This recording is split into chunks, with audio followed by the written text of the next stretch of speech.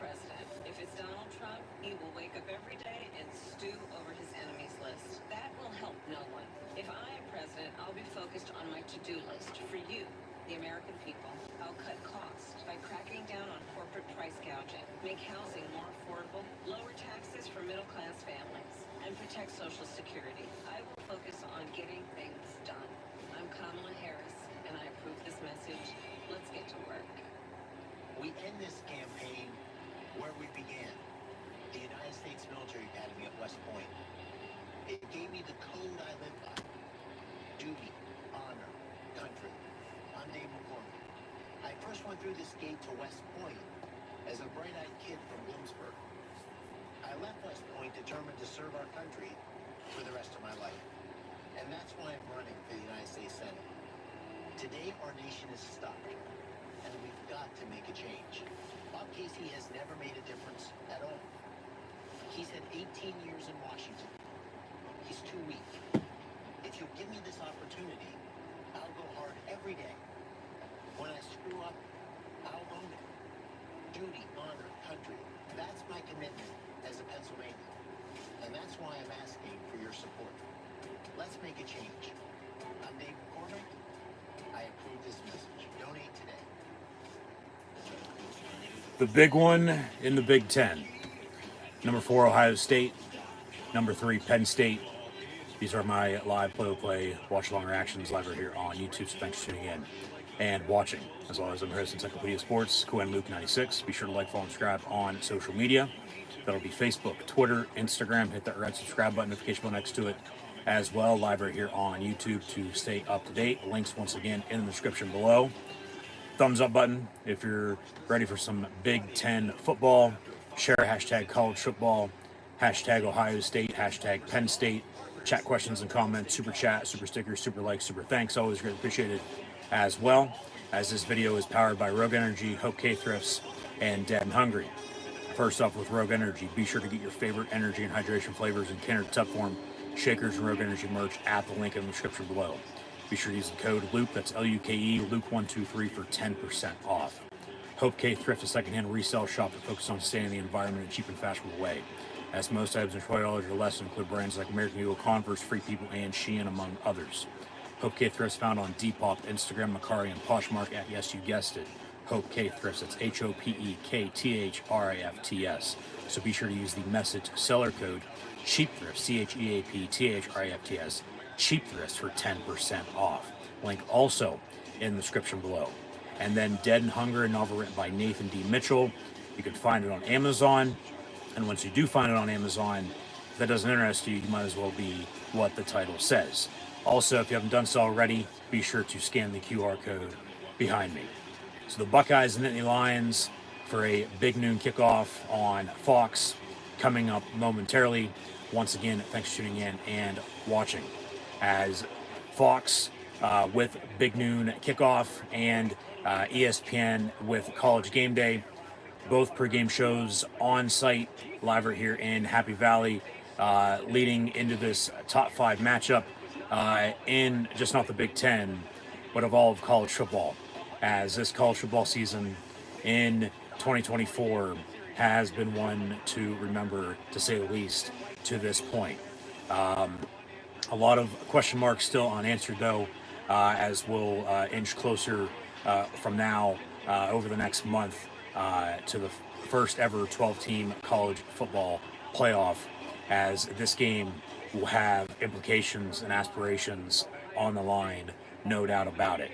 But less than a half hour away from kickoff inside of Beaver Stadium, it'll be a helmet stripe out for the blue and white.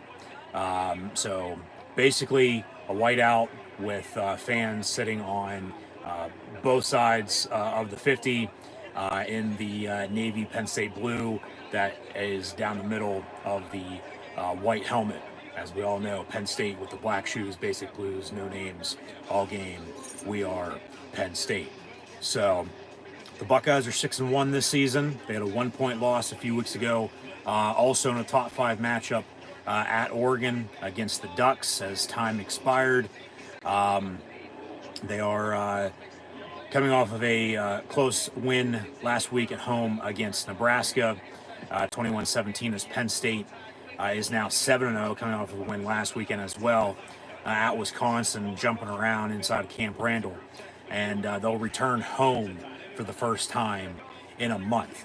As Penn State's been on the road 2 out of the last 3 weekends, obviously a bye week in there as well. So first home game since UCLA 1 month ago, as mentioned. As then it was a stripe out. They had the whiteout energy the week prior, the whiteouts next week. So helmet stripe today for a big noon kick on Fox. And Penn State going to have a new end zone design. They have done away for the time being with the block letters that have been in use since 2005, and we now have new white cursive script Penn State end zones. So yeah, white cursive script Penn State end zones for the first time ever, rather than the block letters that have been used since '05.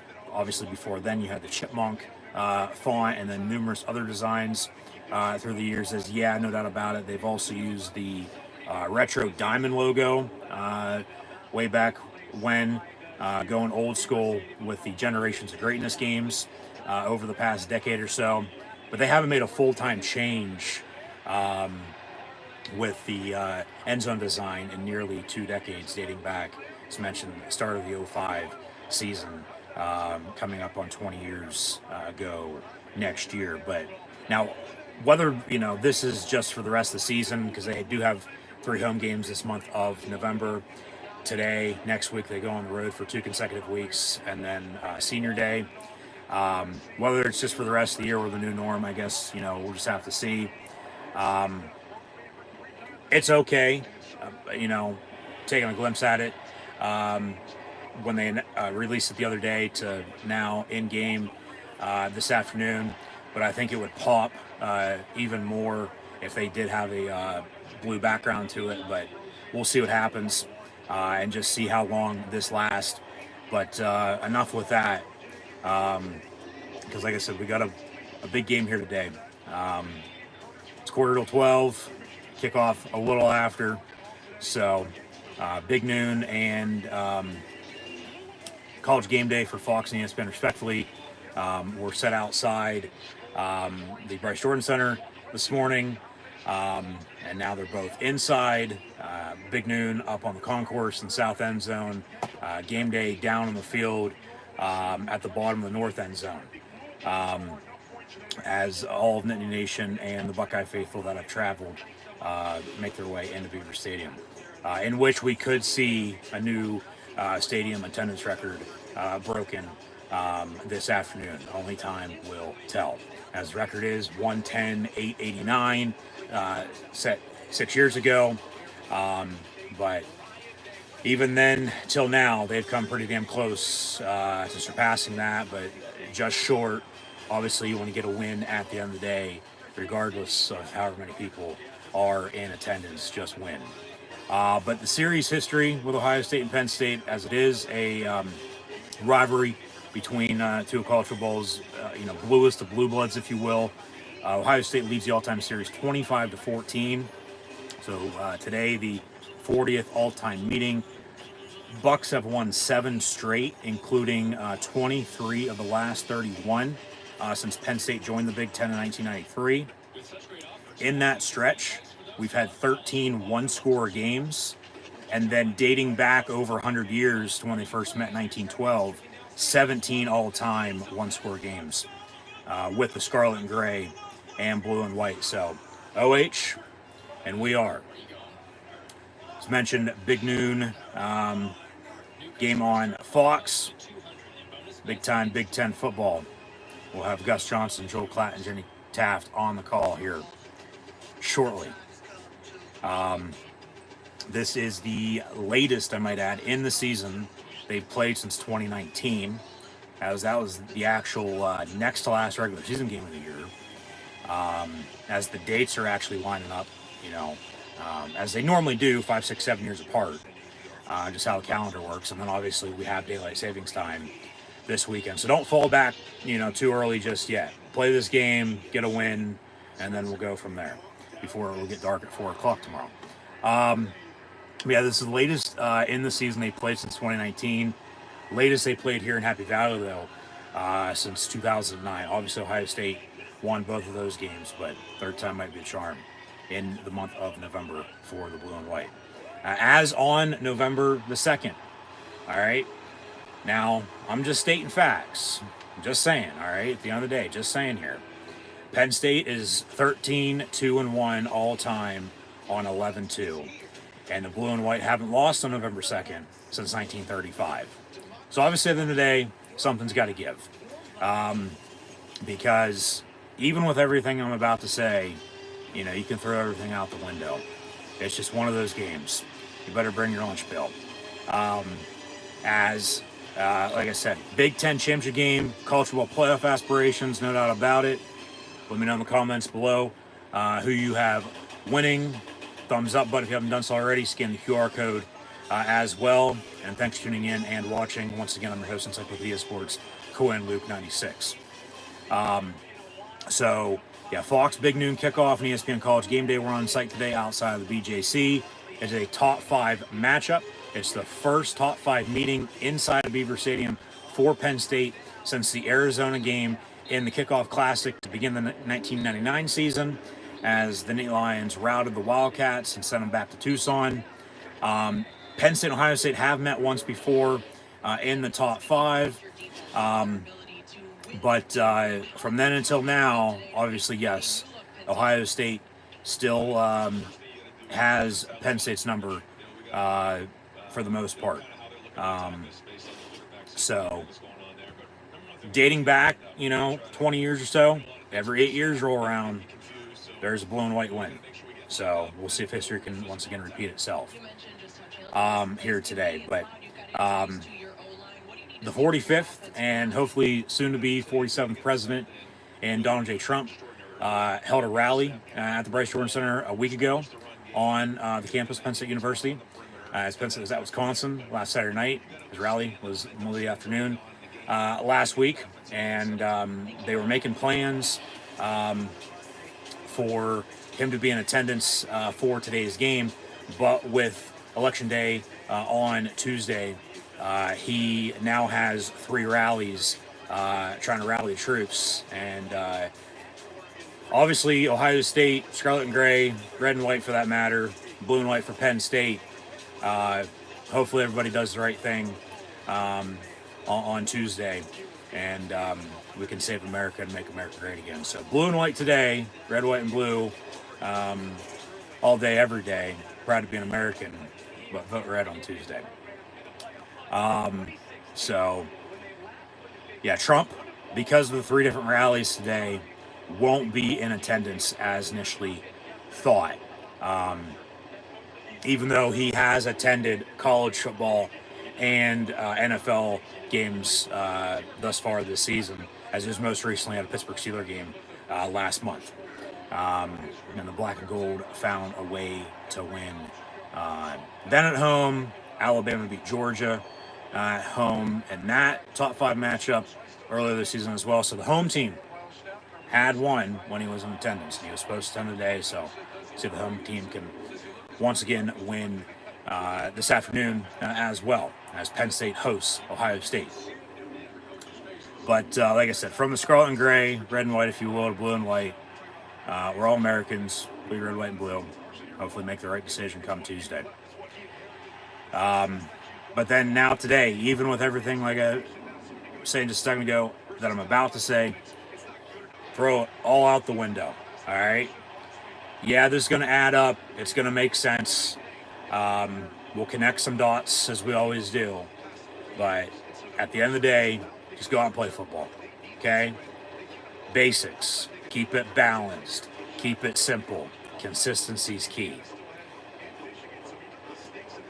Got to have some rhythm, momentum build up, capitalize.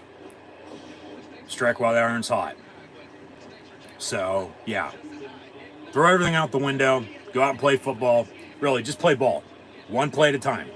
All right, Ohio State's a 3-point favorite. Over, under, between 46 and 48, depending on where you look. We all know how Penn State starts games, but we also know how the blue and white finish games, especially with the Penn State defense in the second half. As the Penn State defense so far this season in the third and fourth quarters, through 7 games, they've only allowed 30 points, as that averages out to 4 points in the final 30 minutes. So once again, it's not how you start, it's how you finish. You still have to play a full 60, and then if there's extra time and overtime, then so be it. That's the thing with momentum. It is a big factor, no doubt about it. But you have to be balanced. You have to have some consistency, rhythm, momentum, as mentioned. You just got to click, gel, get in a groove, and go. Get momentum, maintain momentum. James Franklin, as he does with the 1-0 mentality, as the Blue Band is taking the field, and we are Penn State, big noon on the concourse, as mentioned, previewing the game. They'll give picks in a minute. ESPN College Game Day on the field in the north end zone, giving their picks with today's special guest picker, and Keegan Michael Key, as we'll see if he has any names or is dressing up as James Franklin or picking the blue and white, obviously, because that's where he went to school. And he's a Penn State Lion fan and a Detroit Lion fan. So, fight on state. So, kickoff shortly. A little after noon.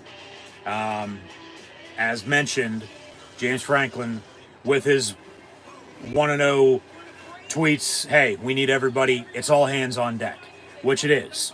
And like I said, they might break, it might set a new stadium attendance record today. For all we know, we'll see. But regardless of where you're watching the game, we are. All right? Just need all hands on deck from the nation today. Isn't much to ask for with as loyal as Penn State fans are. But really just score points, find a way to win this game. All right? They need to go out and obviously hope to play their best football today and come out on top at the end of the day, because that's what matters. That's all anybody ever remembers, no one cares about, is winning. So we'll have the national anthem as Fox has went to commercial. But currently the national anthem with the Penn State Blue Band. We will have a flyover as well. As once again, it is the Penn State helmet stripe. Everybody in white, minus the fans on the 50. And then you have the scarlet and gray spread out, but obviously in their section, as they have filled in to capacity before kickoff. You know how the student section is sometimes. But they know, they, along with everybody else, has to be loud and proud. And hope the Penn State's a tough place to play inside of Beaver Stadium. They're looking for their 321st all-time win at home today inside of Beaver. So hopefully it's 3-2-1 win at the end of the day. But hostile environment and be a factor. So national anthem. There's the flyover. So shout out to the troops, Army, Navy, Air Force, Marines, Coast Guard. Thank you for your service.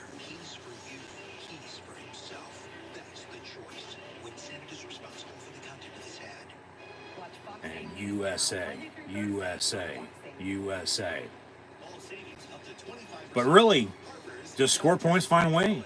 You know, when there's a will, there's a way. You just can't cost yourself with penalties and or turnovers. All right, you do that, you're up shit creek without a paddle. And we also know in big games under James Franklin with Penn State football that sometimes they'll have something up their sleeve and it doesn't end up going their way, doesn't end up working, and then, you know, might have, you know, end up in the end cost them a chance to win. Because there have been a few possibilities, few potential wins in the past, but I'll digress on that.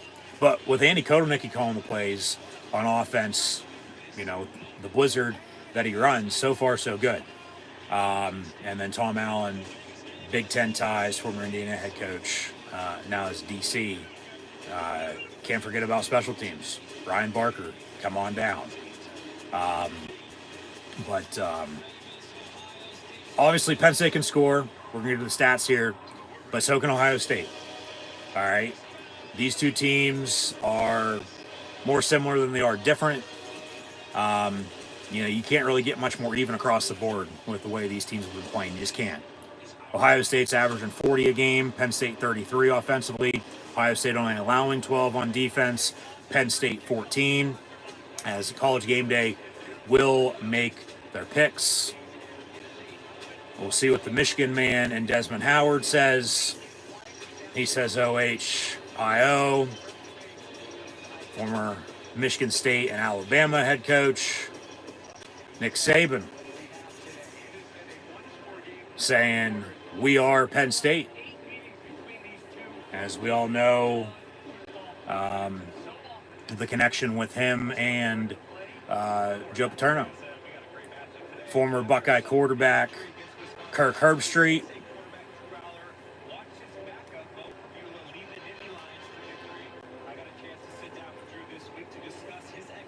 As the alma mater is playing in the background.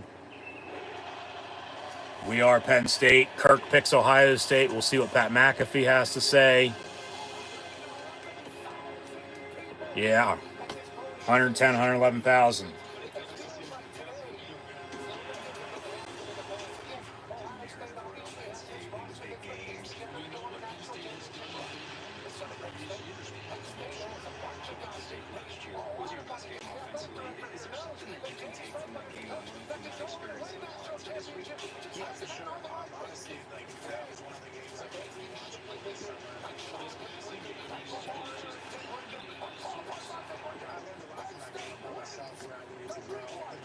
McAfee from the 412 went to West Virginia, almost went to Penn State, but he wore blue and white in the NFL with the Colts. He's picking Penn State. Keegan-Michael Key obviously going to pick Penn State as an alum and the special guest picker on College Game Day here today. But then it's the headgear. What does the head coach, Lee Corso, do? Does he put on Brutus, his first and most favorite mascot, or does he go with the blue and white and the Nittany Lions? We're about to find out. We are Penn State. There's something in the air. And then Corso says, not so fast.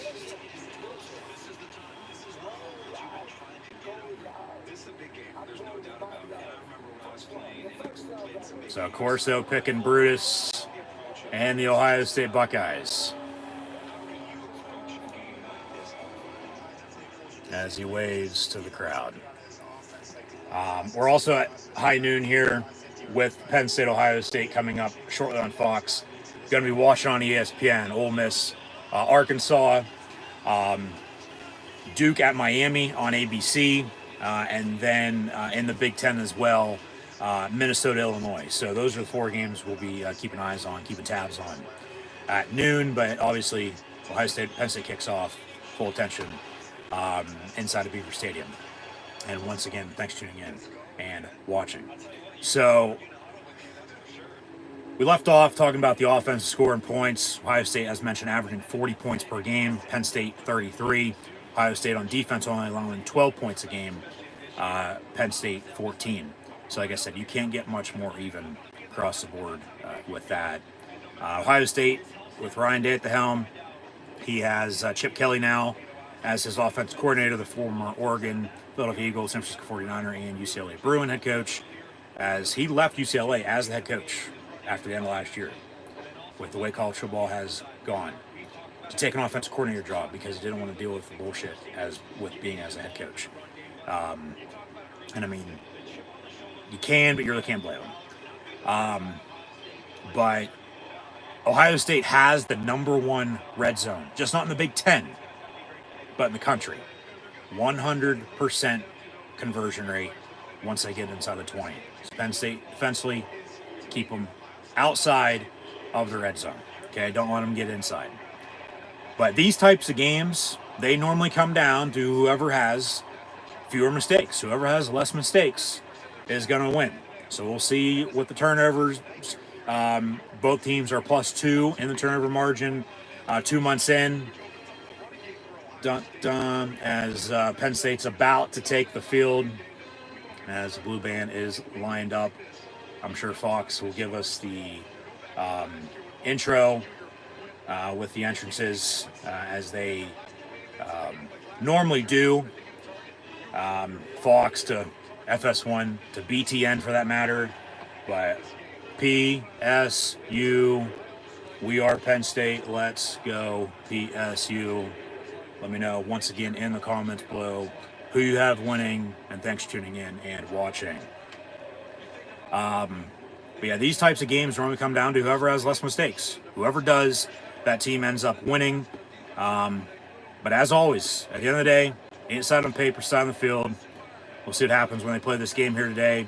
Explosive plays, who's making them, who's stopping them. Both offenses are high powered, no doubt about it. As mentioned, the turnover margin, both teams are +2. But it's up front. It's Big Ten football. It's old school with new school. All right? Chess to checkers. Really, whoever can control the line of scrimmage, probably going to win this game. And then you'll be in a good spot from now over the next month to potentially make the Big Ten championship game, and then in the college football playoff, let alone both these teams, even with a loss today, you're still going to be in a similar situation. So run the football, stop the run, convert on third down, because it feels like it's going to be a special teams and field position game, and turnovers. Whoever doesn't turn the ball over is going to win, along with the running game. So Nick Singleton has had a touchdown in every game for Penn State offensively. Jeremiah Smith, the true freshman, wide receiver for Ohio State, same stat line. So obviously we'll see if they can find pay dirt once again today or not. But really, just use your strengths to your advantage. All right? Use your strengths. Put the pressure on Ohio State, not yourself. Like I said, it's a mixture of old school with new school, but really at the end of the day, still just the basics. Go out and play ball, find a way to win. When there's a will, there is a way. And I mentioned at the end of last week's game, heading into today, I feel pretty confident for the blue and white Penn State Lions against Ohio State. I feel as confident as I did for Penn State heading out to Southern California a few weeks ago before they took on USC. And we saw how that ended. So really, it's a full 60 at the end of the day, though. Okay, especially in the second half, especially with Penn State's defense. As the blue and white have taken the field, there are the new white cursive script Penn State logo in the end zone, as Ohio State is also trotting on, getting booed by everybody in blue and white, but obviously respect the opponent. So Gus Johnson, Joel Klatt, and Jenny Taft on the call. Ohio State, Penn State, Fox, big noon kickoff as the captains are about ready to walk to midfield for today's coin toss.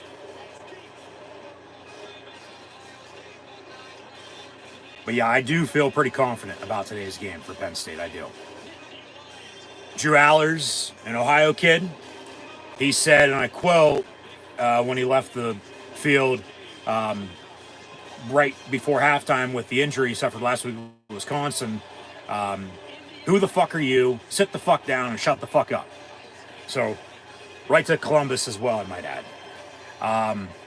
But it looks like 15 is expected to start today, I might add, after suffering an injury to his left leg, left knee, against Wisconsin last Saturday night, before Bo Perbula came in and played well after he got a few series under his belt. They had a running game for him. Defense was making stops. Obviously, the pick six was when the game changed, and Penn State got momentum and kept it the rest of the way and didn't look back.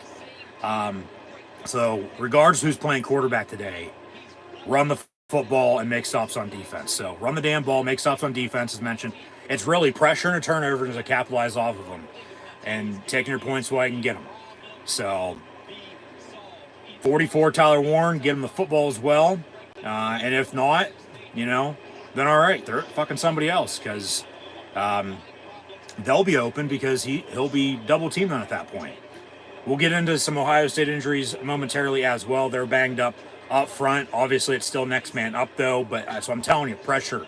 Stop the run and force a few turnovers if you can and score off of them. So a big game, no doubt about it.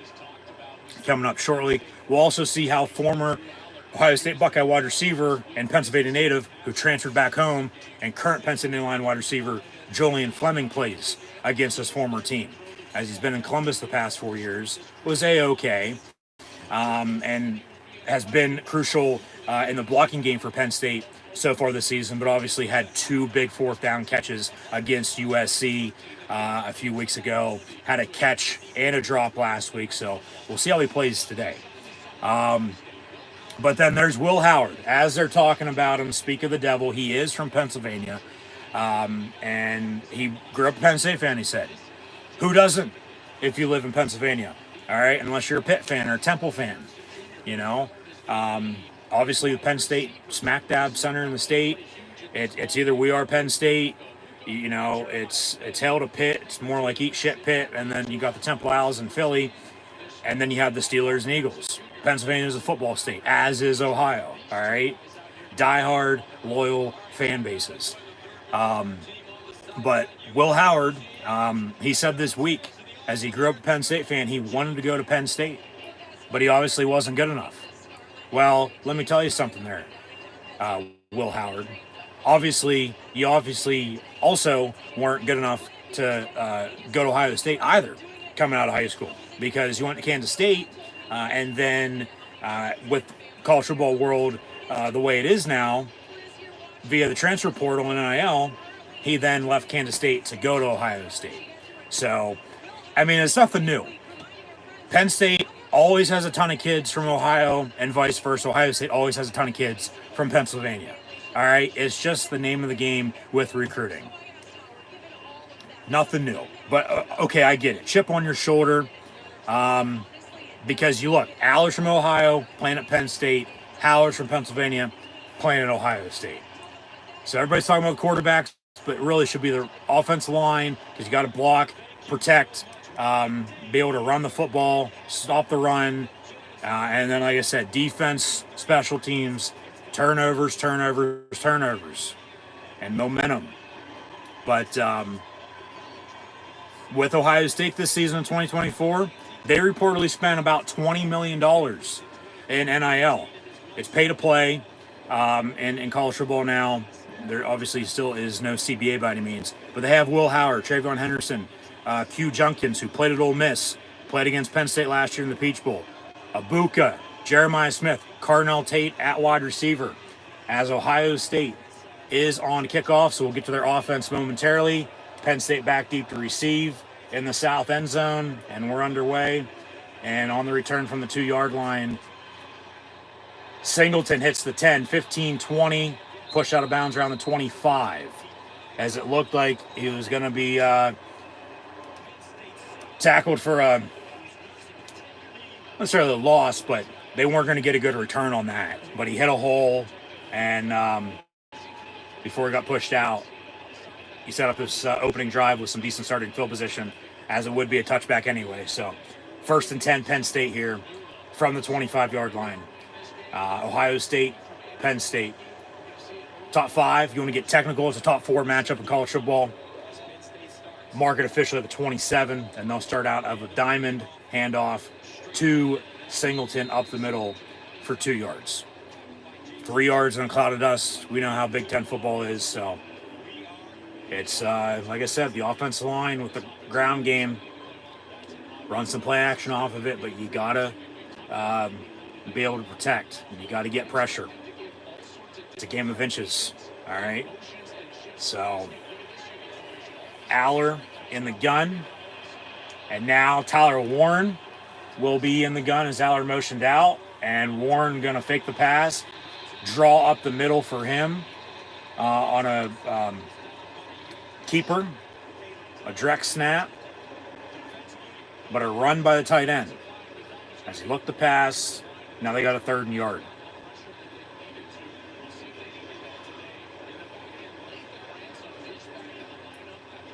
Just convert, get a first down, keep the drive going. Control the clock as well. Time possession.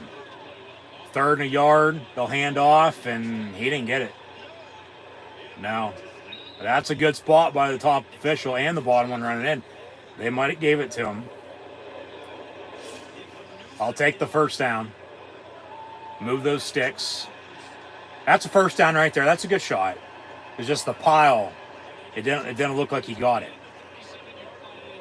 So, 1st and 10, Penn State, though. Yeah, 10 yards from the 27-37. Ball's up the 37-yard line. Clearly a first down. So,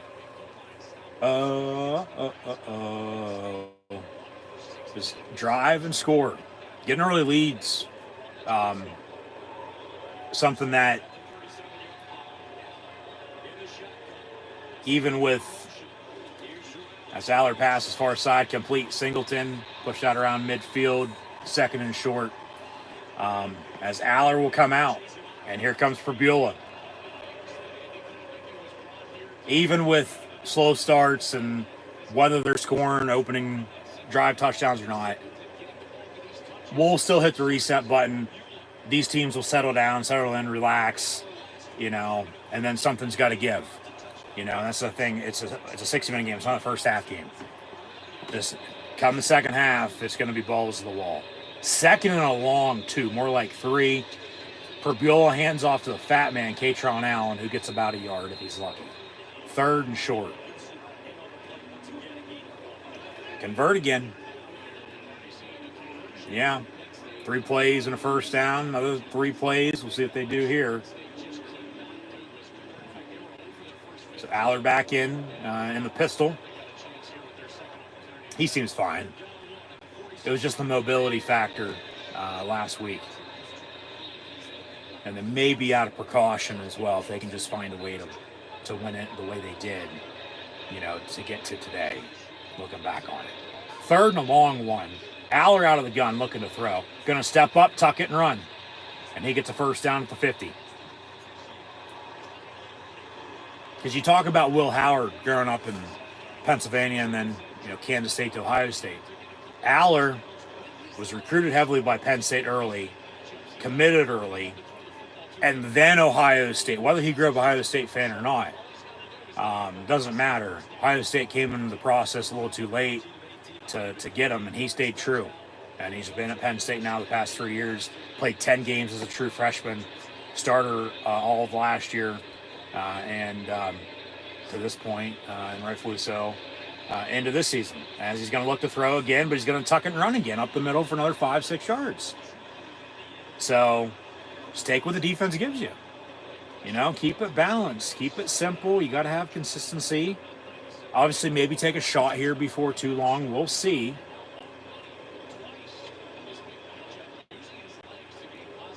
Second and 5. As they're into Ohio State territory, starting to knock on the door. They're starting to walk to the house with the light on saying trick or treat. So hopefully they can get some candy and score a touchdown. Aller, 3 straight runs as he ran a bootleg and gets another first down. So just keep it going. Keep it going. You got to score off this drive now. All right? Just a simple zone read. If you got to settle for 3, okay, so be it. Take your points, but the way this drive's going, this should result in 6, you'd hope. Make it 7 with an extra point, as they're at the 34. So obviously you got to settle for 3. You'd like a little bit more room if you can get it, but 1st and 10. Out of the gun with 3 wide. Good chip on the block. Aller going to step up, dump it off to Singleton, who gets about 3 yards on the reception, second down. Under 10 to play in this opening quarter, so Penn State with a 5+ minute drive as we speak and sit here and watch this game. Yeah, that was a good tackle. But they're controlling the clock here to start. They are. So 2nd and 7 from the 31. And Aller looking to throw, going to step up, avoid a sack, dumps it off again.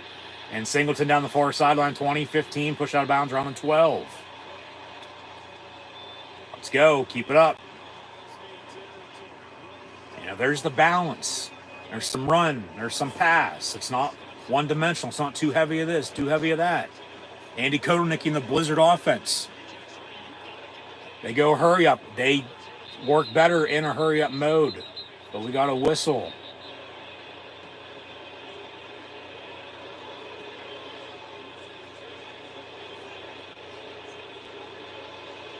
As the Zebras will huddle up. And no foul. All right. No penalty. They pick it up. It'll be 1st and 10. Obviously, that just slowed down the hurry up off the last play. But, hey, get back in and break the huddle and run the next play. Just nothing stupid, all right? Nothing stupid now. Perbula in the ball game with Aller, I believe, as well.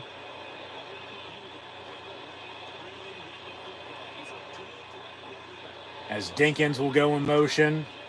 Perbula will fake the run. Dump it off. Wallace, but he's out of bounds, incomplete. 2nd and 10. All right.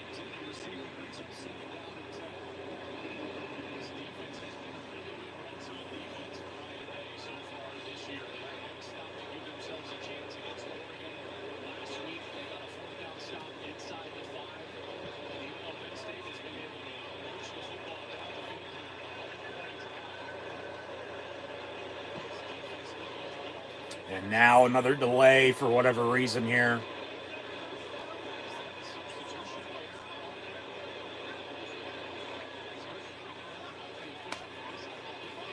So 8:18 to play in this first quarter.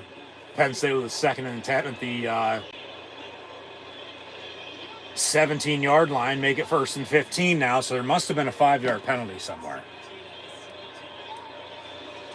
They toss it near side, Fat Man.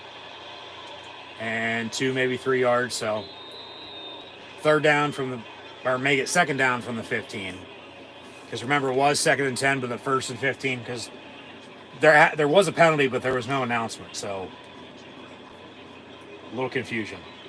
So 2 yards, make it 2nd and 13 at the 15 now. I mean, you still got a couple shots to punch it in, but obviously you're cutting it close to get down inside the 5, the 2-yard line for 1st and goal. So we'll see. Warren in motion. And direct snap.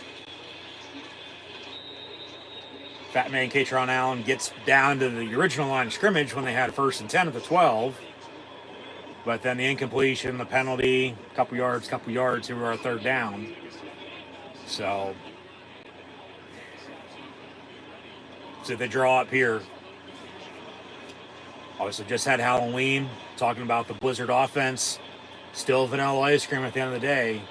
Let's throw in a wrench here for the Ohio State defense with some candy and score some points and mix it up. Aller looking to throw down the middle, back of the end zone high, incomplete. 4th and 10, they're going to have to kick it. But they just took up over half the fucking quarter on this drive. They started at the 27. And from 15 to play in this first quarter to begin the game. Well, at the same point in time, he threw it high so the defense couldn't pick it off either. So it falls incomplete, but they drive. Drive stalls about the 10-yard line, but here's a 29-yard field goal from the left hash for the left-footed kicker, and come on down, Ryan Barker. And rather than $1, I'll take 3 points. And Penn State leads Ohio State 3-0 with 6:54 to play in this opening quarter. All right, they just went on a 8-minute plus field goal drive to begin the game. They have momentum on their side now. They have a lead.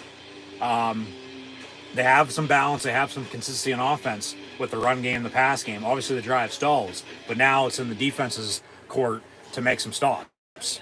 So, Ohio State offense, back to what we were saying, overall as a team, as a program, they reportedly spent $20 million in NIL on this year's roster. Starters, Will Haller at quarterback, Henderson Junkins at running back as well. Like I said, he played at Ole Miss, played against and ran all over the inline defense in the Peach Bowl last year. But then Emeka Buka, Jeremiah Smith, Carnell Tate at wide receiver. Their offensive line, though, is banged up. They're down their 2 tackles. They got a guard going to tackle, a backup center going to guard, shuffling everybody around. So it's pressure off the defense up front. And if you can do it with 4, that makes it easier on, the middle of the D with the linebackers and the back end and the secondary. But obviously, still up front, line of scrimmage, front 4, front 7, force pressure, and get some stops, get some turnovers. So that's about it. Like I said earlier, Penn State is looking for their 321st career home win inside of Beaver Stadium. So hopefully it's 3-2-1 win. It's about 50 degrees right now. It was windy yesterday, even though the sun's out. It's been surprisingly nice this fall with the weather here in central Pennsylvania. But it has finally started to cool down. But yeah, 50 degrees, sunny. Obviously, we fall back this evening with daylight savings time. Don't do that until about another 12, 14 hours from now, though. So don't be falling back in today's game and then having to play catch up from behind. But as always, we'll have first half stats and scores, give a recap, preview, final stats and scores at the end of the day. So obviously no wind was a factor on that 29-yard field goal. Penn State now leads Ohio State 3-0 here. Mid to late first quarter because they just took up a bunch of time on the opening drive. So controlling the game from the start.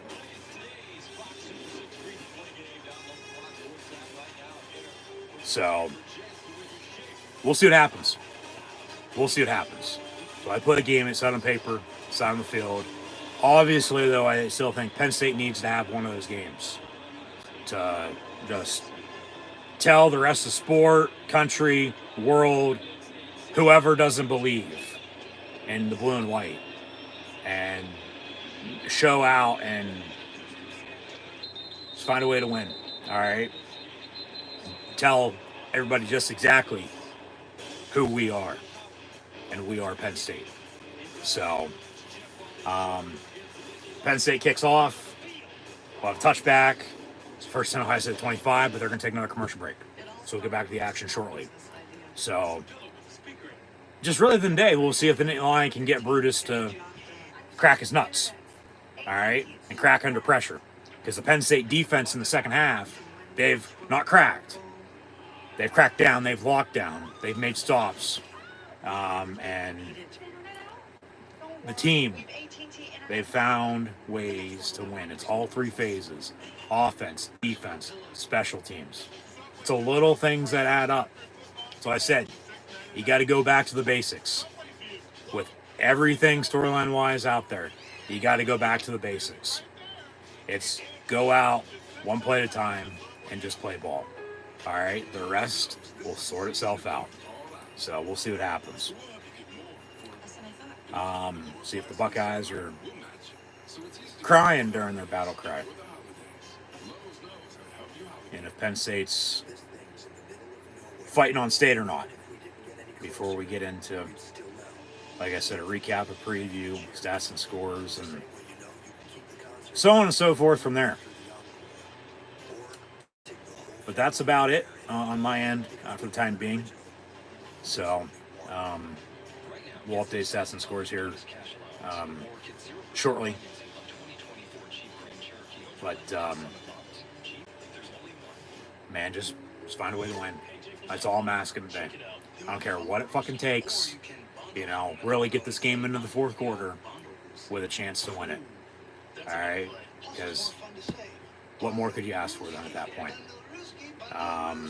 Obviously, yeah, you want to win at the end of the day regardless. But, yeah, that's where we're at. So, as mentioned, with Ohio State, Penn State, having some issues watching these other games right now for whatever fucking reason. So we're gonna reset with these and get them running so we can watch them. So yeah, Ohio State, Penn State, Ole Miss, Arkansas.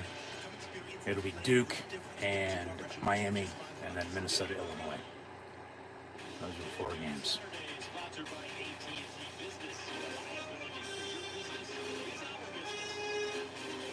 If I can. I don't know why it's giving me issues. But just as long we can watch this game. Turns out,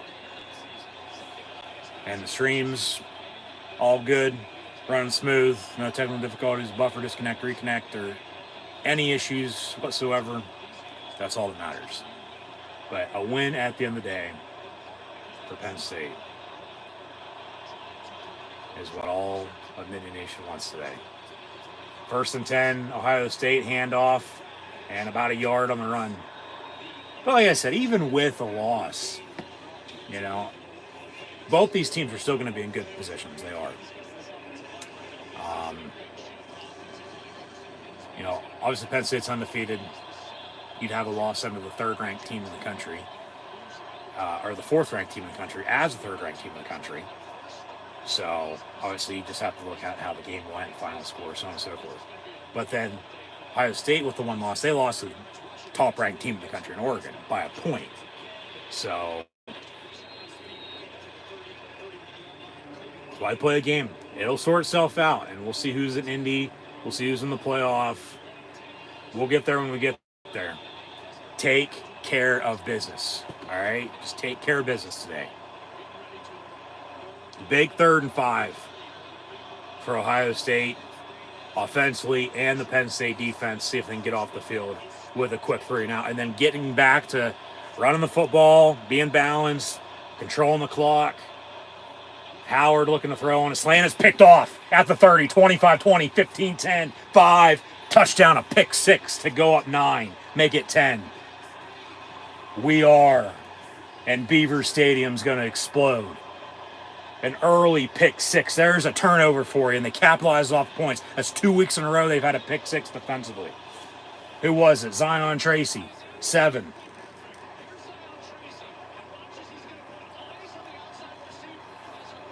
We are Penn State. He just jumped the route. And they were ready. They haven't been able to cover the slant all season long. And they were ready for it. There's a flag on the play. It's going to be unsportsmanlike conduct after the return for a touchdown. So it'll be enforced on the kickoff. So the kickoff from the 20. But Penn State with a 9-0 lead. Extra point to come.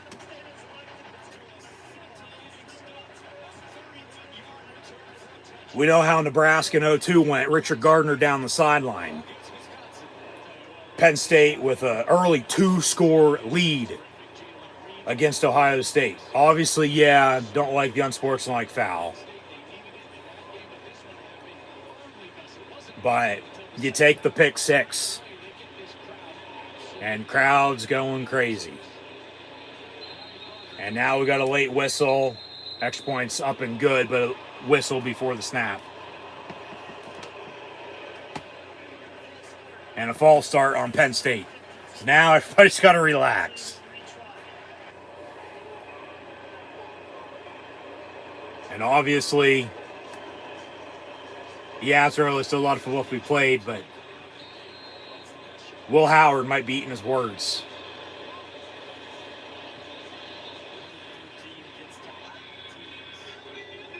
No. They're playing music while he's about to kick the extra point. And we all feel good. High snap, hold down, kick up and good. Penn State leads Ohio State 10-0 now, 5:37 to play in the first. They went on an 8-minute field goal drive.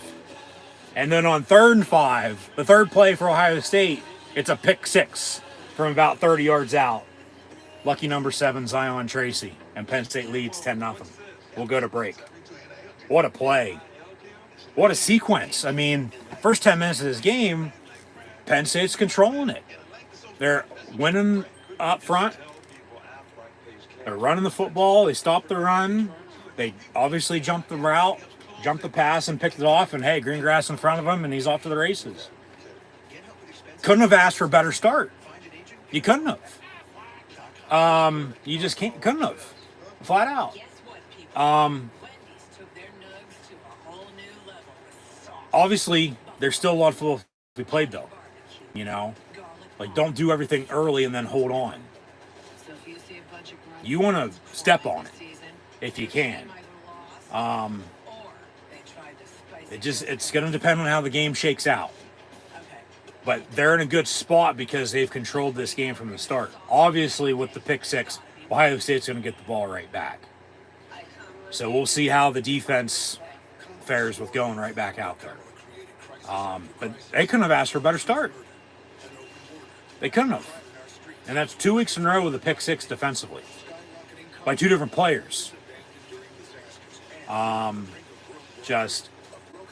Man, you got to keep it up now. You just got to keep going. All right? Put the pressure on them. I'm telling you. Not yourself, on them. Mentioned the Nebraska game, with as big of a game that was in 0-2. You had a pick six and it turned into a blowout. The last time Penn State hosted a top 5 matchup was the start of the 99 season against Arizona. All right. LJ, Larry Johnson, number 5 for the blue and white in his true freshman season. Ran all over the defense. Penn State's defense was stout. They blew out Arizona as well. All right. Penn State, Ohio State, when they meet, though, like I said earlier, the stat is a lot of one-score games. All right. So it's probably still going to be close. It's probably still going to be down to the wire. We don't want to get too far ahead of ourselves. That's why I said still, obviously, one play, one drive, one quarter, one half, one game at a time, 1-0 mentality. Don't get too high on your horse from the way you've come back and won the past few weeks. All right? But go out and show everybody who we are. All right? So we'll see what happens. We'll go from there. But good offensive drive. Quick 3 and out on defense, resulting in a pick six, and Penn State has a 10-0 lead. So let's obviously keep it up. Just keep getting after them on defense, make stops, and then the offense to do their thing. And with a 10-0 lead, the defense is going to go out and hopefully ball out, because they're playing with a lead. It's like a pitcher in baseball. The batting order, the hitters got him a lead. He can just go out and do his thing and pitch. He doesn't have to worry about this or that. So 1st and 10, Ohio State. Come on, boys, let's go.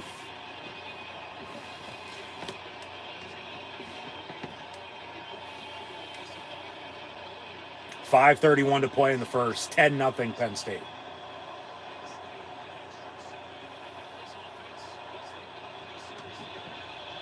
From the 26. Out of the guns, Will Howard. He's looking to throw again. They'll run a screen. And tackle for loss. Jalen Reed.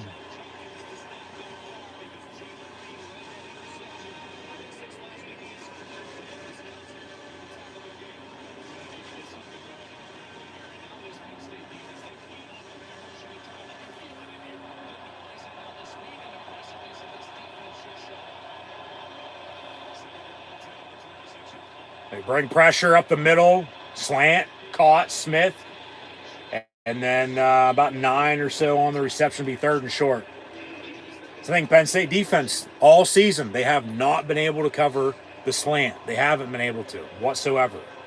And then they pick it off, obviously give that up there, but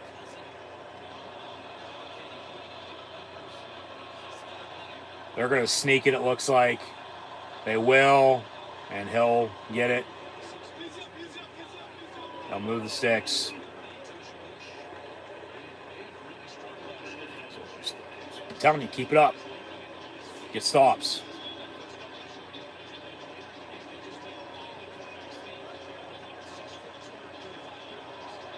Looks like Carter's probably going to get tackled or credited with the tackle there. From the 37 out of the pistol. 1st and 10 Ohio State. First time they've gotten a first down today. And they'll run it. And a broken tackle. Maybe a hold. Do they get a first down? That's the other thing Penn State defensively so far this season. They've had trouble tackling. I'm not going to lie. They have. You know, they can't get off blocks. They can't tackle in the open field. But even with all that, it's still the defense in the second half. They've made the stops they've had to make when they've had to make them. So from the 48, 1st and 10. Trips top your screen. Play clock at 15. They got all day to snap this. And they run an option, and he's got Greengrass in front of him. And down to the 30 he goes. And Judkins doing what he did with Ole Miss last year against Penn State in the Peach Bowl, and that's right now for Ohio State, still running all over the Penn State defense. Yeah, they faked the pitch, but then they ran the option. And there's nobody there, and he just, keeps running until they push him out, and it's one-on-one. Literally. Jalen Reed tackled number 1 Judkins. So 1st and 10. They're in field goal range, so they can cut this to a 1-score game. If they don't score. Run another toss near side. So now, as Kobe King brings them down, they're going to run tosses, pitches, options, however you want to put it, just runs near side. So then just wait.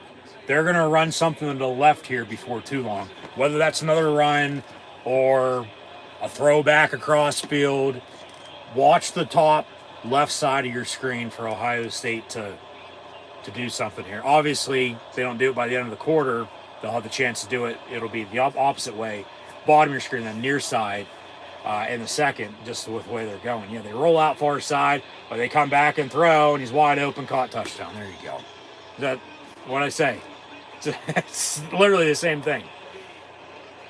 Emeka Ibuka touchdown. Because they had Penn State going one way, and then they went back the other way. They had them off guard. They had them rocking. And Ohio State quiets the noise and drives and scores. And still the difference in this game, though, is the pick 6. But really the opening drive field goal for Penn State. Yeah.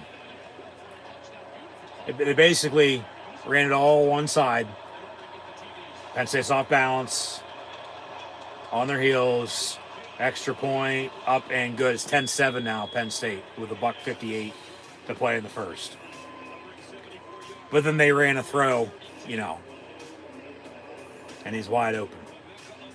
That's the thing. You run the football to pass, or you pass to run it. So 10-7. Get back to the action shortly. We'll update some stats. Yeah, for whatever reason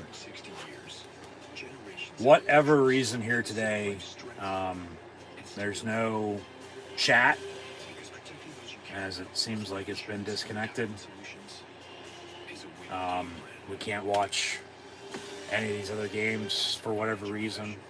It's the thing with the internet, with the Wi-Fi. You would think if it's being shitty, it's going to be all down and out, and knock on wood, hopefully nothing happens with the stream. But I'm able to stream, so why isn't everything else working? That doesn't make any sense. But it's technology. It's good, but then also sucks when it needs to be good. So, all right, and now, yeah, for whatever reason, no internet, so I can't even update any stats. That's nice. That's real nice. And I'm not turning the internet off to fuck up the stream, to turn it back on. So it's just going to be the way it is. We're going to sit here and talk. Call the game as we always see it. Obviously, sorry for technical difficulties. There's no chat right now. We'll see if it resets and gets back up and running. Let alone can get into some stats. That's going to fuck up a recap and a preview, I might add, as well, with all the games. Man.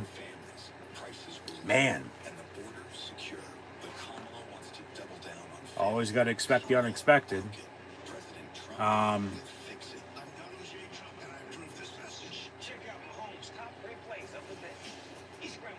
So we'll figure it out. Doesn't seem like it's going to be a normal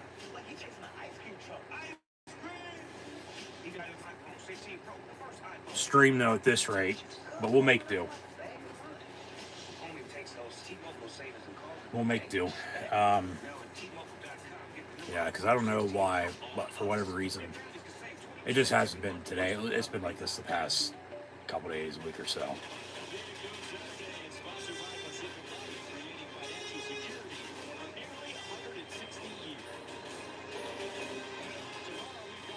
But that's the part of it. It's fine here. Why isn't it fine elsewhere?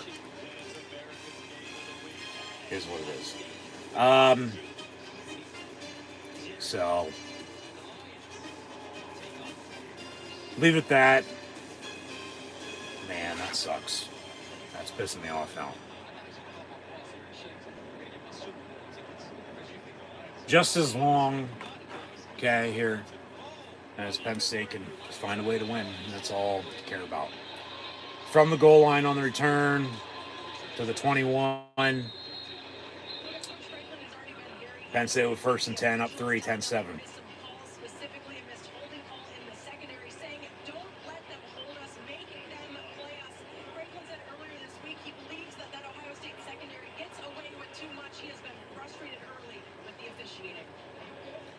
Frustrated with the officiating. Well, yeah, no doubt about it. It's Big Ten officials, so that's no surprise. It's like, call it down the middle. I don't have a problem with it. But 1st and 10 here, Penn State from the 20. Aller will fake the run, roll out, gonna tuck it and run, and then dives for about 4, maybe 5, depending on the spot. 2nd down to medium. Manageable situation. All right, so just keep it going.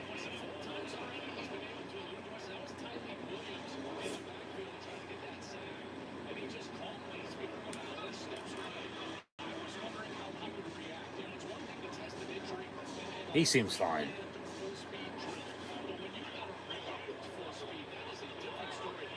Second and 6 from the 24. And they'll hand off Singleton. Good block. And he gets to about the 28. They'll have 3rd and about 2. Convert. Keep it going. They're going to go hurry up here. Like I said, offensively, they run hurry up. They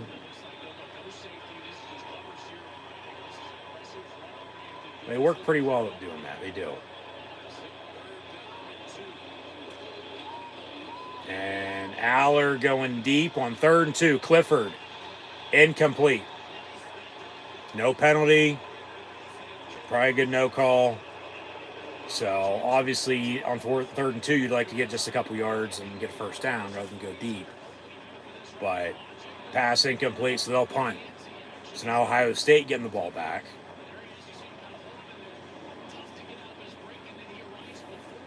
Yeah, that could have went either way.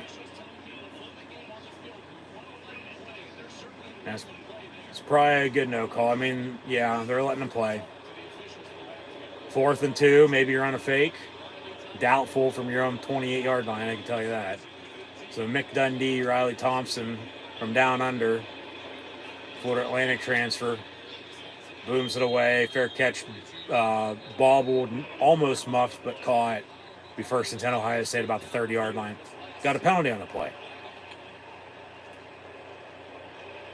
Yeah, see, all this was working fine before the game, and then, you know, good hour or so in, it shits the bed.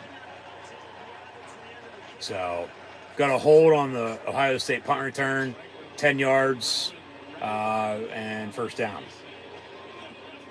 But we'll try to get this all figured out and reset if we can.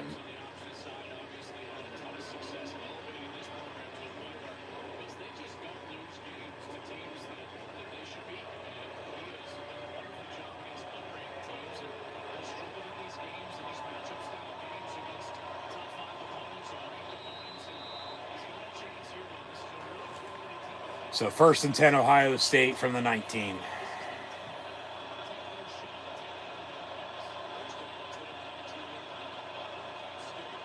And low snap, Howard gets it. Pass incomplete. Coverage by Elliott Washington. So incomplete, second and 10.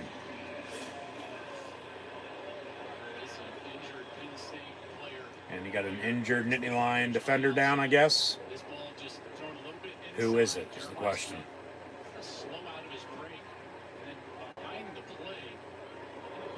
99, Keziah Izzard. His left leg. Hopefully he's okay. But they'll get him up and he'll walk off. All right. Yeah, they got depth though, so it's all good.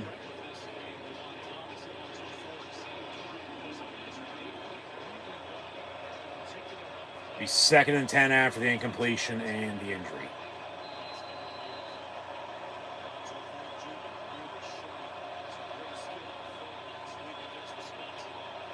Out of the pistol. Motion man near side. Ohio State with the snap. Howard's pass complete. And 3rd and 2 coming up for the Buckeyes. But that might be the final play of the first quarter.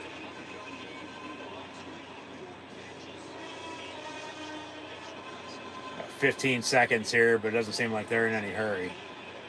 Well, now maybe they will be. We'll see if they snap it. Maybe just try to draw them off on 3rd and 2 with a 5-yard, offside to get a first down. But motion man, yeah, they ain't snap it. 3-2-1. End of the first quarter. Penn State leads Ohio State 10-7.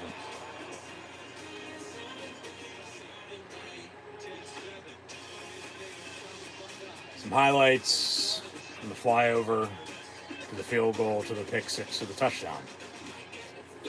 Ohio State will have a 3rd and 2 to begin the second quarter. When we come back, Penn State leads 10-7. As obviously I'm having issues with the internet and the Wi-Fi. Yeah, it's saying it's connected, but there's no internet for whatever fucking reason. But that's the other part to it. It's normally there's internet, but it's not connected.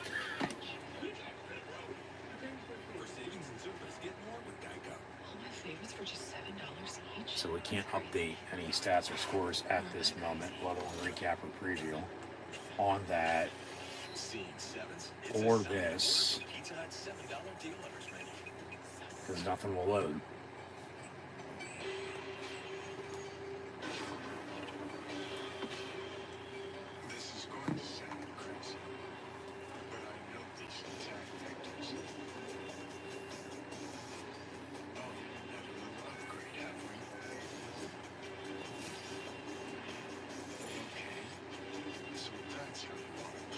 Yeah, this doesn't add up.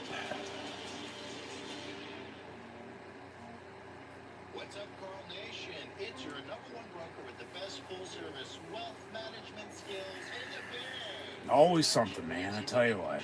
Always fucking something. Never fails.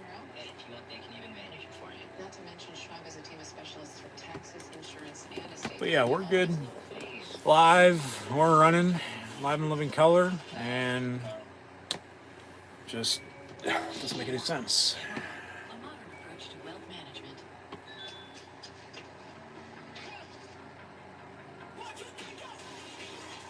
All pizza drivers, make sure the customers get a Pepsi. Is that legal? Gray area. That's the perfect combo. As there is the Big Ten commercial. Washington, Oregon, UCLA, and USC out west. You got Nebraska and Iowa in the heartland. Minnesota, Penn State went to Wisconsin last week. Western Illinois, Purdue, Indiana, Michigan, Michigan State, OHIO for the Buckeyes. We are Penn State for the New Lions, and then Maryland and Rutgers. Big Ten ain't what it used to be. Neither is college football, and neither is the world. But coast to coast now in the conference. And we got the 6-1 Ohio State Buckeyes and the 7-0 undefeated, unbeaten blue and white Penn State Lions. In this historic year, more Democrats, independents, and Republicans watch Fox News than any other news network. So, Your freedom, your vote. What's the latest? Anything? Yeah, he's gonna take warm-ups. We'll see what happens. It's game time. You ready? so let this play out. Think you're ready for this job? Maybe they don't respect you. I think we're just going to They see just another ex-job looking to cash. get by if we can. Disrespect. That's right. And disrespect is a gift. Like I said, I just don't want to screw up the stream. I don't. Yeah. Because I know if I unplug everything with the router and reset it, it's going to shut this down. Normally it's internet's connected, but the Wi-Fi's out. Well, the Wi-Fi's out, then the internet's out, and then it's saying the internet's not even connected. So even with the Wi-Fi on, then at that point, even though it was all working perfectly fine, there's a penalty on the play on 3rd and 2, might be against Penn State to begin the second quarter here. So offside on the defense on Abdul Carter. So 1st and 10, Ohio State. That's a free 5 yards and a free first down. God damn it. Yeah, he's been doing that all season. Yep, just wants to get that jump. But yeah, with it working earlier and it was all fine and dandy, to now not, let alone, like the stream's fine. Knock on wood. Hopefully there's no issues. 4 penalties for Penn State here for 30 yards. Ohio State has 1 for 10. Like you would think if it was all down and out, this one would be working. But it is. So thank God. And we are Penn State. But 1st and 10 at the 32 here for Ohio State after the penalty to begin the second quarter. Pass incomplete near side. Don DeLuca on the coverage. Be 2nd and 10. But yeah, we'll just let it play out, see what happens, because it'll, even if you don't mess with it, even if you do mess with it, which I do want to mess with, but I don't want to mess with because I want to screw this up, even if you just let it play out, let it do its thing, it'll automatically, get back to being good. So I don't know what the hell the problem is. This is as bad as it's been, that's the thing with technology, though. It's good, but it sucks. I need it to be good, and I need it to be good right now. But then let's expect the unexpected. 2nd and 10 from 32. They'll run a draw, tackle for loss, 3rd and long. Like I said, though, you would just think overall, if it was all messed up, so would this. But this is working, so why isn't everything else working? That's what doesn't make sense. 3rd and 11.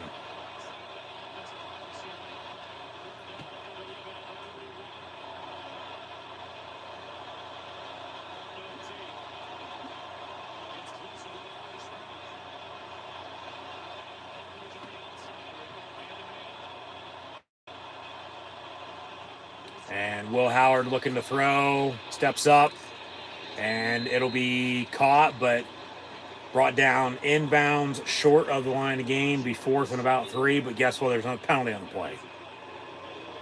God damn it. After the play, unsportsmanlike conduct on Penn State. Of course. Well, how the fuck's he supposed to move? He has to step over him. You're just making up penalties now as you fucking go.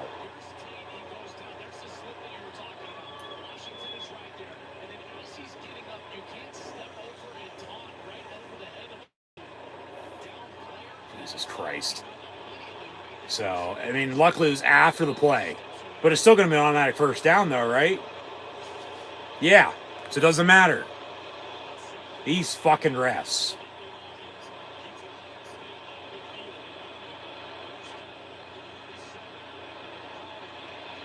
Howard going to go deep, wide open. Tate with the catch, but he's out of bounds, incomplete. 2nd and 10. They're just trying to, give Ohio State some stuff at this rate. Because that was a bullshit penalty. And they know it as much as we know it. You got a donkey as the party mascot. It might as well be a fucking zebra, too. 2nd and 10 from the 47. Howard's pass almost batted down, but then caught on the screen by Junkins, and then Rojas pushed them out of bounds. Be 3rd down, and see where they spotted at. 3rd and 3, 3rd and 4.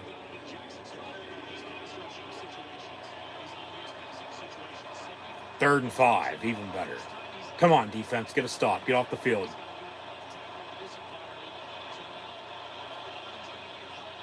From the 42, 3rd and 5.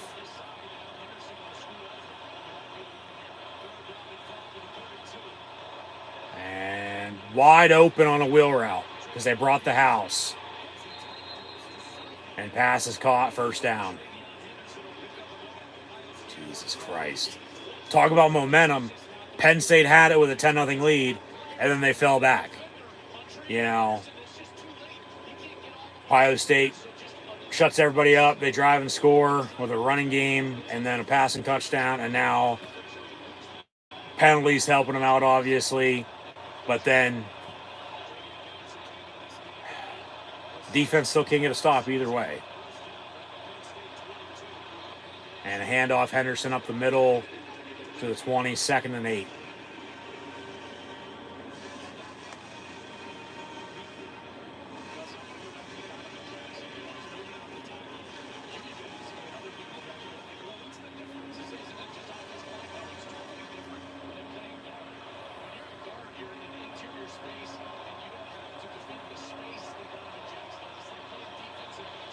So 2nd and 8. And they fake the toss, come back on a... Jesus Christ. Is there a penalty on the play? No. Just a simple crosser over the middle. He's wide open. They hit him, and he walks in, touchdown. So Ohio State has now taken a 13-10 lead with the extra point to come after being down 10-0. So talk about a momentum swing.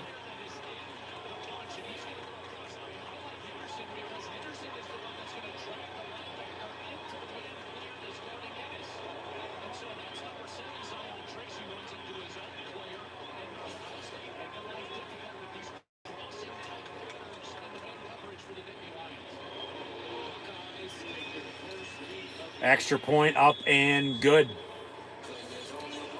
11:54 to play in the half. Ohio State leads Penn State 14-10, and we'll get back to the action shortly. That's just frustrating.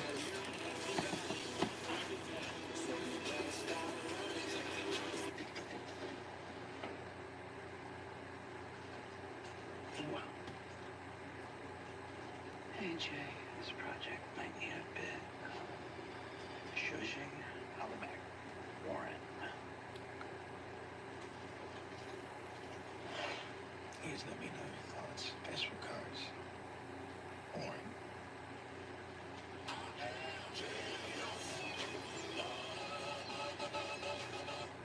Introducing the Wendy's Krabby Patty Collab Burger. It has fresh, never frozen beef that's, wait for it, square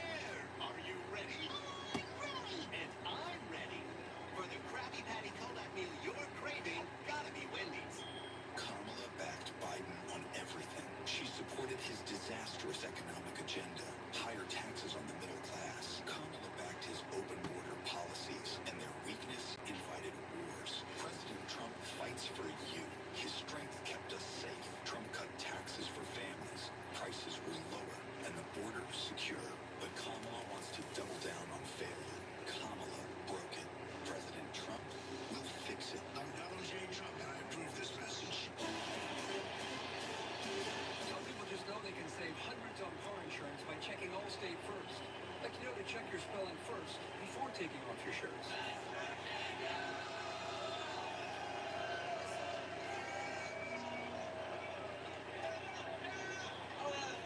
Stu, Virginia. Yeah, checking first is smart.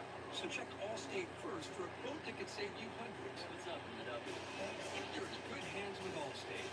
You know what's better than one Papa John's pizza? Two Papa John's pizza for only $6.99 each. Only at Papa John's. Bundle 2 or more Papa Pairings menu items for $6.99 each.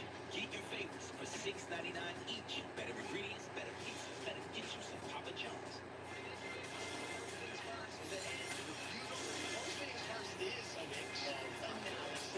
Tremendous chemistry.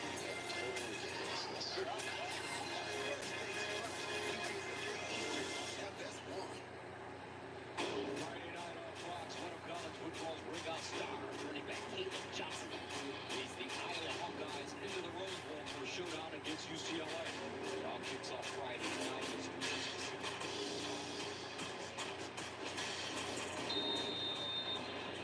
Since throwing the pick six, he's 8 of 11, 95 yards and 2 touchdowns. 2.5 hours away from Happy Valley, Downingtown, Pennsylvania. Was recruited by Penn State early. From Kansas State. Answer to your assumption. You know, so listen, that's a great picture of just like subtext for how to do. If this stadium any trip playing it, that happened on his first pass. So touchback on the kick. Be first and 10. Penn State at the 25-yard line here. The line's now trailed by 4, 14-10, 11:54 to play in the half. Both teams have all 3 timeouts remaining, plus 2-minute warning. So we'll see what happens here. Thinking about at halftime to hit the reset button, end this stream, and then to restart it once I can get the internet issue figured out, because I've tried everything I can try here without going any further. Because like I said, I don't want to have to do what I'm probably going to have to do, and that's hit the full reset button on it. Obviously, you got to do what you got to do, though.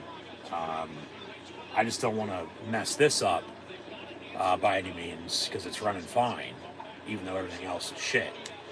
As I said, I really just want to try to get by if I can, and then we'll fill in the holes later. Because just say if I hit the reset button and I can't get this back up and running, well, I had it running, and then it's like, well, don't fix what ain't broken. It's like half and half. It's like you're at fucking crossroads. What do you do? So that pass complete.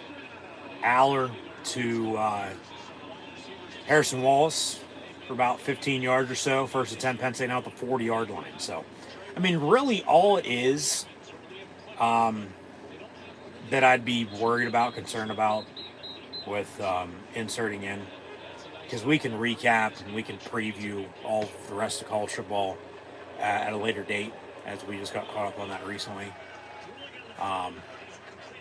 All right, rolling on the field is to complete a pass. Now they're going to look at it.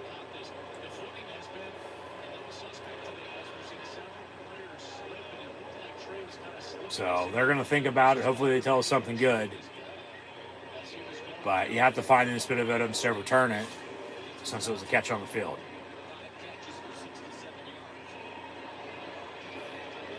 We'll see. I mean, that's as close as it's going to get. But it would really just be stats, individual stats, team stats. But obviously they're going to show us everything as they normally would anyway. It's just screwing up how it's streaming. I have no other way of getting them.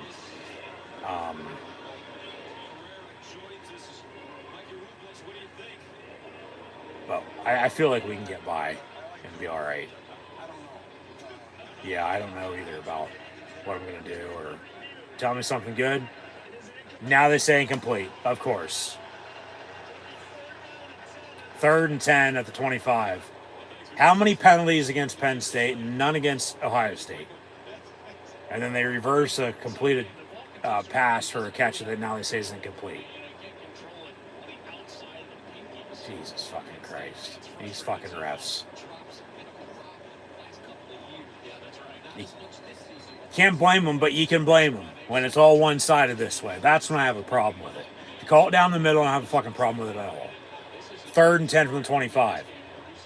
Warren in motion. Talk about, like I said, momentum swing, man. They had it and they lost it. Aller, pass incomplete. Receivers ran into each other. So 4th down, they'll punt. Jesus Christ, come on. They need a stop on defense now is what they need. They can't give up another touchdown drive. Give up a field goal, yeah, okay, but... yeah.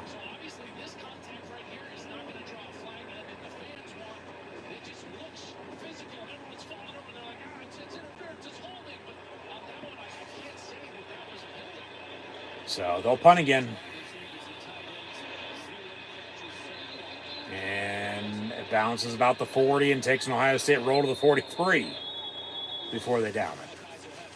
So 1st and 10 Ohio State from there when we come back. They have a 4-point 14-10 lead. But,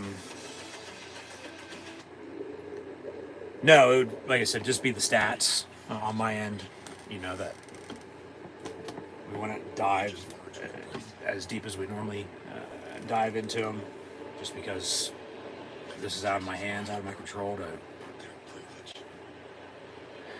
fix this, even though I can a little bit and probably should, but I don't want to fuck anything else up. Just try to get by for the time being, and I'll mess with it later. So it just is what it is at the end of the day. All right. But at the same point in time, like, I have a good sense, a good feel of just from watching the game, what everything's gonna line up as, and obviously they show most of all the stats anyway.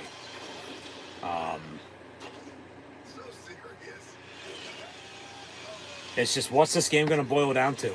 You know? What's going to be the difference when it's all said and done? So I'll leave it at that. At this rate, yeah, I think I'm just going to keep doing it. Keep running with it. Now, if this acts up, then it's automatic. Yes, I'll go mess with it and fix it.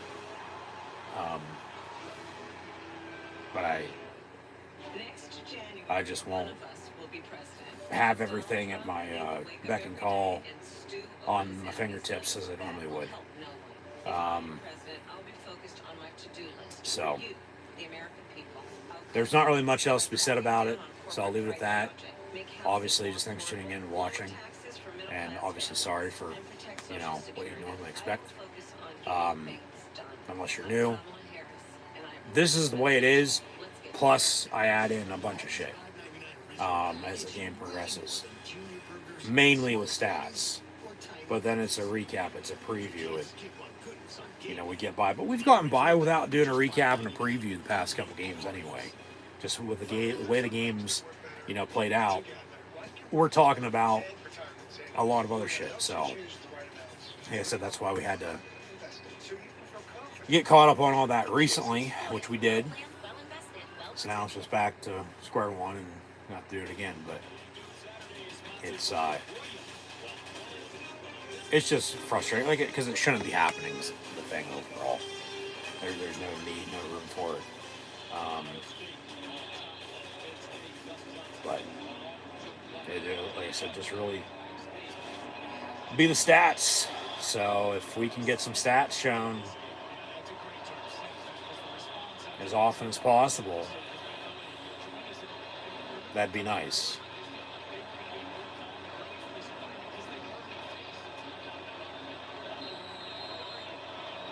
So 1st and 10 Ohio State here after another Penn State punt.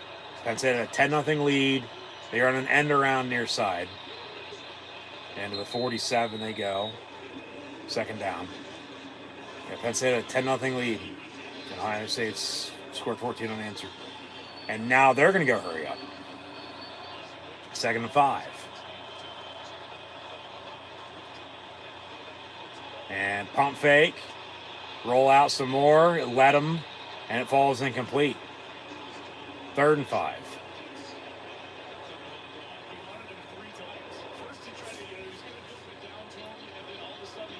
How do I adapt?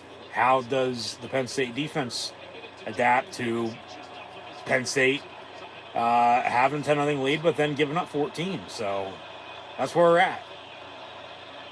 Come on, defense.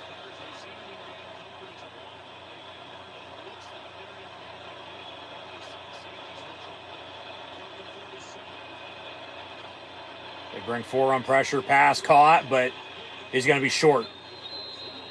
4th and a yard, no unsportsmanlike conduct penalty, no offsides. They're going to go for it here? I believe so. Ohio State going to line up to go for it here with a 14-10 lead on 4th and a yard with under 10 to play in this first half. And I might add, Ohio State's going to get the ball back to begin the second half. So Penn State needs a stop. Because if they give up 3, they give up 7, you're down 17, 21-10. You continue to not do much. They score again early third quarter, you're in a hole. Ohio State with a timeout. They're going to think about it. We'll see if they still line up to go for it or they end up punting. Obviously, just don't jump off sides. And no defensive penalty on the play for that matter. Whether they punt, don't run or rough the punter. Don't, almost block it and then give it first down and then a field goal on that drive. Just nothing stupid, okay? If they go for it, get a stop. But they just showed off the stat that every drive that Ohio State's at least gone for once, if not more, on 4th down on that drive, they've scored a touchdown on that drive. So, just Penn State's in a pickle.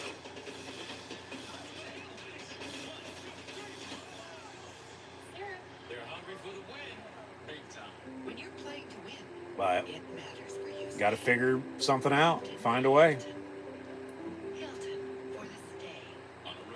I mean, it's really the defense in the second half, even though it's still a full 60, 4-quarter game. It's the Penn State defense in the second half that we talked about. All right. So we'll see. But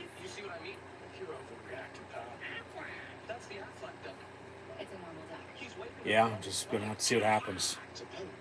We'll let it play out and go from there. We'll get by.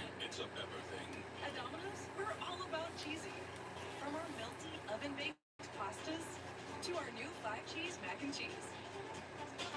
And for a limited time, Domino's Rewards members can try our new mac and cheese for half off points. Customize and save with Liberty Mutual. Customize and save. Then you wake up. Is Lou with you in all your dreams? Oh, only pay for what you need. Liberty, liberty, liberty, liberty. At Ohio State, we are the agile, bold breakthrough team. Ohio State's going to say we are the Ohio State University. Well, we are Penn State, so take that. Achieve more together, teams. It's a big game. It always is, Just states border each other. It's always a good game. Yeah, I've been blowouts on both sides of it in the past, but like it's the game that you circle, and when it's a top 25 matchup, it's even bigger. When it's a top 10 matchup, it's even bigger than that. Top 5 matchup today, okay, and then remember, President Trump was going to show up, change of plans, but yeah, just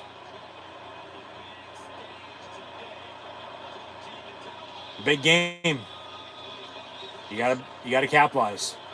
And Ohio State calls a timeout. They're still going to go for here on 4th and yard. And they'll run a play action. And avoids a sack. Does Will Howard. Passes somehow caught at the 30. Jesus Christ. Really?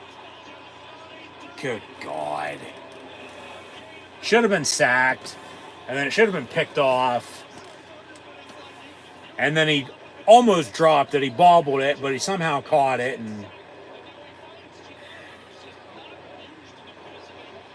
God damn, man.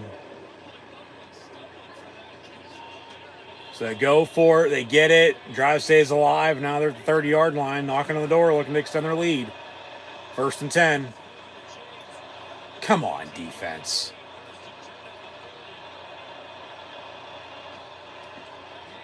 And handoff up the middle. About 7, maybe 8 yards. Some pushing and shoving.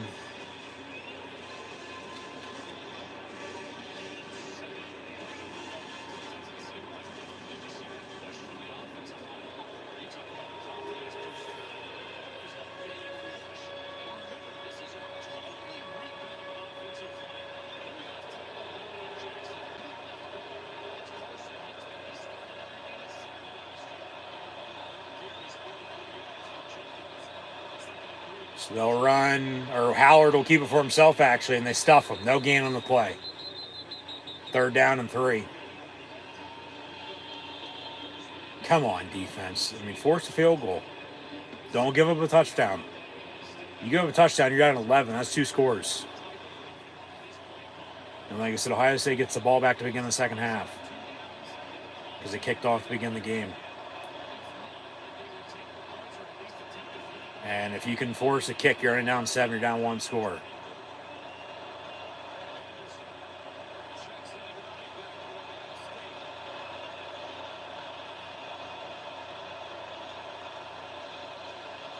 And out of the pistol, 3rd and 4, they'll run up the middle and get it. Jesus Christ.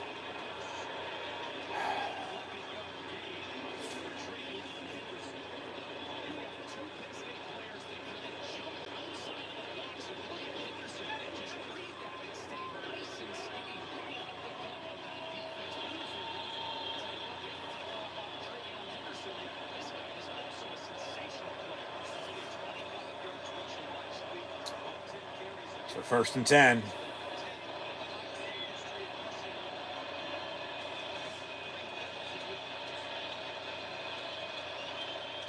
And Ohio State in the red zone, yeah. Like I stated earlier, 100% success rate. He fumbled. He fumbled in the end zone out of bounds. Or they say touchdown already. Jesus Christ, really? Good block up front, I'll say that. You got to see a replay. Because if it's a fumble through the end zone out of bounds, it's a touchback. That's a fumble. That is a fumble, hit off his thigh, into the end zone, out of bounds. That's a fucking touchback. That's not a touchdown. It's a touchback. It's 1st and 10, Penn State at the 20. These fucking refs. Rolling on the field, a touchdown, but previous plays on further rear. He's clearly not in before the ball came out. The ball was out of the 2-yard line, punched out by Wheatley, hit off his left thigh, pylon goes down, ball into the end zone, so it's a live ball. Penn State recovered, okay, it's touchback. Ohio State recovers, it's a touchdown. But if it's a fumble into the end zone, out of bounds as it did, it's a touchback, and it's 1st and 10 Penn State. So this should get overturned. It should be Penn State ball at the 20.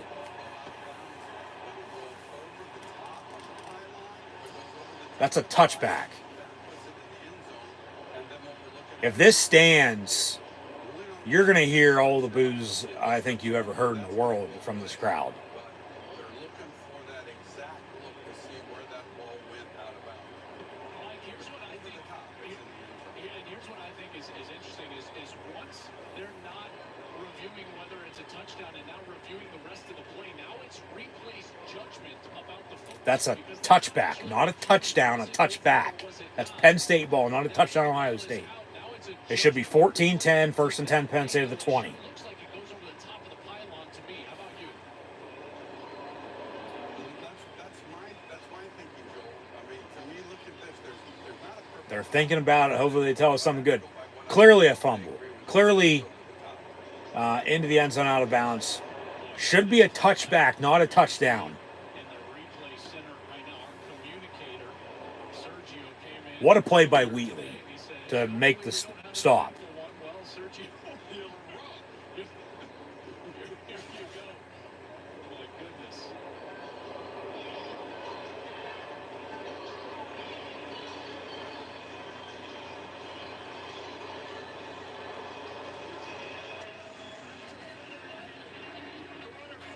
Fumbled. No touchdown. Over the pylon. Touchback. First and 10, Penn State. There you go. There's another turnover. You got to capitalize off this. You already had a pick six to go up 10-0. You give up 14, but you get a stop inside the red zone. That 100% conversion rate is no more. They get them in the 20, but Ohio State coughs it up. Fumble at the 2, into the end zone for a touchback because it went out of bounds. First and 10, Penn State at the 20. You got to strike, okay? Maybe take a shot, but run the football. Warren in the gun, and he's going to run it. He's got a block 25, 27-yard line for 7. So, and this is a big drive, especially right before halftime. You get a turnover off of them into a touchback, first and 10. You got to drive and score and get points off of this. Field goal I'll take. Touchdown's even better.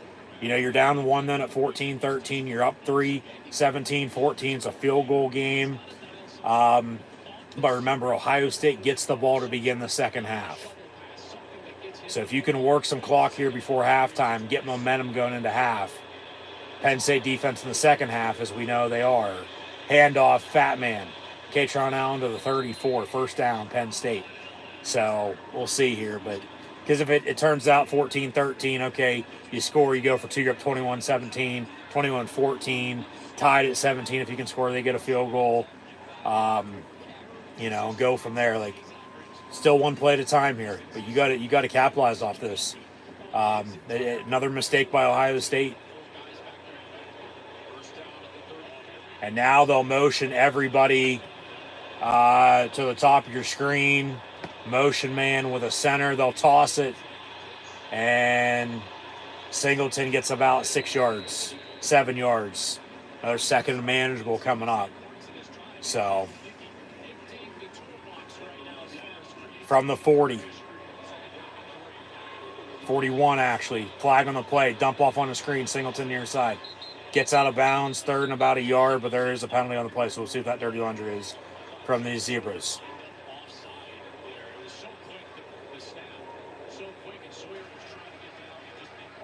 Offside on Ohio State.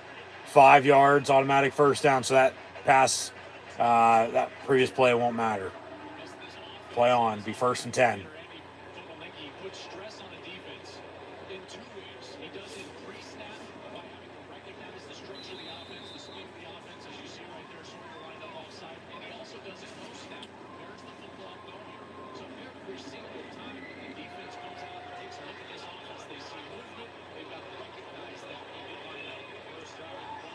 Out of the gun, empty set, fake the give.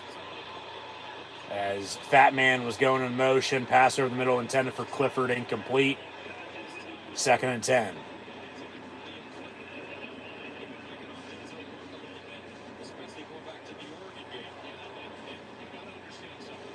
If you can control clock, good. If not, all right, but we'll see. But I'm telling you, drive and score. You got to get something on this. I'll take a field goal, comes down to it. I'd love a touchdown, though.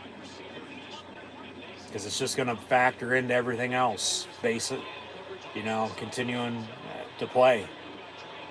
Trips in a bunch near side. They'll motion a few.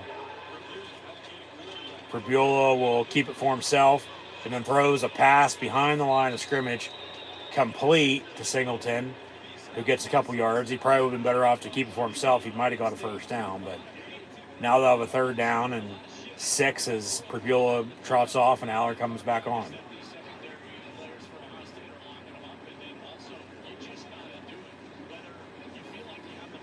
Convert. Convert. You got to get a first down. Then you can work from there. Exactly. From midfield, 3rd and 6.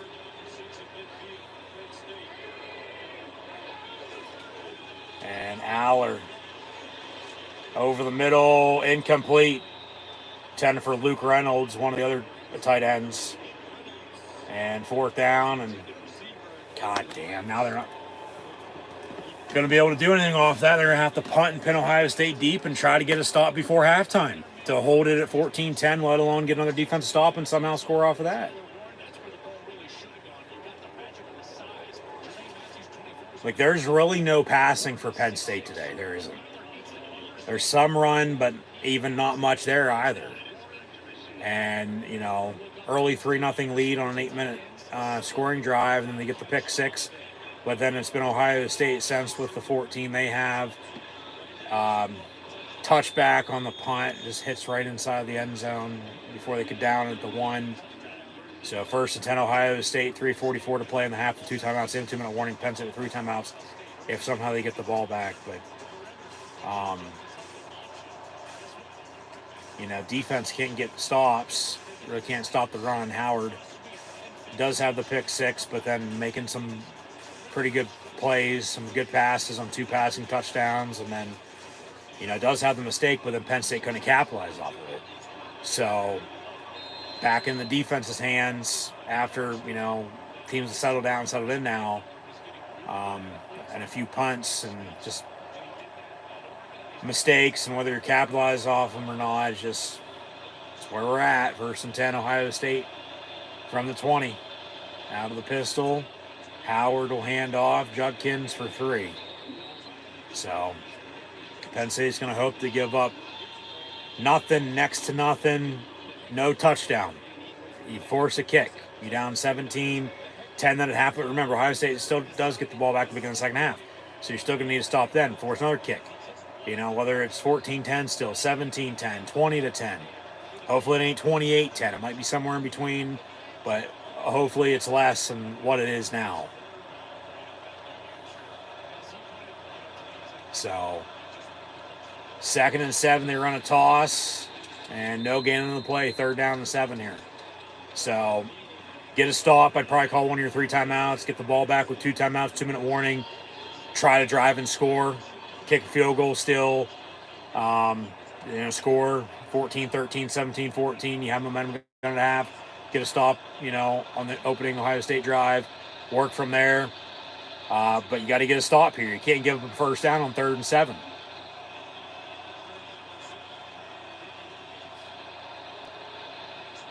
Come on, defense. And pressure off the edge, and down he goes on the sack. Abdul Carter. Timeout, timeout, timeout. They're going to let the clock wind to 2 minutes. And then Ohio State's going to punt on 4th and long. And then Penn State's going to get the ball back with under 2 to play and 3 timeouts to try to drive and score before halftime. I would have called it timeout to just save yourself some, you know, time there, some 20, 25 seconds or so.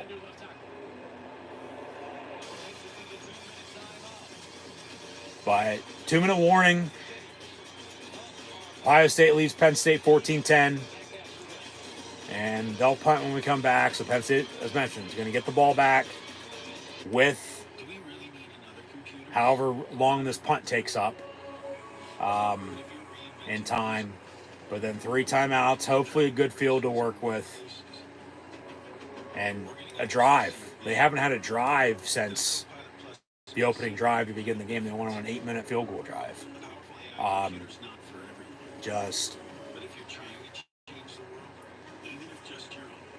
Since then, a little bit here, a little bit there, but not much, you know. And then even with the pick 6, they have momentum, they lost it. And just, you don't like or want to play from behind. You don't. because they have momentum, they lost it. Now they're trying to get it back. At least they got a quick 3 and out there. Big sack for sure by Carter on Howard. So now what can the defense do? Let alone what can the special teams unit do? What about a decent punt return? Penn State hasn't had a punt return all season long. It's been fair caught. So special teams, man, I'm telling you. I mean, take your points so I can get them. If you got stuff for 3, still do it, but would love a touchdown before half. You just got to get a spark. They need something to go their way. They do. They're in a jam. They need to figure it out. Yeah, and that's the grind of it. You just keep going. You keep rolling with it. It is what it is. You figure it out.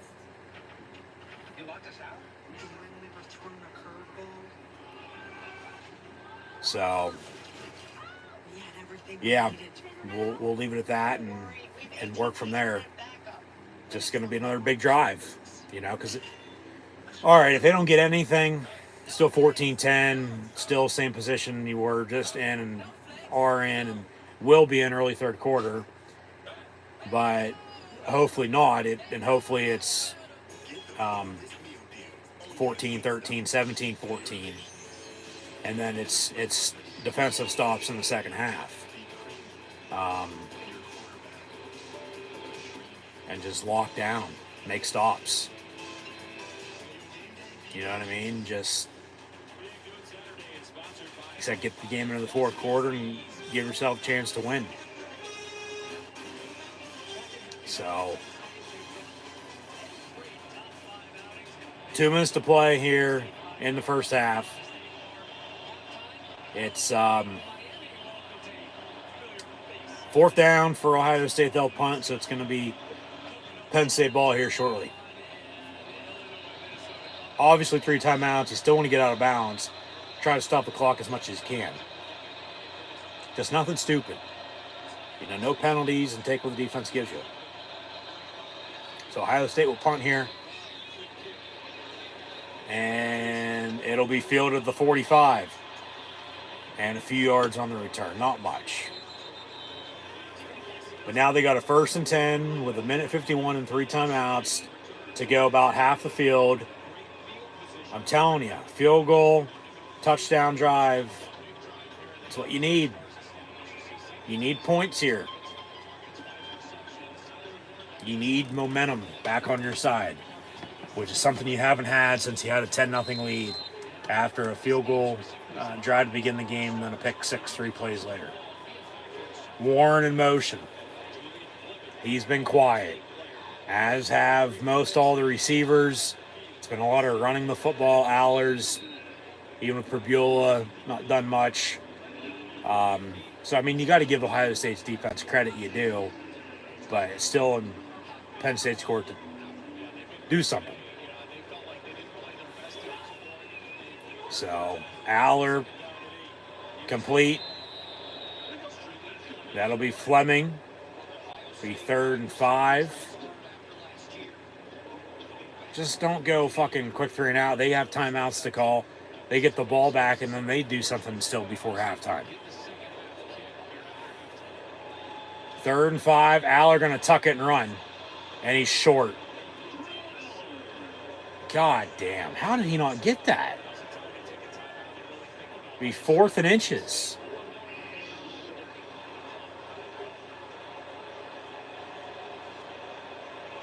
Franklin saying stay out there, but yeah, they're going to run some clock. Unless Ohio State calls a timeout.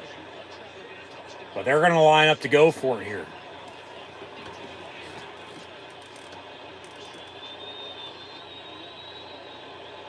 So Penn State on 4th and inches will line up for it out of the gun. So clock wound. Penn State didn't call a timeout, but Ohio State called a timeout. Still 31 seconds. Still 4th and a yard. So we'll see what Penn State does. They go for it, get it.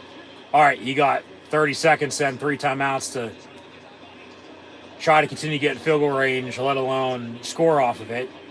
But then Ohio State, if Penn State goes for it, well, if they punt, okay, they go length of the field, which they're not going to do. They just take a knee then probably halftime we go.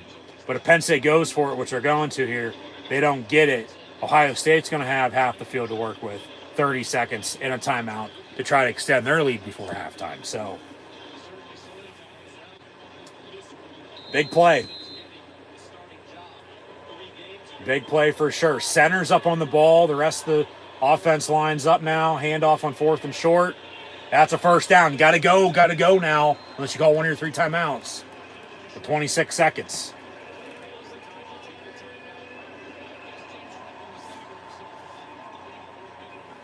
See a replay. Yeah, first down. Clearly.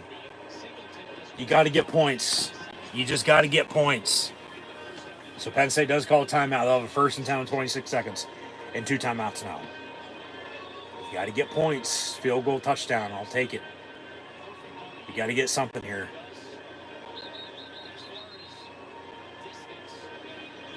You know, from Ryan Barker's field goal to the pick 6, offense hasn't scored yet today. Ohio State with 2 offensive passing touchdowns. But maybe it's another Barker field goal. Come on down again. But the running game, it's there. Passing game, not so much. But if it's at receiver, is it Wallace? Is it Fleming? Is it Evans? Is it Tyler Warren at tight end? Is it Dinkins or Reynolds? You know, first and 10, Aller. All day to throw. Going to step up, tuck it, and run again. Inside the 30, 25, slides to the 22. 18 seconds. Timeout, timeout, timeout. So they'll have 1 timeout with another first and 10. Yeah, he has. He's been probably the best runner today for Penn State. Normally, it's okay. Fat Man's the better runner. Singleton's the better pass catcher at running back. But then obviously they can both, you know, do both. But yeah, Aller tucking and running and just making plays. You know, taking what the defense is giving them.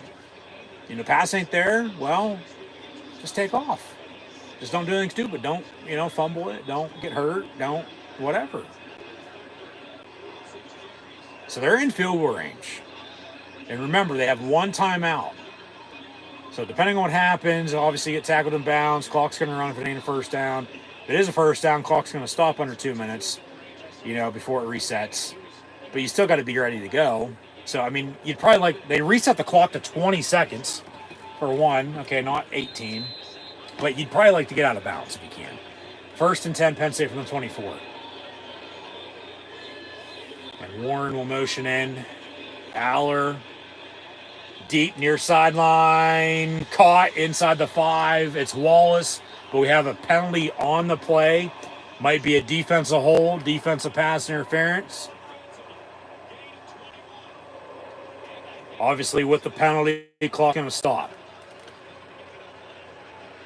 Holding on the defense. Penalties declined. First down. Got to go. Got to go. And you still got a timeout in your back pocket.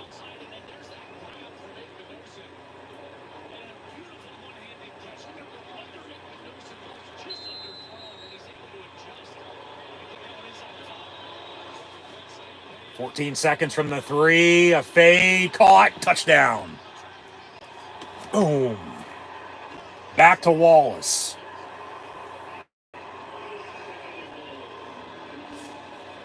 And now they say incomplete.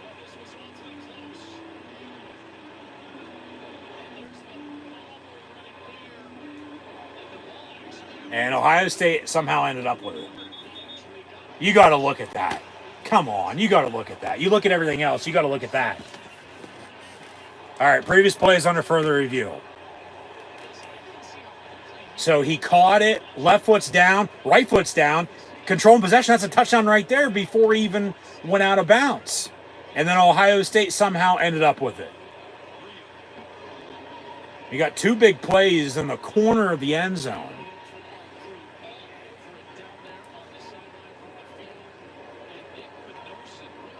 Hey, see, he caught it right there, bobbled it a little bit, and then, oh shit, it might be a pick right there.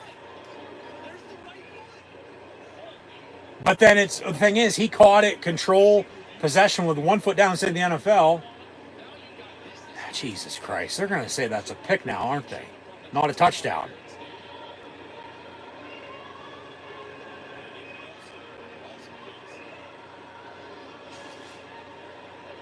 So call on the field's incomplete, but they're looking at it. Plays under further review. So it might not be a touchdown. It might be incomplete, let alone it might be first down Ohio State. Off an interception in the end zone. So that's points off the board for both teams then, with the touchback and then potential interception here.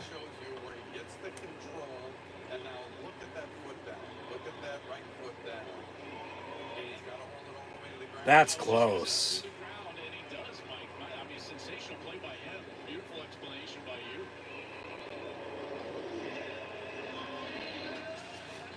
Further review.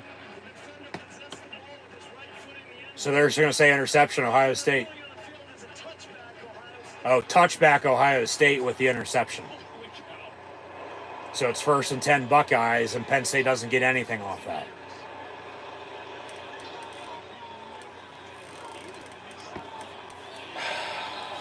And you still had a fucking timeout in 10 seconds.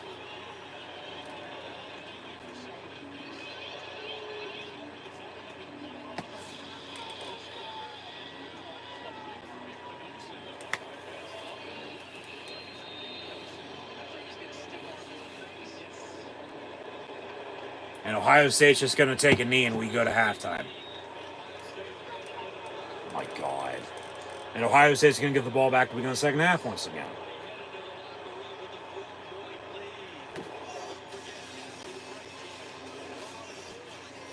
What the fuck just happened?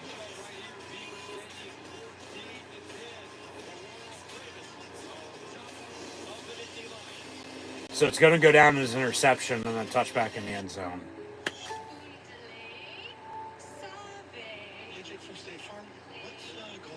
Where Ohio State had a fumble, resulted in a touchback, Penn State ball. Same thing just happened there. I don't even know what to say to that. I don't. Other than sort of what I said. That's just a tough break. They can't catch one. You had another 10 seconds of a timeout to still settle for 3 if it came down to it, or still scored. Just a crazy play. 2 crazy plays like that. Very similar. Turnovers and the touchbacks in the end zone, 1st and 10 for the opponent at the 20. And you see 2 of them in the same game when you don't even see one of those in a million other games combined for a while. And then you have 2 in the same game, in the same half, in the same quarter, I might add. Not in the same end zone, both end zones for that matter. So it's just not, all right, this spot's cursed or something like that. Man, that's just, man. Like, what the fuck? Seriously. Because remember, the previous play, you had the defensive hold. They got a first down. First and goal at the 3. Which obviously the penalty was declined because he caught it, but then they go right back to him. And then it somehow, some way got picked off as it looked like a touchdown.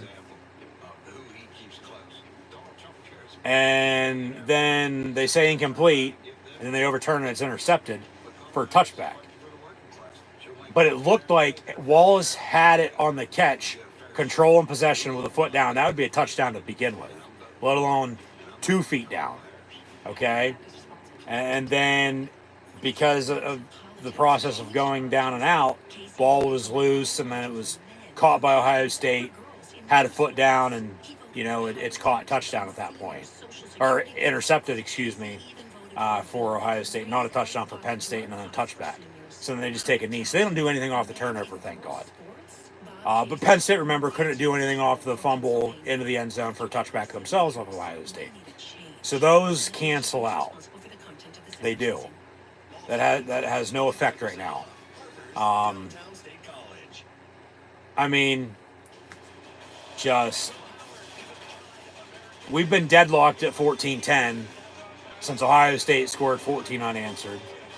But Penn State offensively, they got to get something going. They do.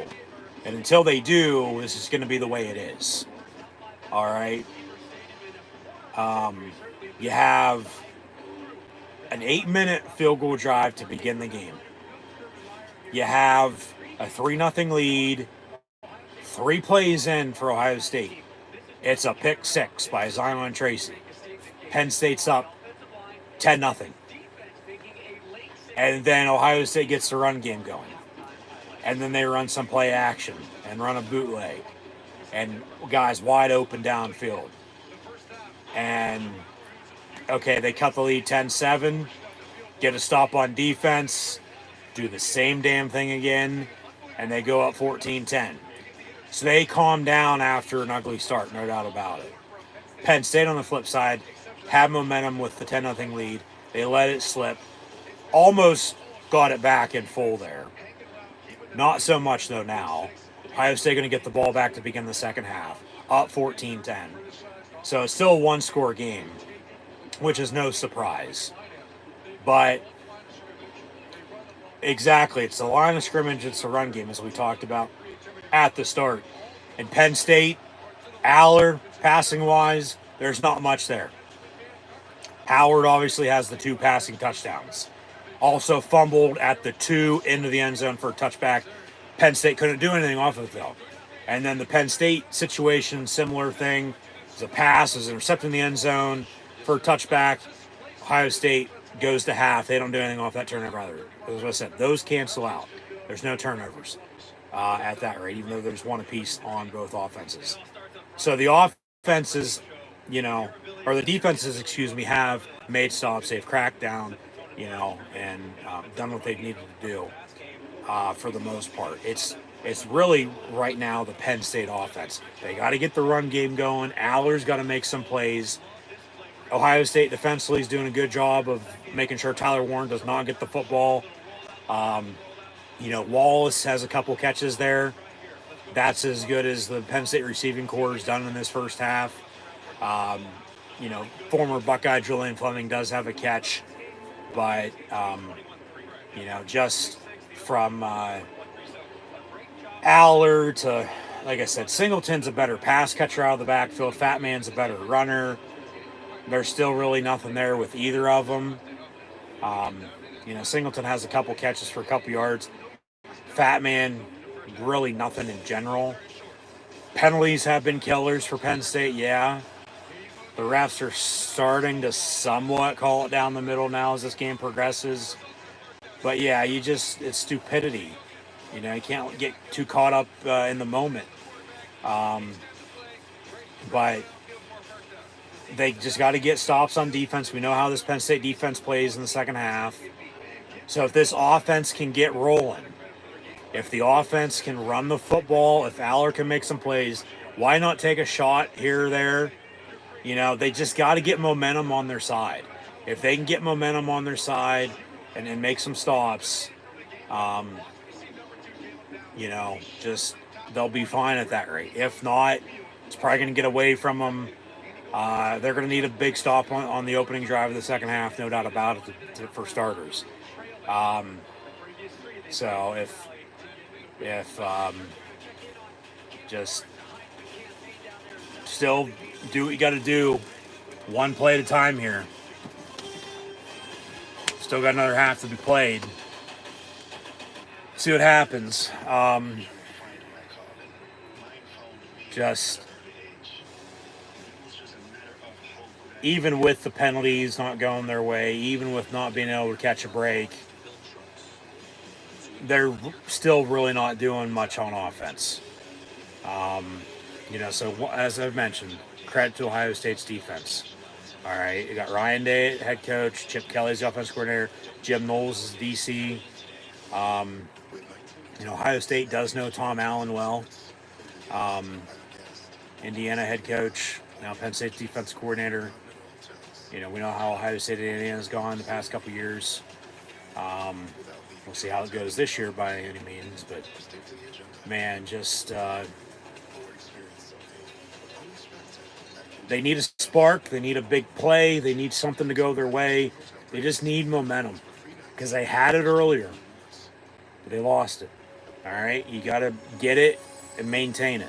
You got to keep it on your side. You can't be, letting it slip and slide and be bouncing around, and it's up for grabs, and whoever wants it can take it, because you don't want it. No, you got to get it and you got to keep it. It's going to boil down to momentum. It's going to boil down to the defense getting stops. If they can, okay. If they can't, then they're probably. Believes in no tax on tips, no tax on Social Security. And now, Obviously in a tough spot, but down worse than they are right now. Because it is 14-10. Shit, yeah, it could be 21-10. It could be 21-17 though too. It could be 14-13. It could be 17-14. It could be 17 apiece. Just Penn State needs something to go their way. They need something to go their way. So like I said, if they can keep it close here, get something to go their way, get this game into the fourth quarter, the defense makes stops as they have in the second half all season long, only giving up 30 points through 7 games. Averages out to 4 points a half, all right, per game total. So that's 18 points in for Ohio State. Obviously, they're not going to get 2 safeties. If they did, they'd have momentum. And Penn State would still only be down 1 score, though, but it's an 8-point game, and you're down 8. You got to score and go for 2 and get it, the tie. But it's like, okay, 17-10, score, tie it up, get a stop, go drive and score again. Like, they just need to flip the switch, They need momentum. It's a real thing. It's a real part of the game. It is. But it's really no running game, really no passing game. So even if they are driving a little bit, the drives have stalled. They're probably lucky to have the pick 6, because then if they don't have 3 points to show for it. They're down 14-3 then at 11. That's a 2-score game. Let alone Ohio State scores. It's 21-3. Let alone Penn State scores there. It's, 21-10. Like, still 2-score, 3-score game at that point. Like, they got to get something. That drive right before halftime was crucial to get points, but they couldn't. So now they're still down 14-10. Okay, it is what it was. It's not anything better. It's not anything worse. But they got to get points while they can get them at this rate. Should have had points there, but oh well. And then you have, a big time or big chance to get a big time stop to begin the second half, with Ohio State getting the ball to begin the third quarter. So if they can, if they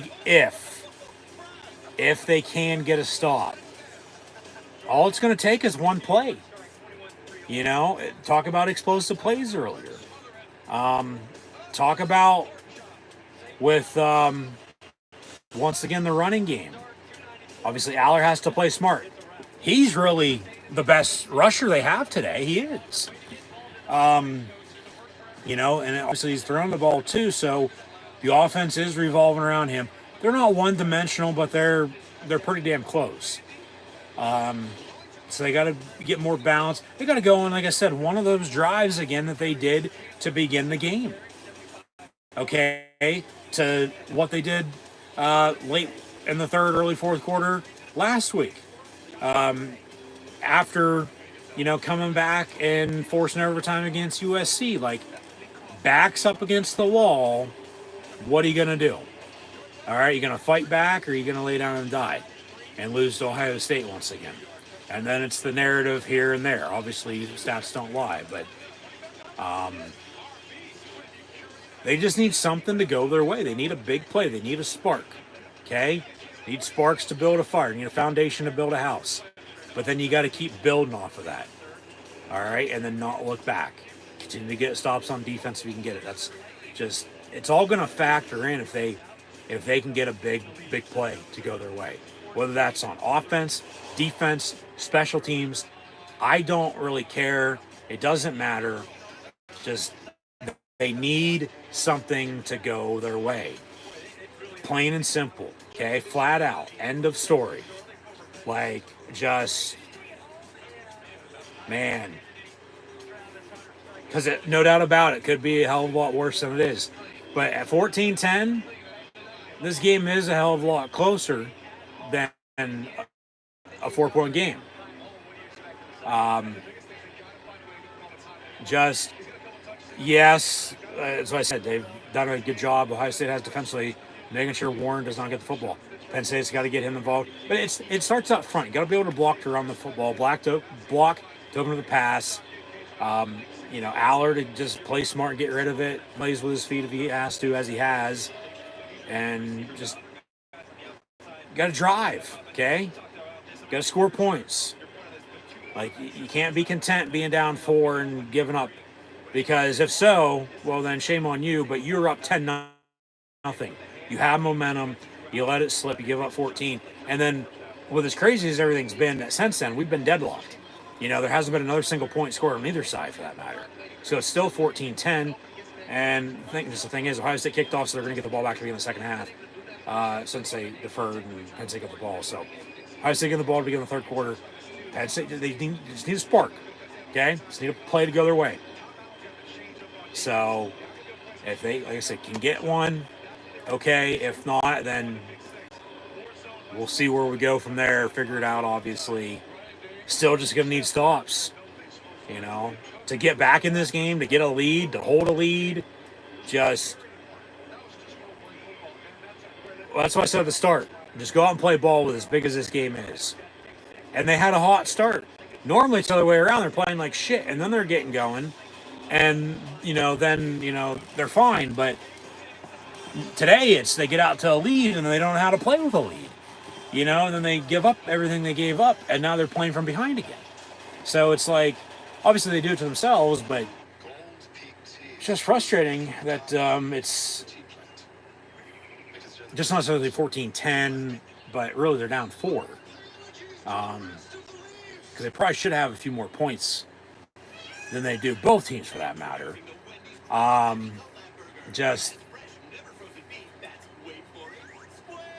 It ain't over until it's over.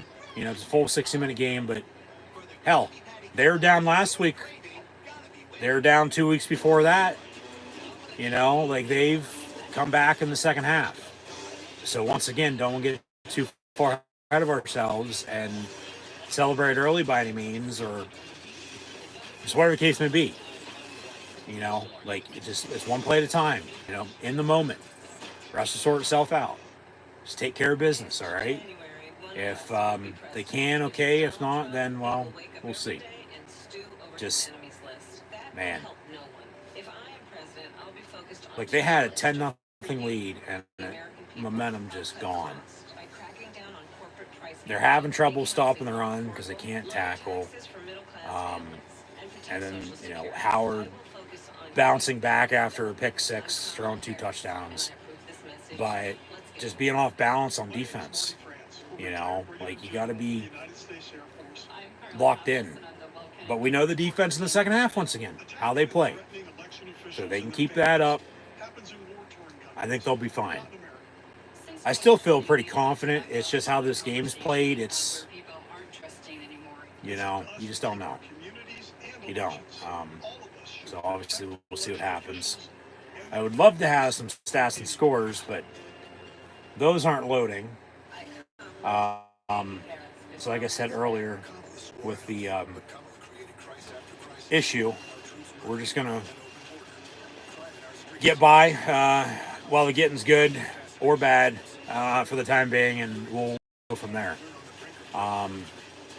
So, like I said, have a general idea on where we stand at stat wise. Would love to see some stats on the TV. But it's really just as we always do anyway. It's backtrack. It's base, and connect dots here and there. It's you got to be able to talk. You got to be able to tell a story with calling a football game, calling a sporting event. So obviously, the history ain't on Penn State's side against Ohio State. We know that. Just Ohio State's had their number mostly every matchup, every meeting throughout time. Well, that was non-conference, bowl season, Big Ten, unranked, top 25, top 15, top 10, top 5 game of the day. Just,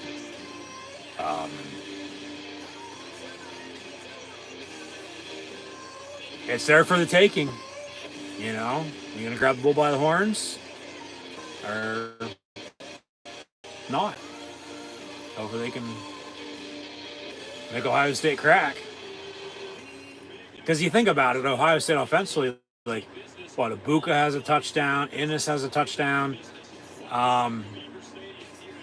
Judkins is running better than Henderson. But Jeremiah Smith only has one catch. Carnell Tate had a catch on a deep ball, but he was out of bounds.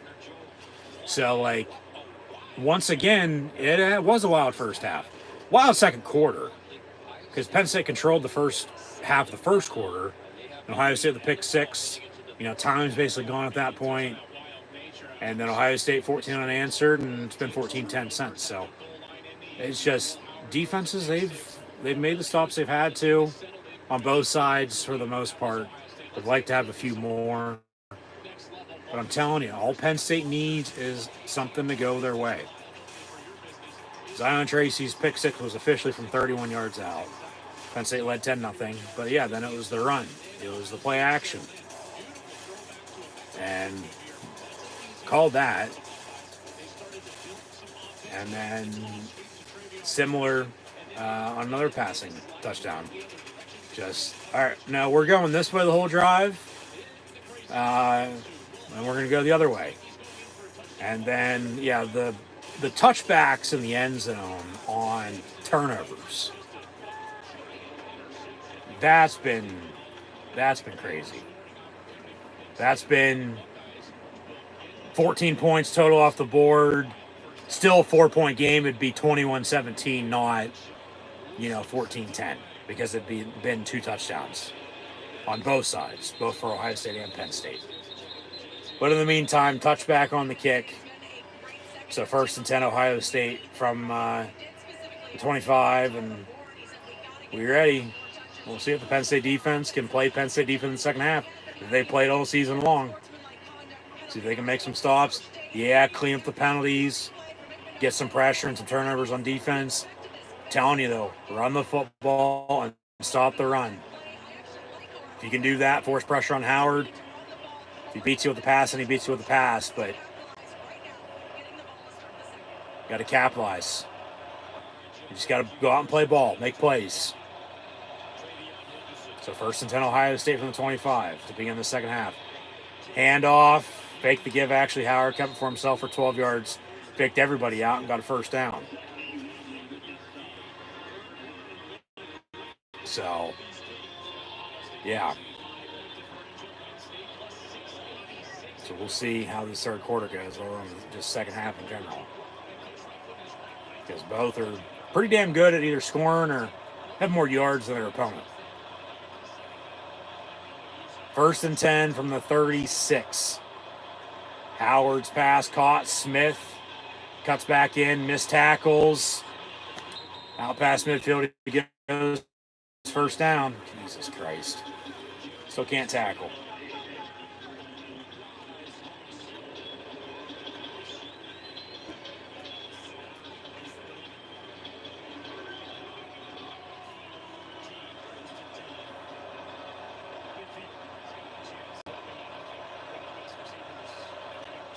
So from midfield, 1st and 10, out of the pistol, Howard will hand off. And King and Reed bring down Henderson after a 5-yard pickup, 2nd and 5.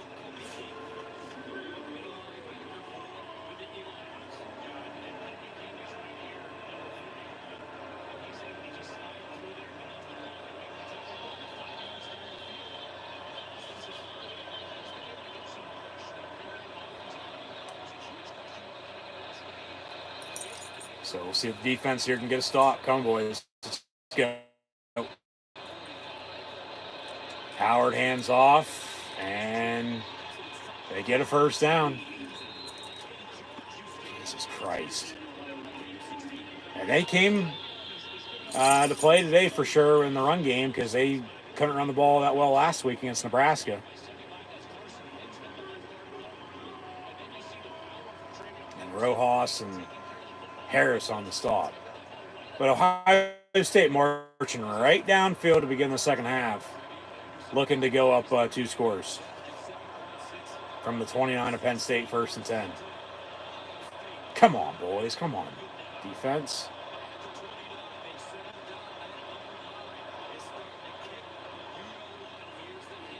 And a handoff, a yard, maybe 2.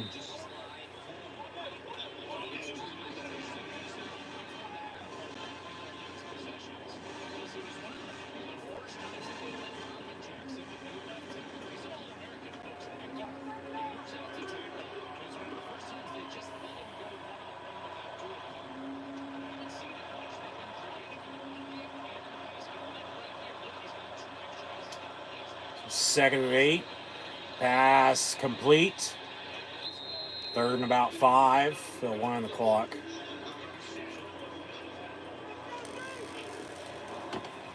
Come on.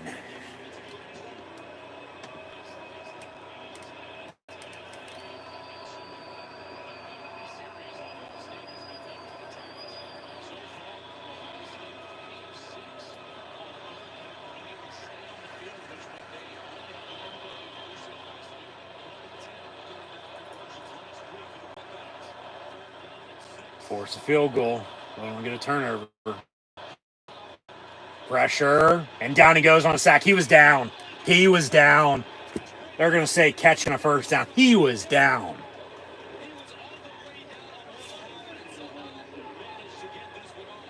His left knee is down right there. Ball in hand. 4th down. They're going to kick a field goal from the 28-yard line. That is not a 1st down at the 19. His knee was down. That'll be reversed. It'll be 4th down. Ohio State is going to kick a field goal. As the previous play is going to be under further review. That's 4th down. His knee was down. Ball still in hand. And they've already reversed it. All right, good.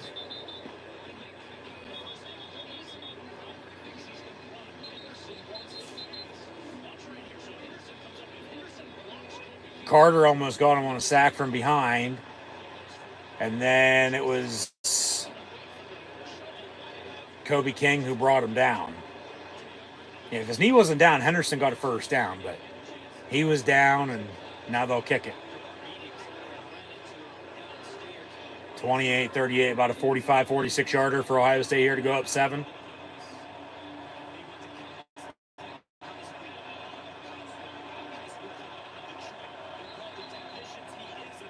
"46-yarder from right down the middle of the field. And snap, hold, kick will be good. Ohio State now leads Penn State 17-10.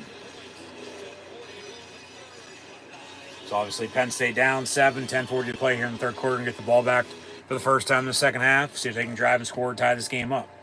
That's why, points before halftime would have been, big. Get a field goal touchdown then.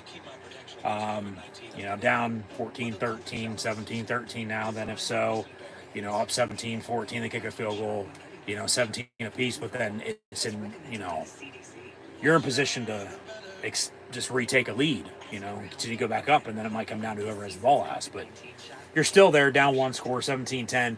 You got to do something, and it's really score a touchdown. You settle for 3, okay, I'll take it, but then you just can't give up anything, because then you're going to be down either 20-13 if they kick another field goal, or down 2 scores at 11 and 24-13. And then you're just playing from behind all game.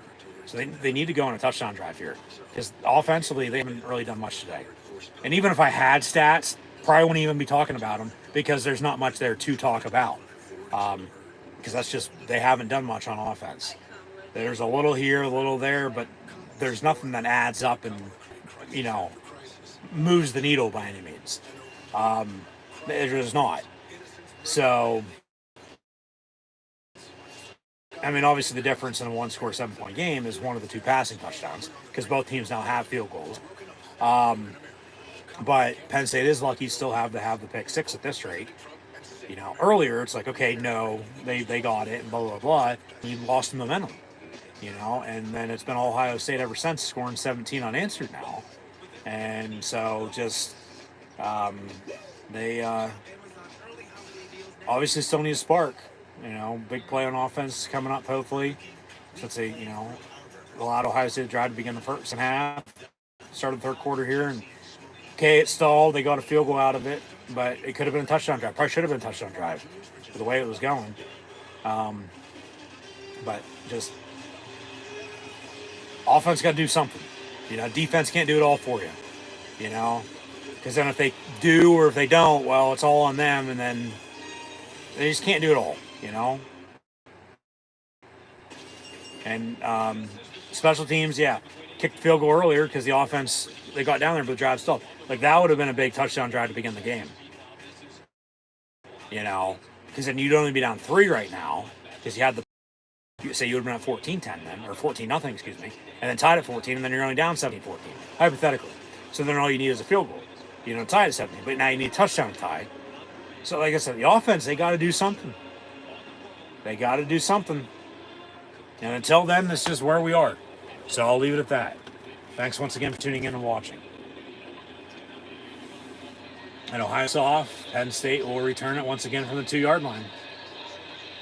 And Singleton out to about the 25, 1st and 10. Got the Aflac trivia question. What team has played in the most AP top 5 matchups all time? Maybe Ohio State, because they've been ranked towards the top a lot in the AP poll over the course of the last almost 100 years. Might be Ohio State, might be Alabama, might be Michigan. From the 24, 1st and 10, Aller looking to throw. Tyler Warren over the middle, and he gets a first down. There you go. Might be USC or Notre Dame, too, honestly. Those would be my couple guesses. Ohio State, Alabama, Michigan, Notre Dame, USC. Yeah. It's probably one of those 5, I think. But first down, Penn State on a crosser over the middle, complete to Tyler Warren.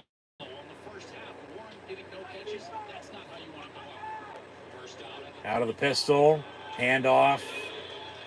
Fat man nowhere to go. So Ohio State has control of the line of scrimmage. Oklahoma.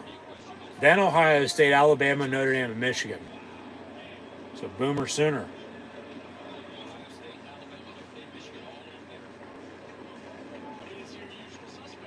Yeah. Texas would have been another one with Oklahoma in that mix. Even Nebraska. 2nd and 10. Anyways, Aller going to avoid a sack. Pass over the middle, caught out past midfield. And Evans again down to Ohio State 41. So 1st and 10 now. They got something going here. A couple first downs on this drive. Going to look to drive and tie this game up at 17.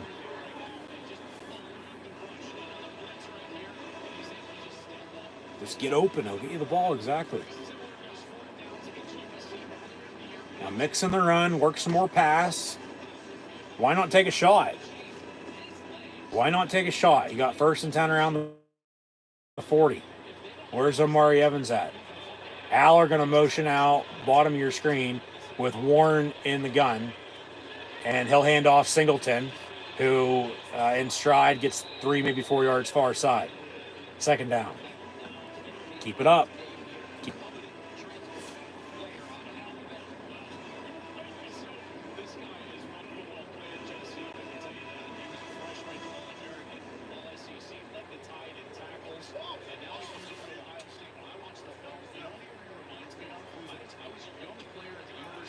So 2nd and 6.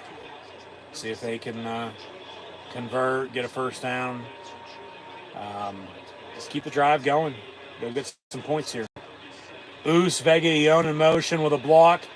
Fat Man might have had enough for a 1st down there. It's going to depend on the spot. Be 3rd and inches.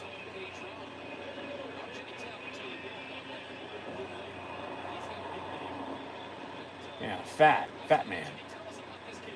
It's a fucking big ass baby.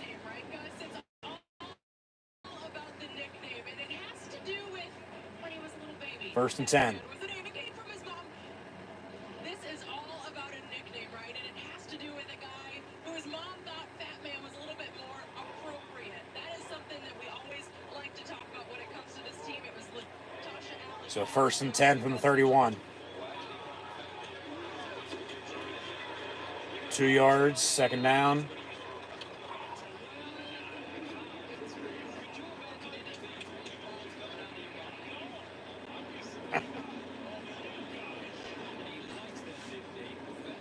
Anyways, we know the story.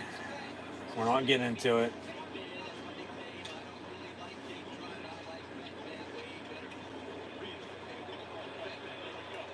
And now they'll motion everybody out near side, and now motion everybody back in the line of scrimmage and line up. 2nd and 8 from the 29. Direct snap. They run an end around, fake the reverse. Allard looking to throw, but going to tuck it and run. And that play went nowhere. They lose a yard. Jesus Christ. Yeah, now they're trying to do too much. They're trying to get too creative. Keep it simple. Now, I mean, if you're throwing it, yeah, but as much time as you've taken off the clock now, you got to score. Because time ain't going to be on your side if you don't do anything. And then they get the ball back and go drive and score. 3rd and 9 from the 30. I mean, you take a field goal here if you don't convert, but you just got to get another stop. You don't want to be down 11 if they score. Warren, pass complete to him, but short. So it'll be 4th down from about the 26-yard line. And about a 43, 44-yard field goal. Coming up here for Penn State to cut the lead. Guess what? Back to 4. 17-13. If it's good.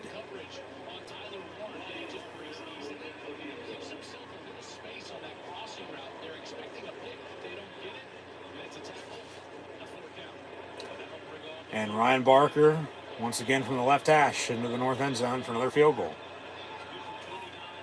It's from 44. Kicks up. Kick is good. So 17-13 now. 5 minutes to play in the 3rd. But guess what? Defense needs another stop. You know, because then you're just playing patty cake.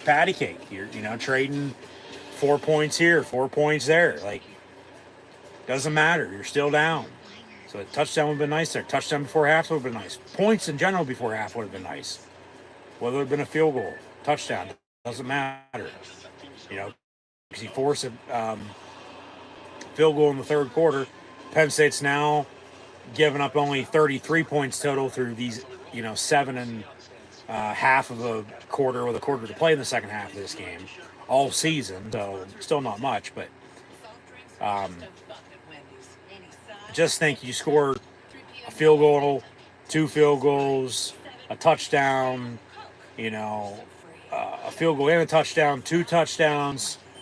You're at a max of 24 points or, nothing and still the 10 you have or anywhere in between there. So just back to the defense. They need stops. I'm going to keep saying it and keep saying it, keep saying it until it happens. And then even when it does happen, they're still going to need stops if they can get a lead to hold the lead. So it's just they need the defense here in this second half to continue to do what they've done all season long. And that's make stops for them, and that's just give them their best chance to win. And the offense got to get rolling. That was their best drive. Probably it wasn't much, but it was resulted in points. At the end of the day, obviously you still can't settle for field goals because that's 2 offensive drives. They have to settle for 2 field goals. That's 6 points, and then they have a pick 6 on defense. So that's how they have the 13 they have, and they gave up 17. So obviously you're down, but it doesn't take rocket science to figure that out. But just they got to get a stop. They got to get a stop, man. Just we'll see. Because last week it was the pick 6 against Wisconsin by Jalen Reed that swung momentum in Penn State's favor, and they never looked back. Yeah, they had a pick 6 early today, but then they gave up 14. They've done that all season long. They score, and then it's like, all right, we'll just let them score, and then we'll get back to doing what we're doing. No, you want to get fucking stops. You want to hold them to next to nothing. Just we'll see. Got to get a stop.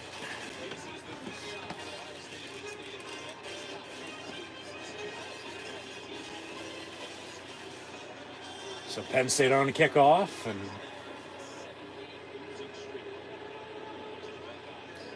Ohio State going to get the ball back.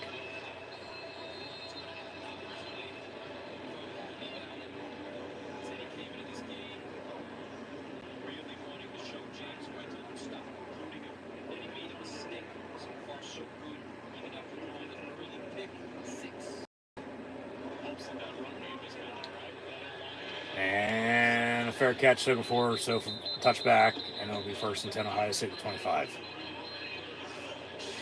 And they'll take another break. Jesus Christ. So we'll get back to the action shortly.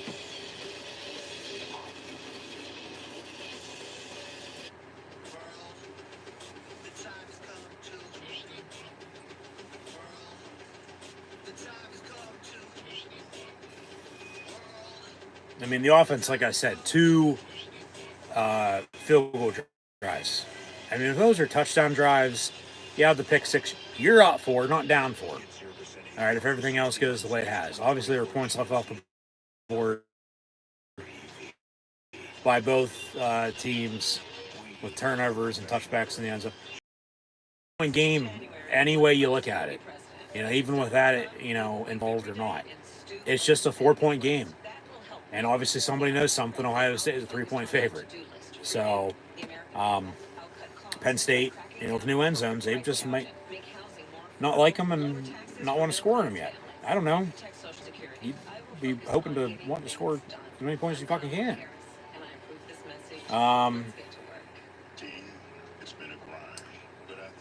But still 1-score game here. 4-point game as mentioned, 17-13. So that's nothing new.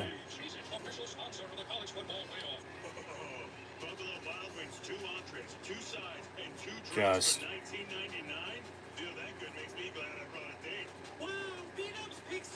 like it needs to be sometime soon with a potential stop if they're going to get it. All right, and then do something off of it. Because then if not, and then it's too late, then it's going to be too late and time's not going to be on their side. Whether they got to stop or not, or whether Ohio State does anything, moving forward or not. Because just seen it too many times, So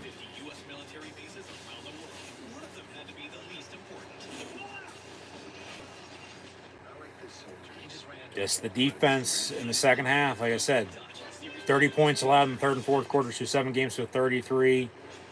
through 7.5 a quarter here in the third. Be a homecoming for me. Penn State fan. I wanted to go there my whole life. Yeah, we heard it. We talked about it earlier. I guess we'll see next week if I was. He says, I guess we'll see. Well, he hasn't played bad. But like I said, it's nothing new with Ohio kids coming to Penn State, Pennsylvania kids going to Ohio State. Let alone Penn State letting Pennsylvania quarterbacks get out of the state and go elsewhere. You know, like we'll add in Will Howard here at the end. But you had Terrell Pryor from Jeanette leave Pennsylvania and go to Ohio State. You had Chad Henne leave Pennsylvania and go to Michigan. Obviously, others throughout time, including Jim Kelly from Pittsburgh, and Joe wanted him to play linebacker, and he said no and went to Miami. And then now here, just Will Howard. Those are a few examples. There's more, but from right outside of Philly. And he was getting recruited by Penn State, and then they went with Aller, still got Perbula from York. And then, everybody has a journey, everybody has a story. Will Howard had to go to Kansas State. That's what I said earlier. Obviously, Ohio State still don't want you out of high school, everybody. Because you had to ball out at K-State in the Little Apple, Manhattan, Kansas, and then, transfer to Columbus with the way college football is nowadays. So, Ohio State lost a few yards, got a few yards. Now they got a 3rd and 8 from the 27 here. Under 4 to play in the third quarter. So the defense needs a stop. Come on, let's go.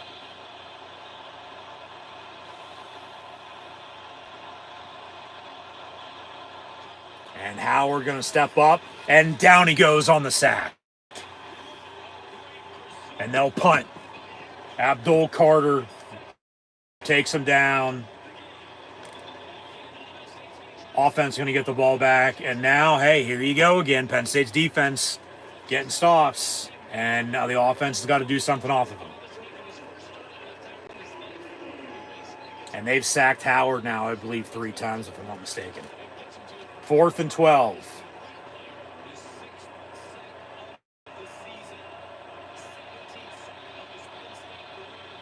So Ohio State will punt.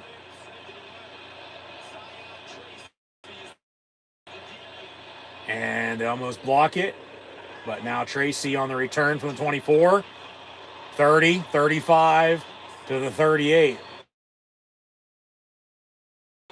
Decent return. As good as they've had this season for the most part. We'll go to break again. 1st and 10, Penn State. 2 and change to play in this third quarter. Down 4. 17-13 your score.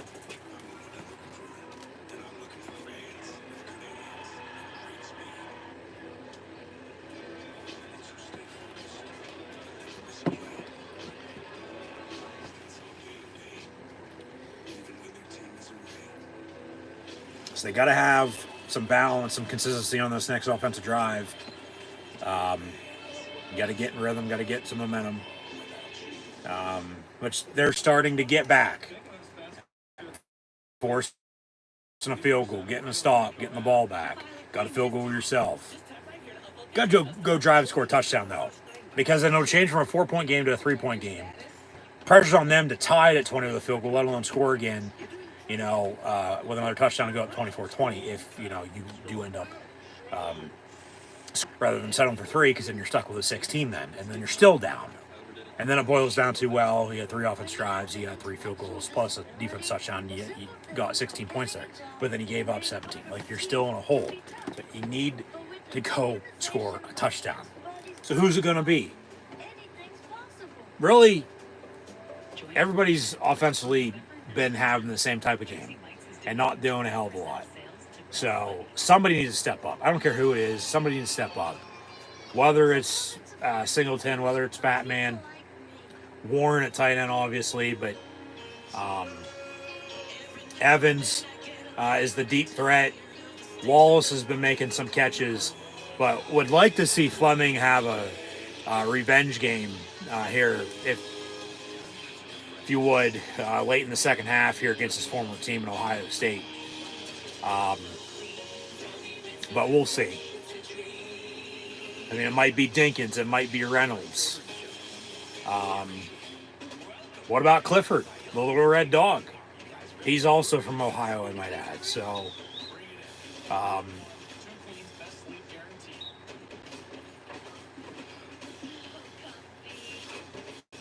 just find a way, man. So I said, get this game in the fourth quarter and give yourself a chance. Find a way to win it. Because it is there for the taking. So, got to be balanced, got to be consistent on this next drive. No turnovers, no penalties. Because, hey, refs have let them play the second half thus far. A lot on Penn State in the first half.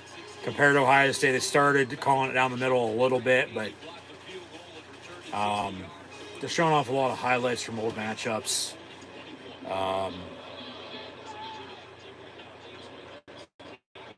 It's always a good game, Penn State, Ohio State. So the offense does here. 2:56 to officially play in this third quarter. 1st and 10, Penn State from 38. Down 4, 17-13 your score. Aller out of the gun. Dumps it off on a screen. Singleton, 40, 45, 50. It's pushed out of bounds, first down. Keep it going, keep it going, keep it going.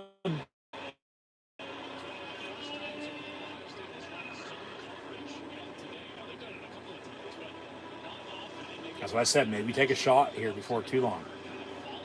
Go for a home run. But at the same time, you just want to keep doing what you're doing.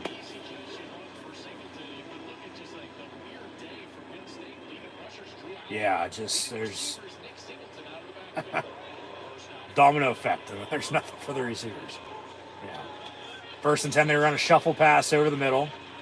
First time they've ran that today. Tyler Warren on a 3-yard catch before brought down. 2nd and 8 officially to say on 2. So, all right.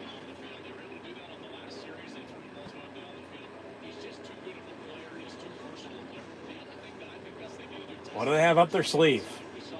That's hopefully going to work, rather than, like I said earlier, too. They always do something crazy in these big games, and it never goes away. Play call-wise. So from the 47, 2nd and 8. Aller gets sacked. So 3rd and a mile.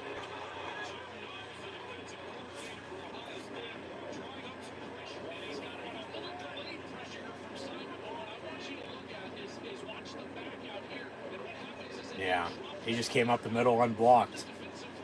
And they wanted to dump off on the screen, but he wasn't there either. And obviously nobody else is open, so what are you supposed to do? 3rd and 7 going the wrong way. Trips near side. Aller, that's a hold. And he still gets sacked. And Larry Johnson, the former Penn State defensive line coach, is now and has been in Columbus as the Ohio State defensive line coach the past decade.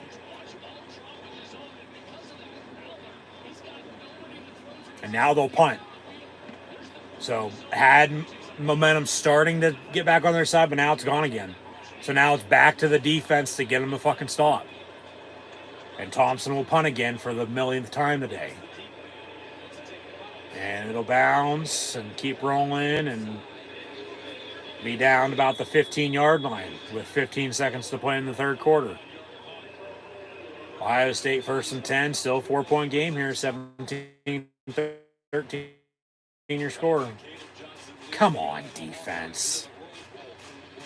I mean, it's pretty fucking pathetic, though. Offense, just give credit to Ohio State defense, though, too.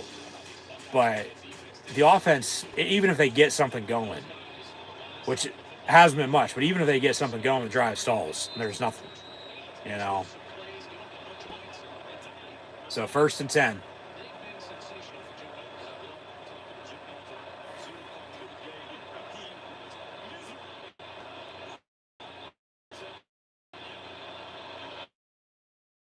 A run over the middle, wide open. And Smith gets a first down to the 33. And that'll do it for the third quarter. So at the end of the third quarter, Ohio State leads Penn State 7. We good? Anybody watching? Anybody listening? Looks like we're good now. All right. So I have the game paused. We're just about to start the fourth quarter. About 5 minutes behind now. Talked about the issue earlier with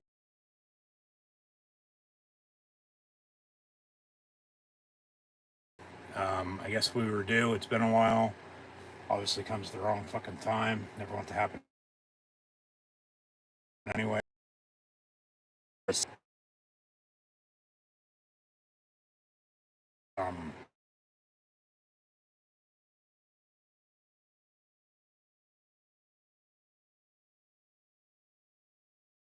Has a 17-13 lead.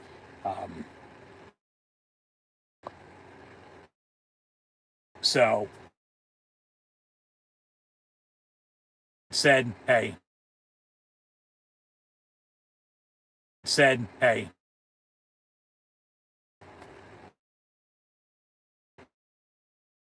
with this and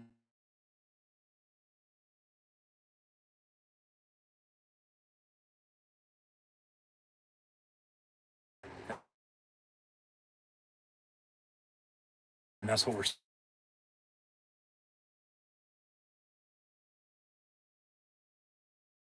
obviously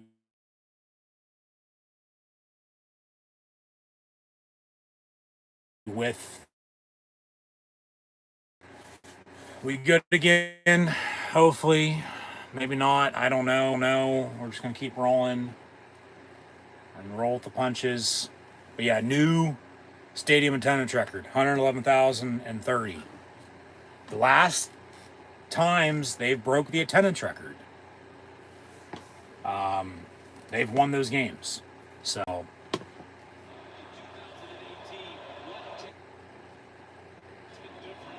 Ohio State to begin the fourth quarter, 2 yards, and now a 2nd and 8 coming up.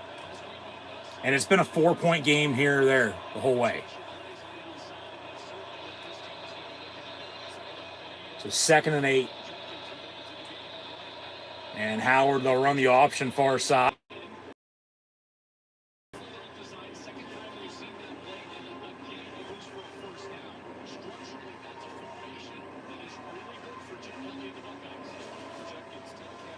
So 1st and 10, Ohio State.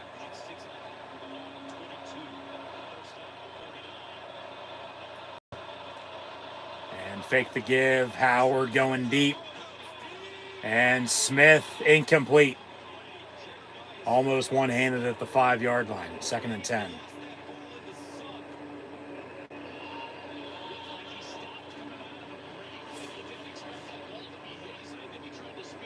Almost one-handed it, but it falls incomplete.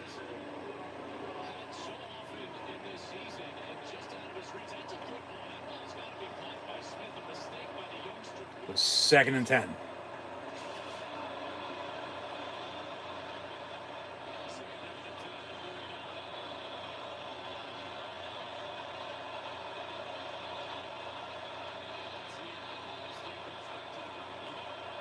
And Howard looking to throw again.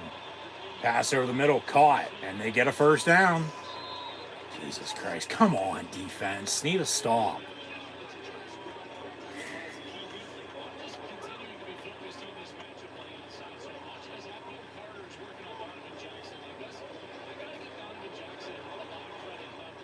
Need a stop.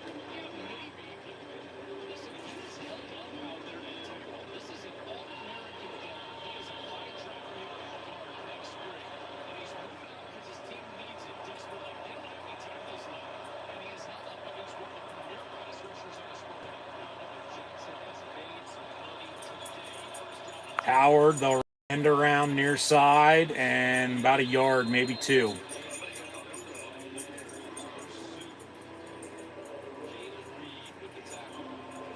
Reed Washington and somebody else that looked like on the tackle. 2nd and 9.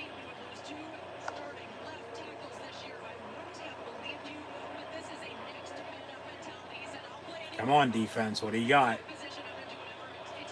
From the 38. Roll out. And quick pass. Caught, but tackled right away. Ball's out. Fumble. Fumble. Penn State has it. A.J. Harris to the 46. And they'll say, first down, Penn State. Catching a fumble rather than incompletion. Another turnover for you. There you go. Now you got to capitalize off of it again.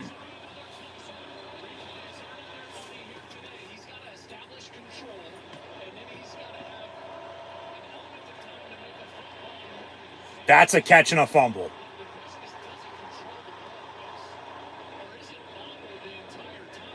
Catch. 1, 2, hit. Ball's out. Fumble. Penn State has it. That's a catch and a fumble. That is not incomplete. Catch and a fumble on the field, recovered by the defense. Previous plays under further review. So, yeah, like they just said, replays getting their money's worth today.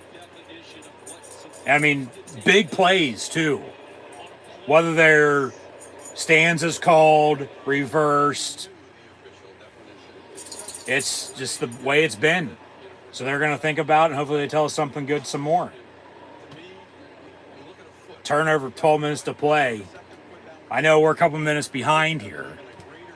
But just, man, that's a big turnover if it stands and it's Penn State ball 1st and 10. They got to get points off of it. What are you doing? What's up, buddy? What's up, big dog?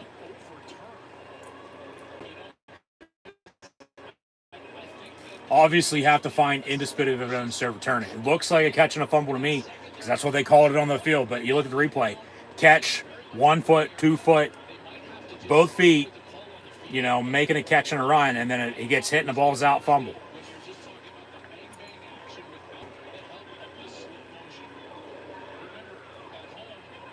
Or now the call on the field's incomplete, they say.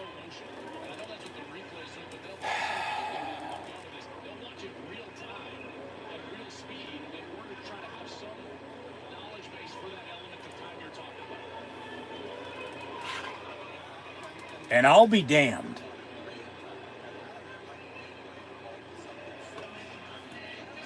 Tell me something good. And now they say incomplete. Of course they do. Yeah, fuck you. 3rd and 9. Come on, defense.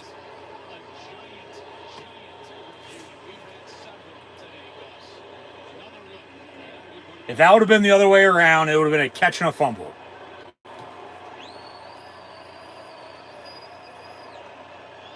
But we got stats now. Somehow, some way, we got stats now, folks. We'll get to them later.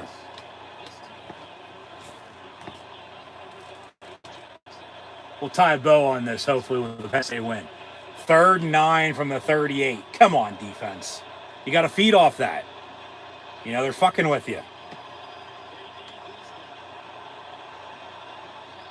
And Howard's pass, caught, out of bounds, Smith. 1st down.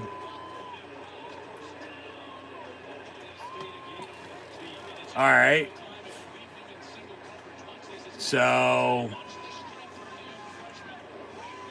after, what time is it? Almost 3 o'clock.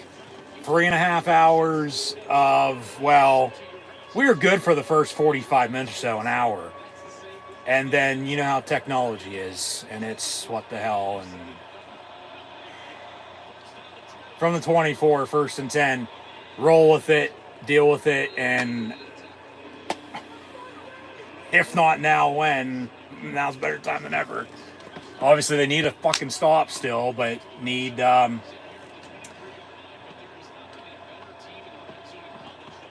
hold a field goal, if anything. Don't give up a touchdown. You give up a touchdown, it's a 2-score, 11-point game, 20-13. If you can hold a field goal, it's a 1-score game. But we got everything running normal now. We got everything working fine. As it was earlier, it shit the bed, it's back. And we'll get into everything at some point in time now, unless it shits the bed again. So, is what it is. But what, third and 7. 10.5 to play. Come on, boys.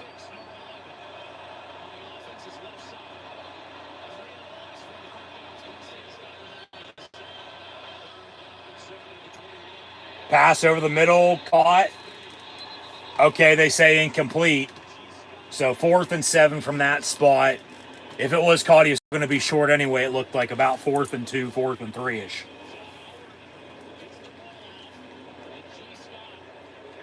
Yeah, that's incomplete. Okay, ball's out. So they'll kick a field goal, right? Where are they at? 30, 20-yard line, so it'll be 37, 38-yarder, 39-yarder from the left hash to go back up 7. Kicks up. Kick is just barely good. So 20-13 with 10-13 to play. And now the offense. They got to do something, man. You can't settle for field goals. And obviously on the last drive, they took 2 sacks and had to punt, and then Ohio State ends up getting a field goal out of it. And normally I'd like to watch that commercial, but we're a couple minutes behind because we paused it with the latest technical difficulties. So now we're going to try to get back to as live TV can get. We're still a couple minutes behind on top of that, but offense got to do something. Offense got to do something. You know, credit to Ohio State's defense, you know, but go drive and tie this game up at 20.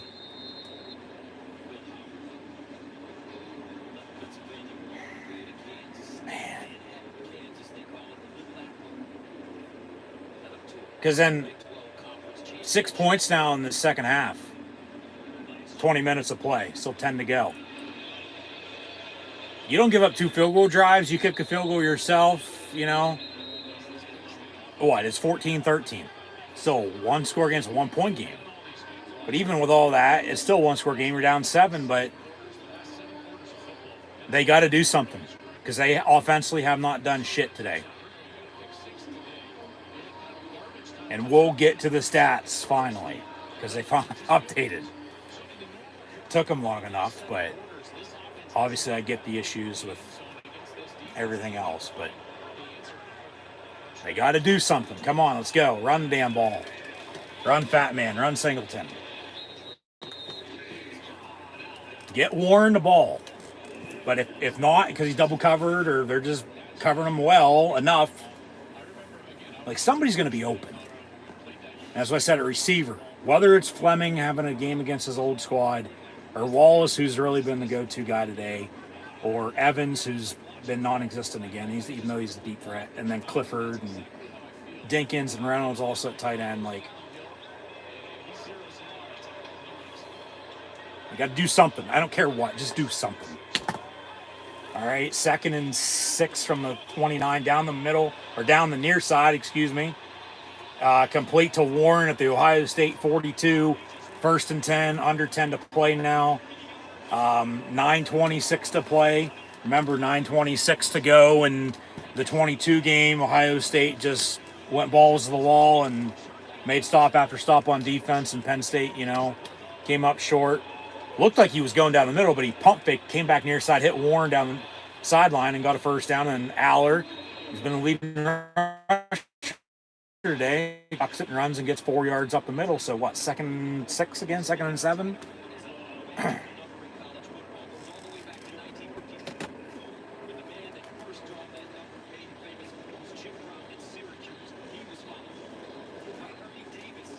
Yeah, 2nd and 6 again.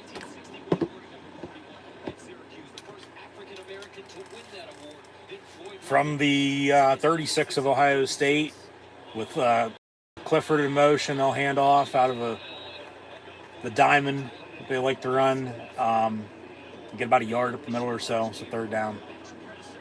And then it's going to come down to, well, if you got to kick it, because you'd still be down 4, but you're still playing from behind. It's a 4-point swing here, 4-point swing there. Got an injured defender, so take a break here for a minute. Hopefully it's okay. Never see anybody get hurt. Yeah, they'll get a commercial break. But then, say if you go for it, don't get it, still 20-13. But if you kick it, you're down 4 again. Get a stop. Touchdown wins it 23-20. Or if they'd get a field goal at 23-16, touchdown ties, like you keep yourself in it. Because in the big games recently too, they've chased points. Like, what was it, last year before, whenever that was, they went for 2 when they didn't need to. And they just didn't do that once, they did it a few times. And it's like, what the hell are you doing? But, yeah, just still got to do something. I mean, touchdown's even better because you're tied at 20 then, and momentum's back on your side. Defense will feed off of that, and then you'll be able to hopefully just find a way to win it. Yeah, the internet was out. And with the internet being out, I was still somehow able to continue streaming until that shit the bed, and then that's when I and shit, why am I still on commercial break? Remember, I'm behind. I can fast forward. Duh. We're still live, though. Just like 2 or 3 minutes behind.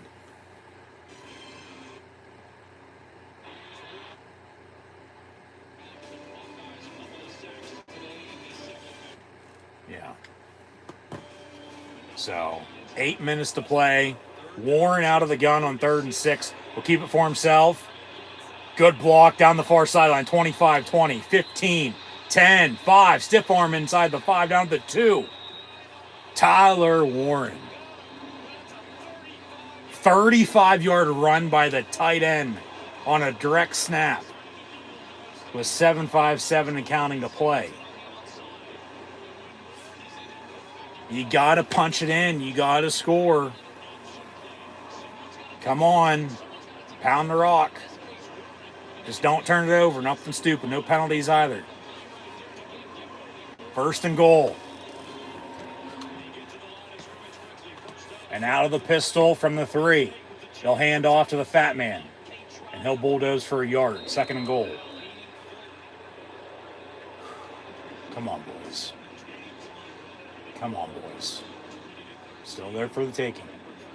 It's just one of those games, until something gives, because something will.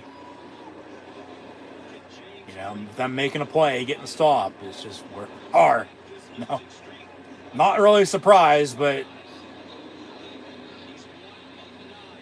just frustrating because they probably should have a couple more points in the deal.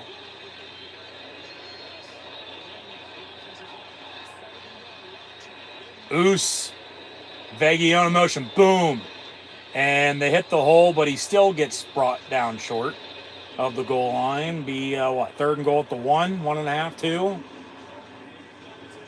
3rd and goal from the 2.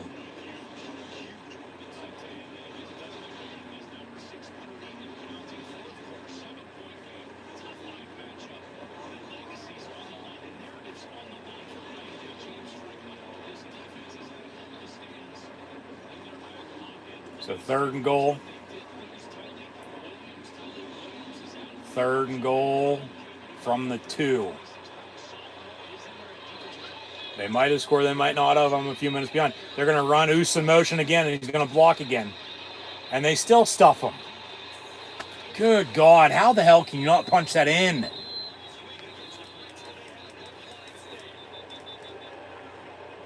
And now 4th and goal with under 6 to play. What do? Do you go for it? Do you kick it? I mean, with 3 timeouts and the 2-minute warning, you could kick it.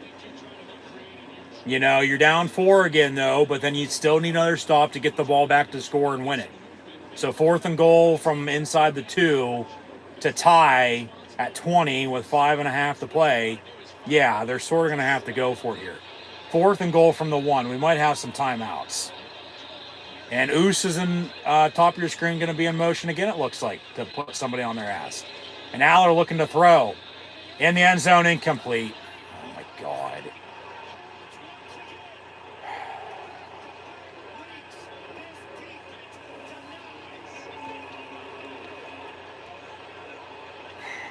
So defense needs another stop. I mean, Ohio State's going to be backed up on the 1 yard line, 1st and 10. But guess what? They have a lead. They're going to run the football and work clock. So we'll continue to fast forward here and get back to live TV. Try to get it live, synced up by the time this game gets over.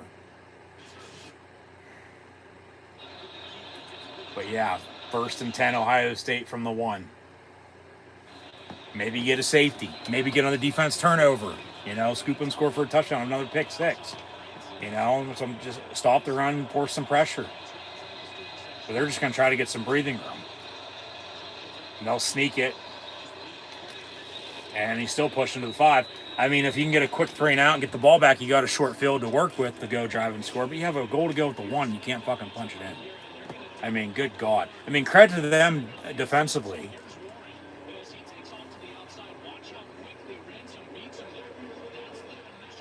Yeah, he would have been open too, but he wasn't. And then how's that not a defensive hold?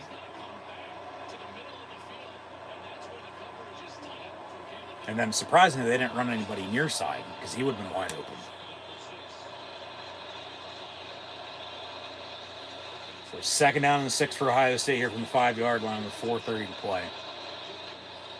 And Howard will hand off. Judkins blows the shoulder, and they get a 1st down. And now that's all they're going to do is run the football and work clock and make Penn State call their timeouts and get this game under 2 minutes and take a knee and the game's over. Son of a bitch.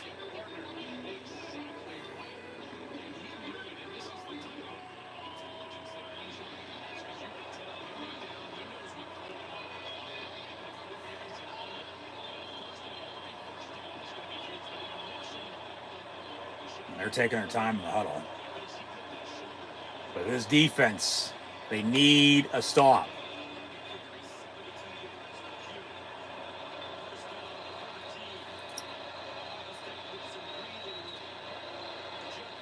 Another run. And to the 20 they go, 2nd down. Now Penn State's going to have a decision to make. When do you start calling your timeouts?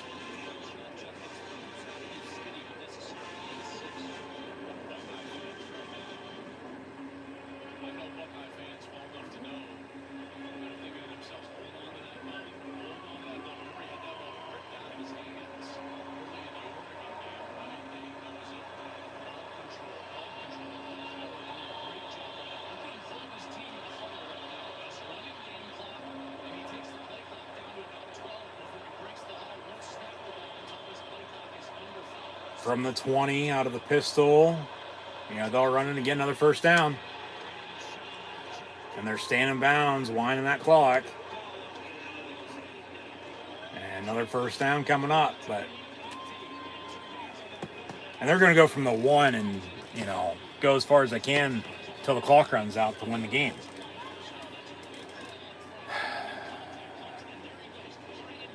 And it's going to come down to the offense not doing enough and kicking, you know, 2 field goals when they could have been touchdown drives and can't punch it in, even with the pick 6 and momentum's gone. And, you know, credit to Ohio State's defense. And then, you know, they were able to make plays against Penn State's defense.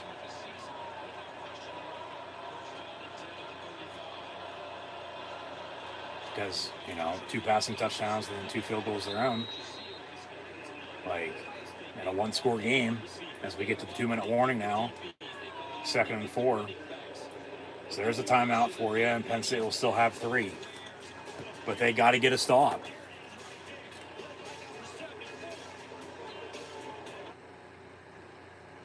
And we're going to continue to fast forward here. Like I said, we're coming up on live TV. There we are.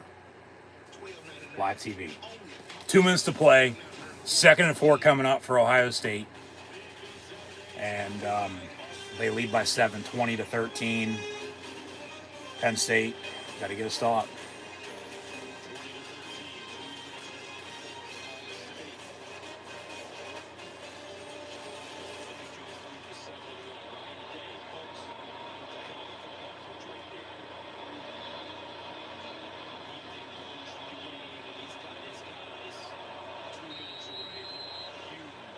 Come on, D. Stop the run. Punch it out. Watch for a play action, though. Hand off again. And 3rd and 2. Timeout. Timeout. I'm going to stop that clock. $1:54.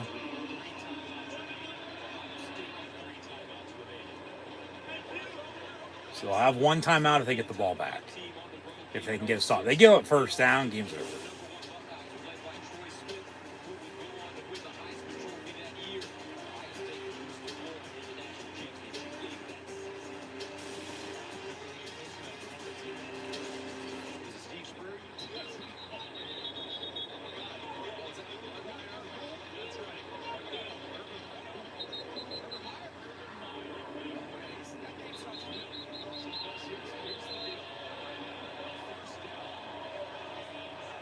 First down, game's over.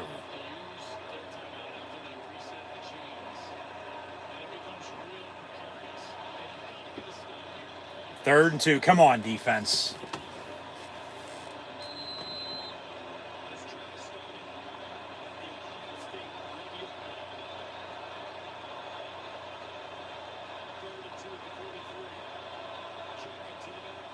And they'll run it near side, and he gets a first down.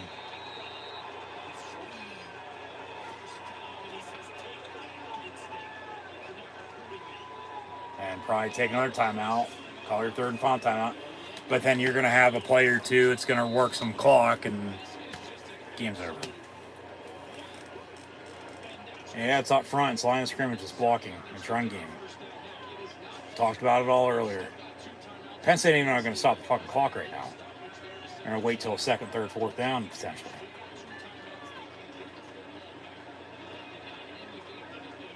And then it's going to be the good, great, elite, comment. And, yeah, that's what he does. Sticks around the sideline like this. Delay a game, or Ohio State call a timeout. Yeah, they call a timeout while on the clock. Man.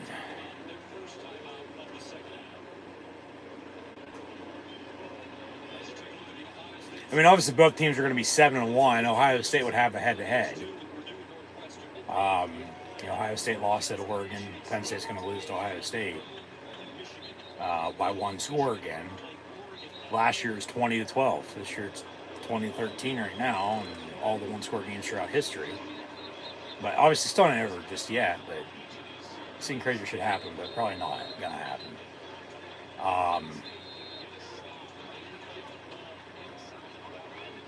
30 seconds, if that.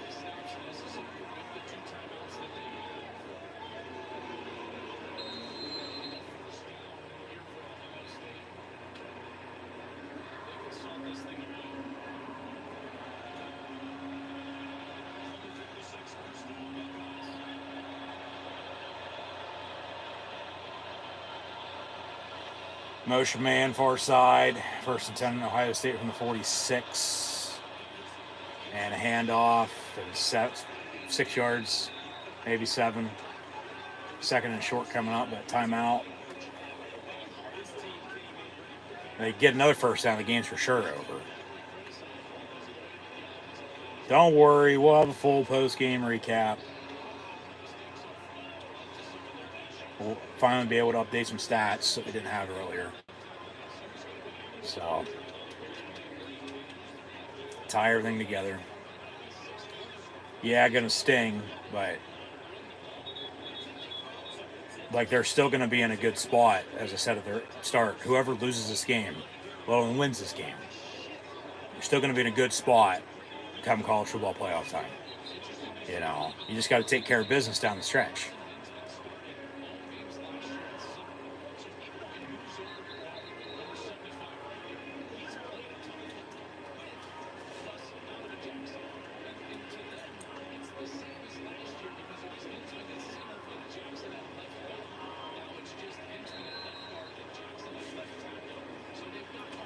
Yeah, beer never broke my heart, but Penn State football does all the fucking time. 2nd and 3 from the 48.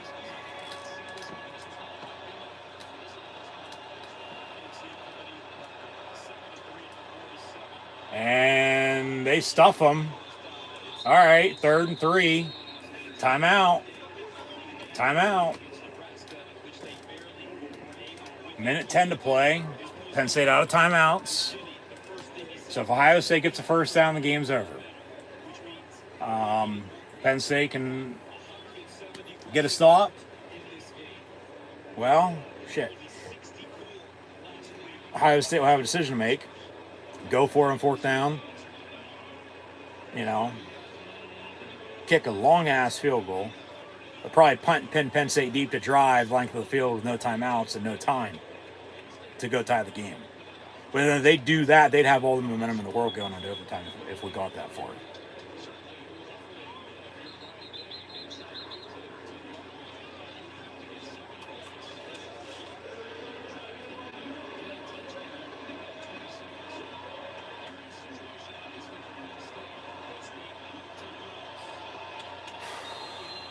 Come on, defense.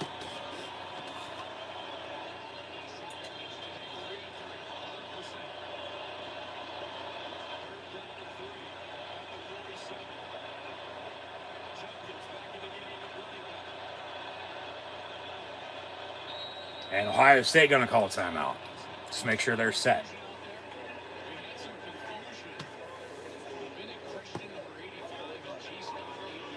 Yeah, we're back to live TV.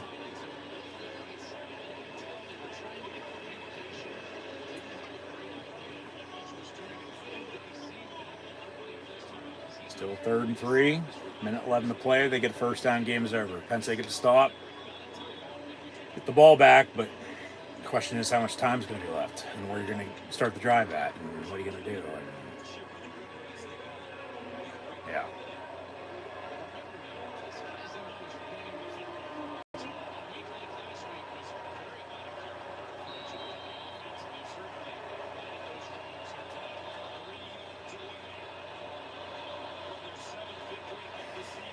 Third and 3. Here we go.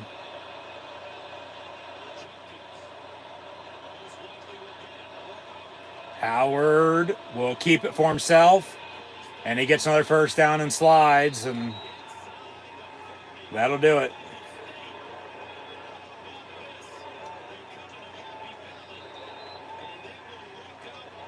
Yeah, and Ohio State's going to beat Penn State 20-13.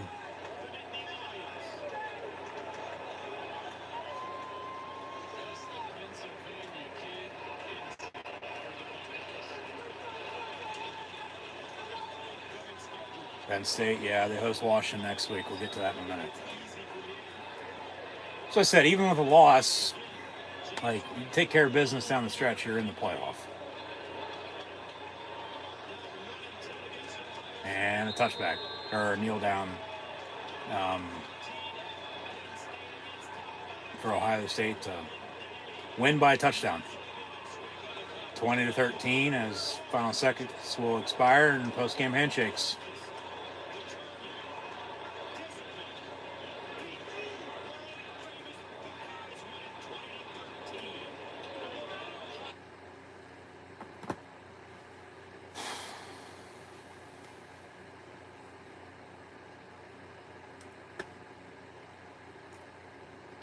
So both teams 7-1 now.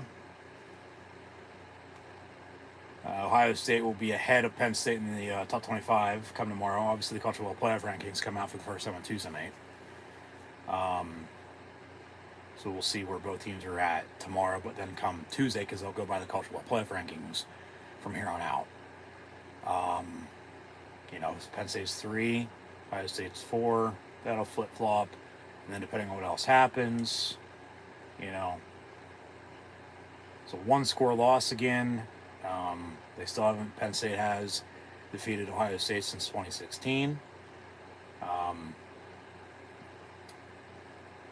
So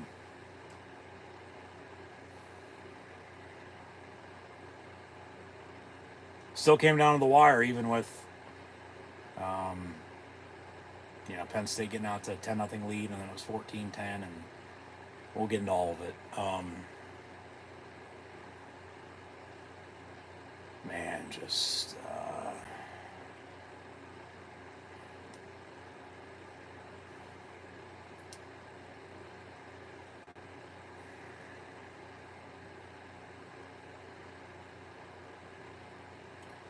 Just tough, but tough shit, they've obviously had their chances through the years, and let alone today for that matter.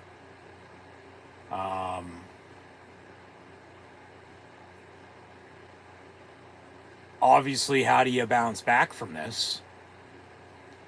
But we've seen it over the past couple years. It's the same losses for the most part, and they're still in the same position comes regular season's end. And then now it's just 12-team playoff, and 1-2 losses, you're even in that for God's sakes. And I mean, it's not a bad loss, it's a good loss. Like, you just lost to the team whose only loss was to the number 1 team in the country. Okay, and at this rate, we'll see what Indiana does. They're undefeated still. Penn State falls 7-1 in the Big Ten. You're probably going to be looking at an Oregon-Ohio State rematch right now, I'd have to think, for the Big Ten championship game. But you still have another month of football to be played in the regular season, so we'll see what happens over the next, 4 weeks or so. And then one, if not both those teams are in, let alone 3 or 4 from the conference if it comes down to it. That's why you take care of business, the rest will sort itself out. So that's going to be the mindset moving forward, as it should be, even with a win or a loss. That's what it should be. Just continue to take care of business, the rest will sort itself out. So with the loss, even more so, hey, take care of business, the rest will sort itself out. They'll host Washington next week. Game's either going to be at 3:30 or next Saturday night for the whiteout. They haven't officially announced. We'll know that tomorrow or Monday. And then they go to Purdue and go to Minnesota, which is going to be a interesting game at this rate. And then they'll host Maryland for Senior Day. So, it's split 2-2 with home games and away games down the stretch. All right. But just the game, the way it played out, obviously, you have momentum, even before the game kicked off, for God's sakes, with as big of a game as it was on paper. Obviously, still at the end of the day, you just got to go out and play ball. We talked about all that at the start. And they were early. They had momentum. They went on an 8-minute field goal drive to begin the game. Just imagine if that's a touchdown drive. Just imagine if another field goal drive is a touchdown drive. Just imagine if they can punch it in from the fucking 1-yard line on 4th and goal, let alone 3rd and goal, 2nd and goal, 1st and goal, for God's sakes. I mean, you can't settle for field goals all the damn time. Yeah, you take your points while you can get them, because you don't know what you're going to need late, but you got to give credit to Ohio State. They're a damn good team. Defensively, stopped one of the best, offenses in the country, because that's what I said at the start too. Teams are more similar than they are different. Just stat-wise, it's pretty even across the board. Because Ohio State was averaging 40, Penn State 33, and then giving up, I think, 12 and 14, if I'm not mistaken. First to 20 probably wins it. Sure enough, Ohio State with a 20-13 win. It was 20-12 last year, 20-13 this year. Maybe Penn State, third time's a charm. Next year when they go to Columbus, will win 20-14. I don't know.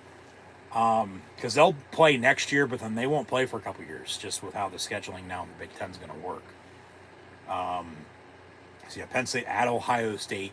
Date still to be determined, because they haven't released the full schedules for 2025 yet. Penn State will play at Ohio State next year, for anybody wondering. As today, final score, Ohio State beats Penn State 20-13, as both teams are now 7-1. Big win for Ohio State, especially off of a loss a couple weeks ago. Same bye week as Penn State 2 weeks ago. And then they almost got upset at home by Nebraska. And then, Penn State had to come from behind the past 2 games on the road to find ways to win. They returned home for the first time in a month. And then they still come up short at the end of the day.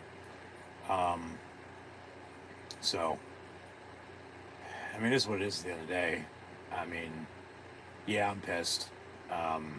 These are never easy. But get over it in time.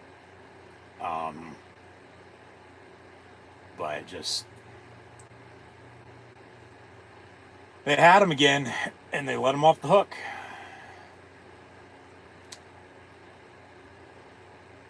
You know, Ohio State just, it's a given. They have Penn State's number. You know, I'm not going to sit here and bullshit with you and say this or that. I'm going to call it as I see it and speak the truth, whether you agree with it, believe it or not. You know, well, all right, whatever.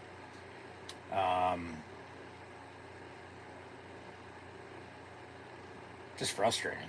Just overall frustrating, man. They had no running game today, really. You know, so credit Ohio State's defense. They really didn't have a passing attack today either, so credit Ohio State's defense.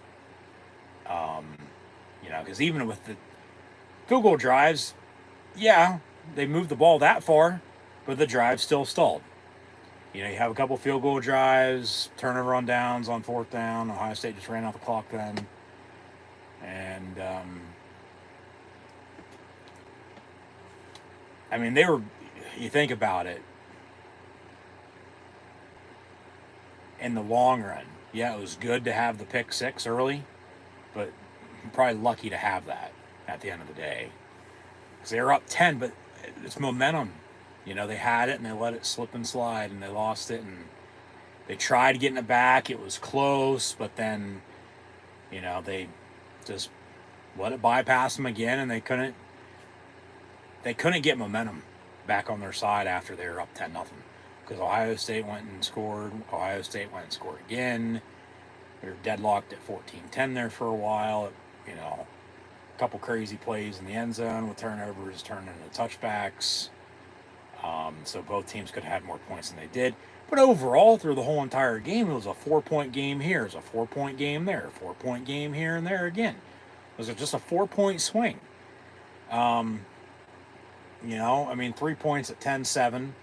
But then you're down for it, 14-10. And then, it was 17-10. And then 17-13. And then, getting a field goal. Obviously, Penn State only scored 3 points in that second half. But Ohio State only scored 6 points in that second half. That's what I said. Defenses did do their job, if only, well, they didn't make some stops when they needed to late. You know, crucial ones for sure, no doubt about it, especially trying to get the ball back. But if only Penn State's offense was able to do something today, you know,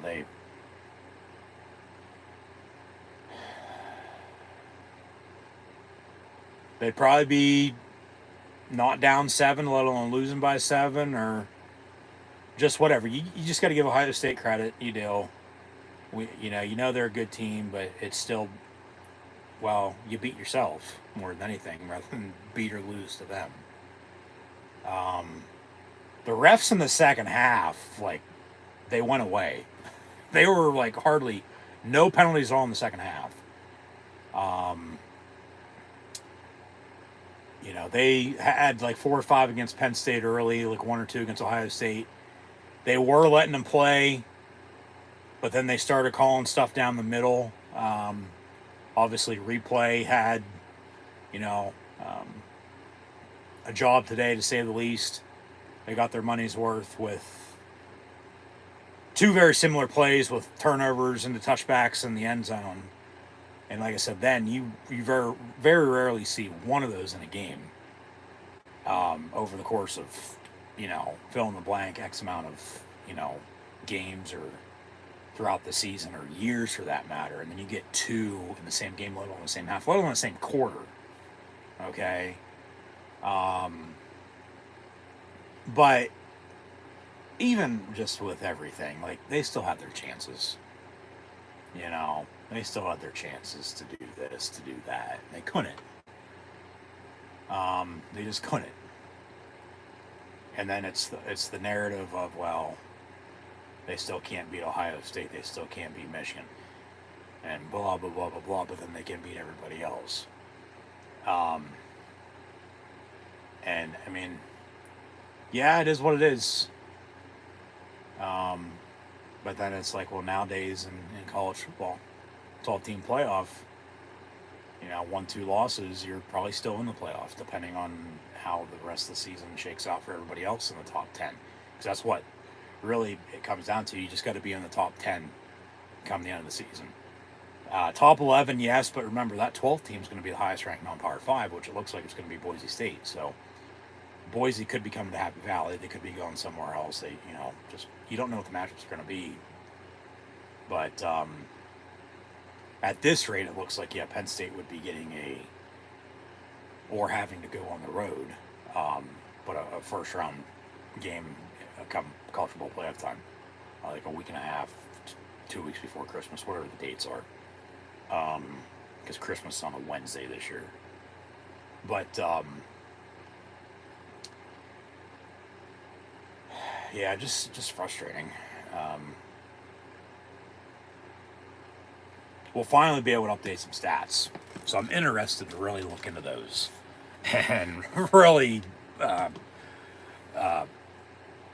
full circle put a bow on it with everything that we knew and how we, you know this game went now at this rate, because I didn't have those at my disposal earlier, just with some technical difficulties. So I said, then you work through it. You know, it is what it is. You make do, you get by, and you know, you figure it out as you go. Because normally, yeah, streaming wise, it's like this every once in a while, but streaming wise, it's normally pretty smooth, and we're doing this, you know, insert here and there. Like, you gotta have a game plan, and still at the end, regardless of what happens, we'll still, you know, post game and recap. And at this rate for college football, though, in general, we're not recapping, we're not previewing. We're just gonna do as we do, talk Penn State and Pittsburgh Steelers football, along with pro wrestling when it's the time, which we'll get caught up on that category a little bit later on. But man, just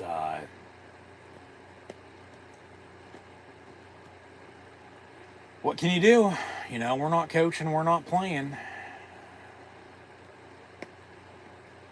I mean, yeah, the narrative is stats don't lie. I get it. They can't beat Ohio State. Franklin can't beat Ohio State. They only beat them once, and some people will say that was a fluke because of the blocked field goal return for a touchdown. But that was the turning point in the tenure at Franklin, because I had said then that with the Minnesota overtime win a few weeks prior to that, they don't win that, they don't beat Ohio State, you know, he's probably fired. And then who knows what happens, you know, in the future. Obviously, we've talked about other head coaches. It's still, even with recruiting, yeah, they can recruit good. It's still in game. It's always been in game with Franklin, you know. And talked about it earlier, playing chess and playing checkers while Ryan Day checkmate and Penn State saying king me, you know, with red and blacks. You know, you get up to a 10-0 lead, man, and you had all the momentum in the world, but then the defense just gives up a touchdown, and then another touchdown, and like I said, crazy sequences with turnovers and the touchbacks. So points off the board there, and then they only gave up 6 points in the second half, when they only scored 3 themselves. So they were down, still down. It's the thing, if the offense would have done something, you know, Penn State probably wins this game. But that's not what happened. That is not what happened at all. Because it very well could have been a hell of a lot worse than it was. And Penn State, you think about it, is probably lucky to end up with the 13 they had. But Zion Tracy with a pick six from about 30 yards out, there's your touchdown. The lone touchdown by Penn State today. Offense, 2 field goal drives, nothing else. Turnover on downs. We'll see how many times Riley Thompson punted. That number's probably close to double digits, if it ain't already. Hell, he's probably out there fucking punting again right now, for all we know. Just, yeah. Like I said, I'd really like to look at these stats, so we're gonna look at these and just give a recap here and do as we normally do. But then, like I said, how do you bounce back off this? You know? Well, we know how they've bounced back off of this in years prior, because it's been the same role. Same role. With losing to Michigan, losing to Ohio State, and, you know, they still finish with 10, 11 wins at the end of the year. So, they'll be fine. There's going to be a lot of people saying, oh, well, their season's over now, blah, blah, blah, blah.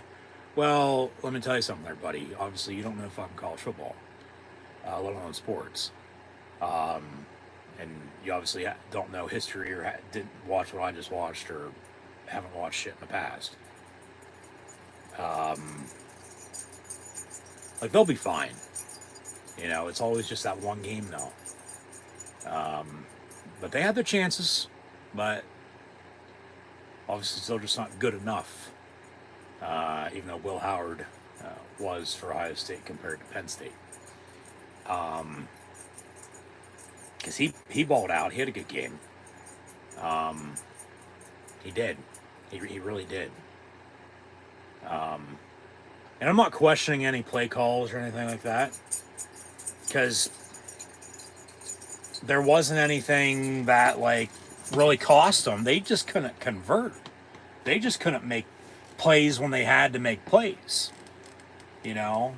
The past couple games, yeah, they were able to do that. But then they ran into a brick wall. Even though they were, you know, another brick wall. And then from cinder blocks to bricks, they got tipped. They collapsed. Under pressure. Like I said, a 10-point lead early. It's a lot of football to be played still, yeah. But you just can't give up what they gave up. And, like, because a lot of people are probably going to be hounding on Franklin, and rightfully so, and hounding on Kotelnicki and hounding on Tom Allen. And it's like you win as a team, you lose as a team. Grass ain't always green on their side. I'm not sticking up for anybody in particular by any means, because I've stated what I've stated in the past about program-wise what I think they should do. And if you know, you know. If you don't, well, there's a bunch of videos on YouTube, so go check them out. And be sure to subscribe if you haven't done so already. Thanks for tuning in and watching. Be sure to like, follow, and subscribe. Links in the description below. Scan the QR code. So, man, just... it's frustrating. It's what it comes down to. It's just frustrating. That's the only word really to use. And just pisses you off, you know, when you know you have it, and then you don't, you know.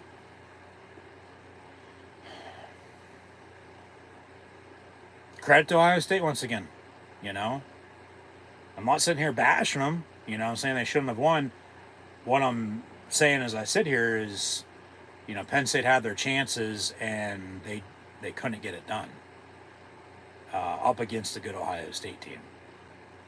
So I don't want anybody mixing words, but I really could care less. And at the end of the day, what you do or, you know, think. So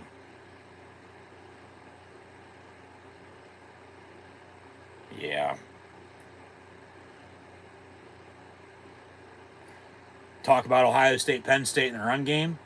Yeah, whoever normally has the most rushing yards ends up winning. Well, there you go, Ohio State.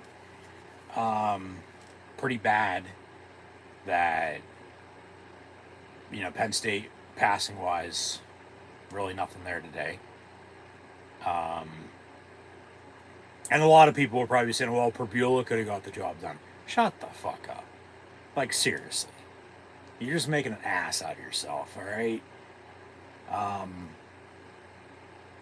Like, that's, you just got to give credit to Ohio State's defense. They made the stops. And we know Penn State can make the stops too, because they did. The defense in the second half still was the defense in the second half. They only gave up 6 points, but they only scored 6 themselves, total, on 2 field goal drives. Obviously, got a pick 6, but then the difference in a 1-score game is one of the 2 passing touchdowns that Will Howard had in the second quarter, to go up 14-10. When they were running the ball, and you knew a pass was coming eventually, because you run to pass, or you pass to run. You got to be balanced. You got to be consistent. And that's nothing new. And then they ran a throwback. I thought it was going to go to the far side, because they were running everything right, going left to right, and then to throw a throwback far side, top of your screen, But then what they did was continue to run right, ran a bootleg left, and then they ran a throwback right across field into the end zone, bottom of your screen for a touchdown down on the south end zone. And then obviously they scored again, and it was 14-10. But like I said, a 4-point swing here and there throughout most of the game. They just couldn't get over that gap, and they couldn't punch it in when they had chances to. I mean, because it's goal to go inside the 5, and you get nothing. You score there, it's tied at 20. Who knows what the hell happens? Maybe we're still playing in overtime. Maybe Ohio State won it in regulation. Maybe Penn State won in regulation, for all you know.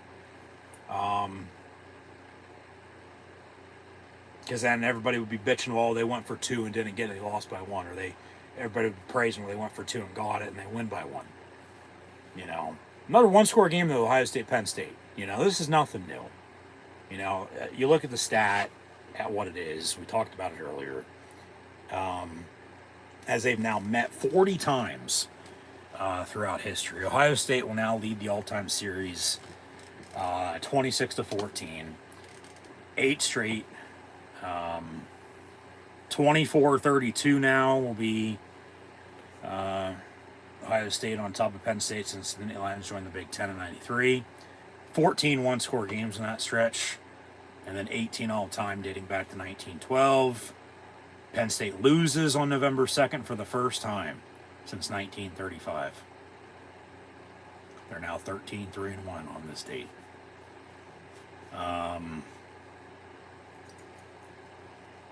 And just a big, for whoever was going to win, we knew this coming in, going to be a big top 5 win, home or away for that matter.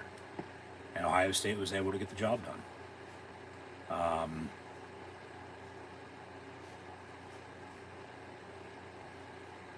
Like, it doesn't matter home, away, playing fucking Cleveland, playing fucking Pittsburgh,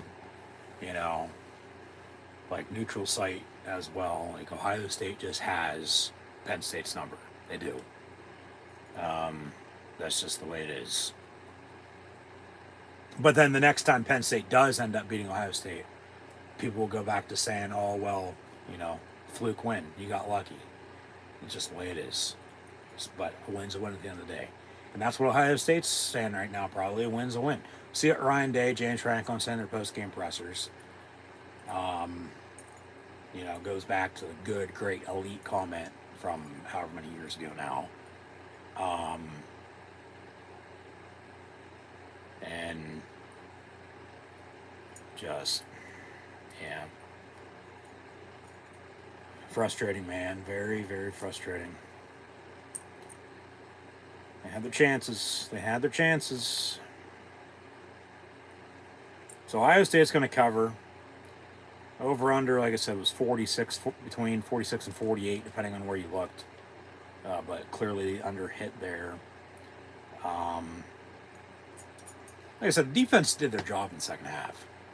They only gave up very little. Obviously, couldn't get a stop or two when they needed it down the stretch.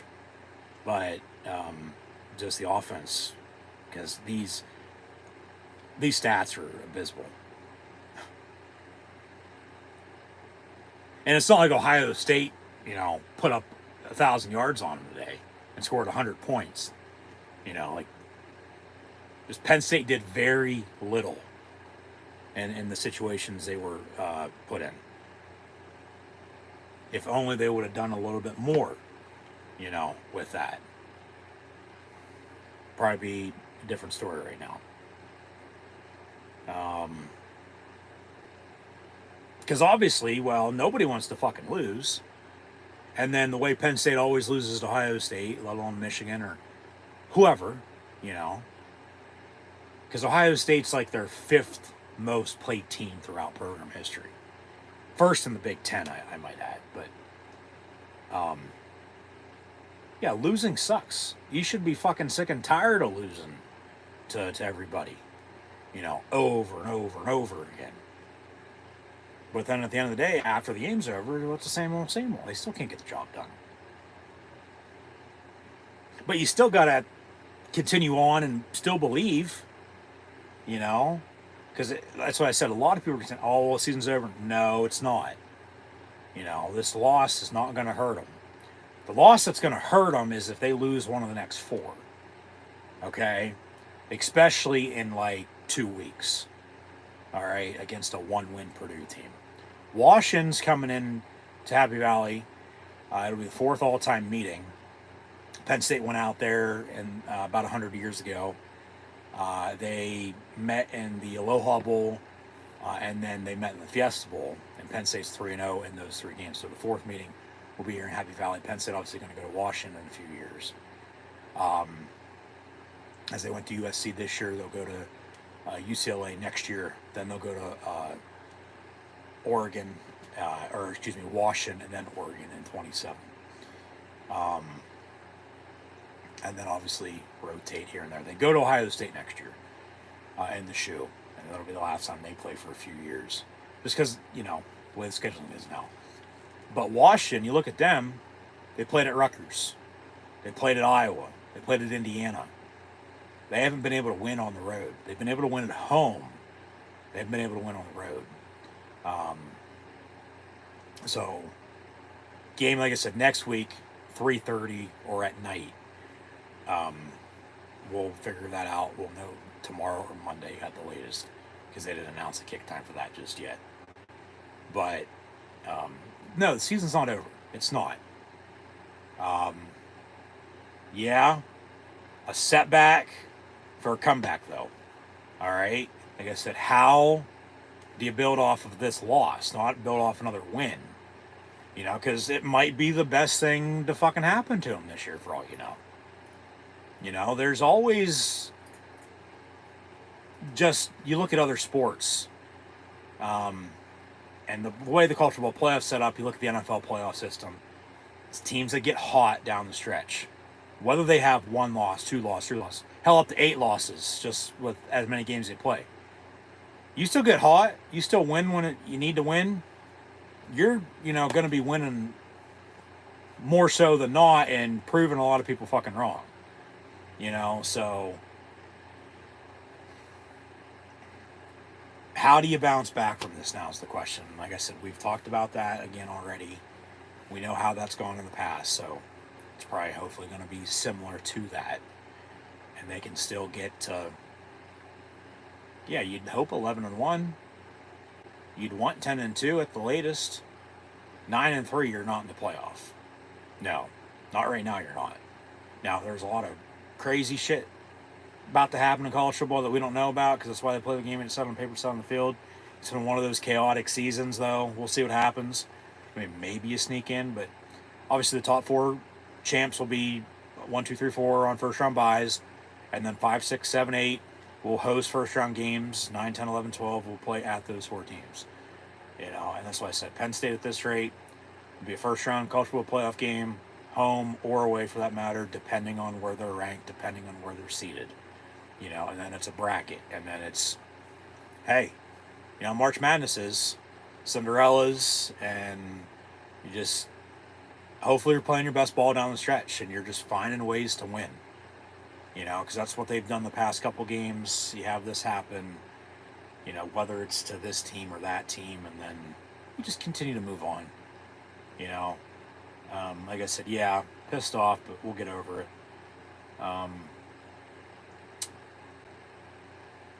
So they've fallen back, as we all will this weekend, daylight savings time.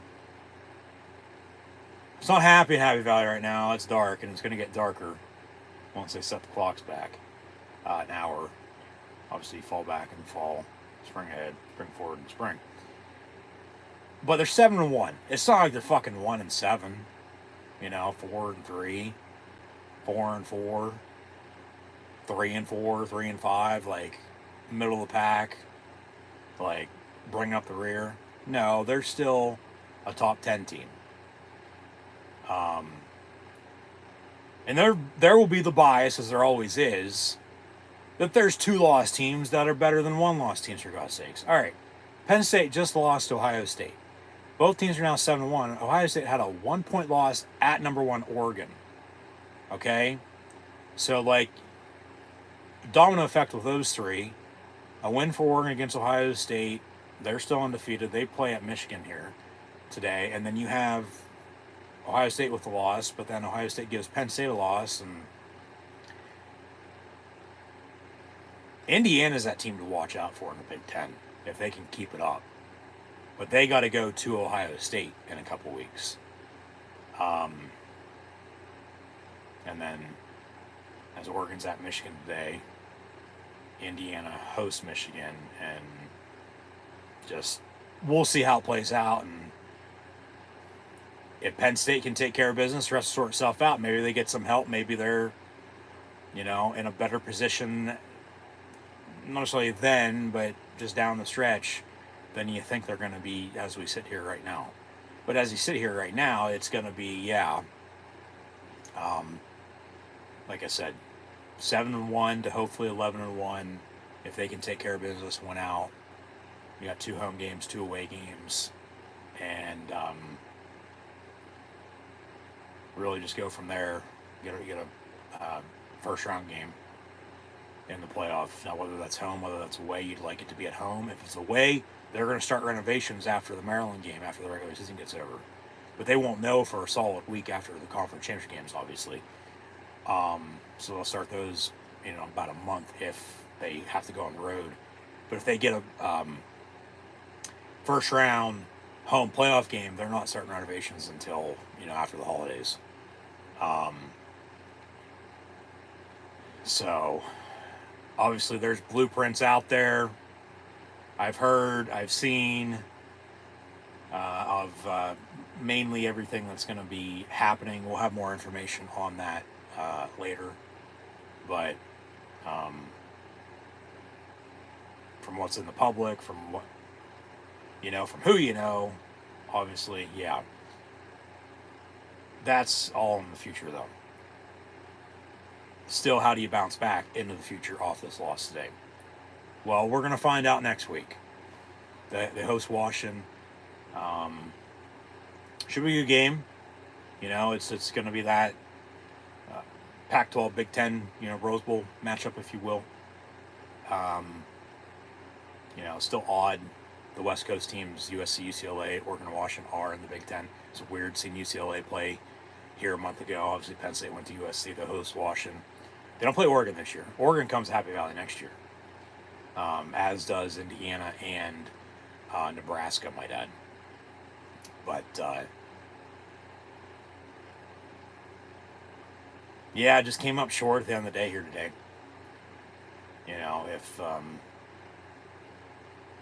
If only they could have punched it in there, tied at 20, even with everything that already happened. Who knows what happens. Or if they can just keep momentum. Because it was looking like, all right, you're going to have a comfortable lead, but you don't want to get too comfortable. Well, they got too comfortable. They got too high on that horse that I've been talking about, not getting too high on. You got to stay calm, keep your composure, steady mindset. Be balanced, be consistent, one thing at a time. And credit to Ohio State, though, still, because they did what it took to win. And obviously wish them well. Obviously, would like a rematch if it came down to it. But yeah, just frustrating. Overall, that's what it comes down to, man. So, what else we have here before we update some stats?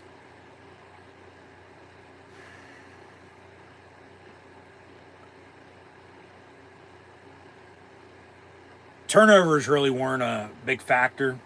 I thought, obviously, you had the 2 in the end zone that were touchbacks, and then neither team did anything off of them. And then you had, remember, that catch and a fumble that they said was incomplete, and then it stood incomplete. But it looked like a catch and a fumble that, who knows, Penn State does something off that, they could have tied it then, and they would have had some time then to get a stop to get the ball back to potentially even win it. Just not tying it. We really didn't have many explosive plays today. Both Singleton and Smith, Nick Singleton and Jeremiah Smith, were held without touchdowns for the first game all season long because they had a touchdown in every game thus far this year.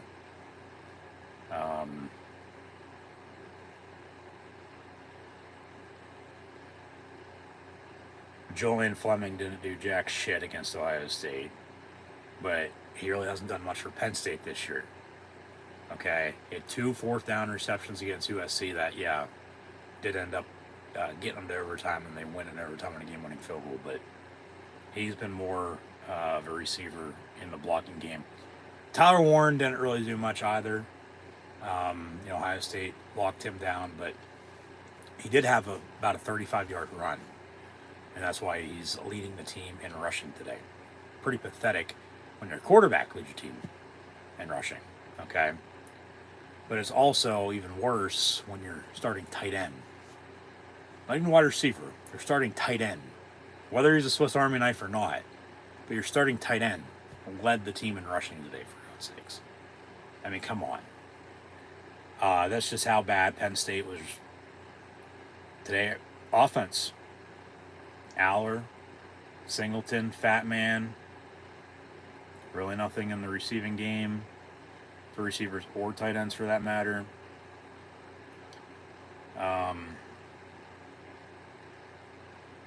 Now Ohio State bouncing back after a loss and a close win, and then I guess you could say a statement win for them today. Going on the road. Everybody was doubting them. The picks were about 50-50 split, even though, Ohio State was a favorite. They cover, the under hits. They were the ones who got the job done regardless of all that, and whether players are being played or not. They were the ones that got the job done at the end of the day. And Penn State against Q Judkins, who played a Little Miss last year, now Ohio State this year, they couldn't stop him again. They couldn't stop him in the Peach Bowl last year, and they couldn't stop him today. And the 321st went home inside of Beaver Stadium, going to have to wait another week. So it's 3-2-1. They don't win. They lose.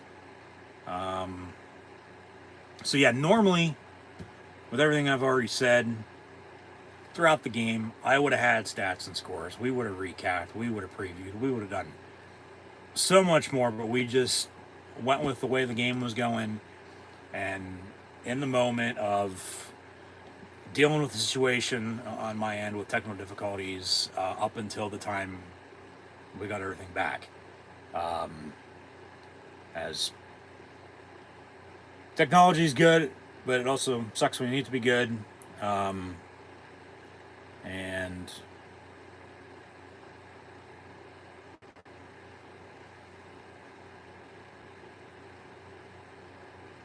yeah, let's get to these stats.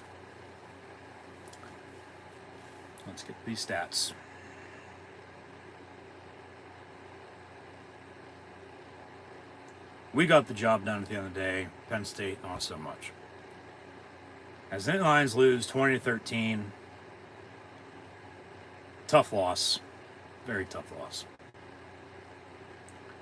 But a lot of people, both sides of the spectrum, Ohio State, Penn State fans, probably not surprised by this. And I'm not really either, but it's still a tough loss. Will Howard was 16-24 for $182. Had the pick six early, but then threw back-to-back touchdowns to go at 14-10 And it came down to Ohio State controlling the game with the line of scrimmage and the run game. I'd really like to see the time of possession, because they probably won that by a mile too. Yeah, Judkins had 14 carries for 95 yards rushing. Travion Henderson, 10 of 54.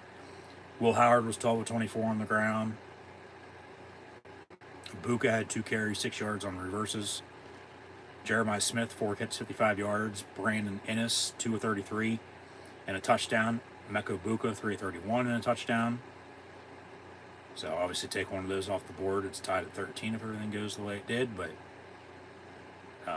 remember, Ohio State had 14 at halftime. You know, so then it would have been, 7 to the 2 field goals to tie at 13.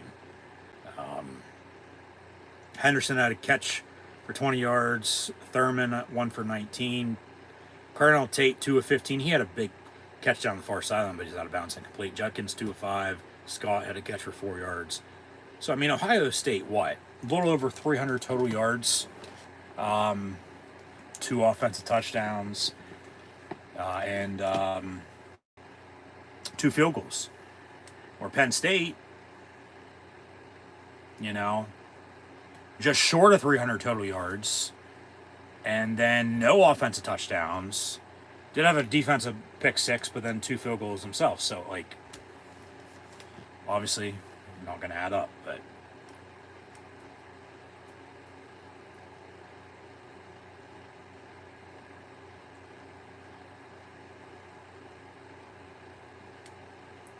Fielding was 2 of 2 on his field goals with a long 46, 2 of 2 on his extra points, and 8 points total, and they win by 7.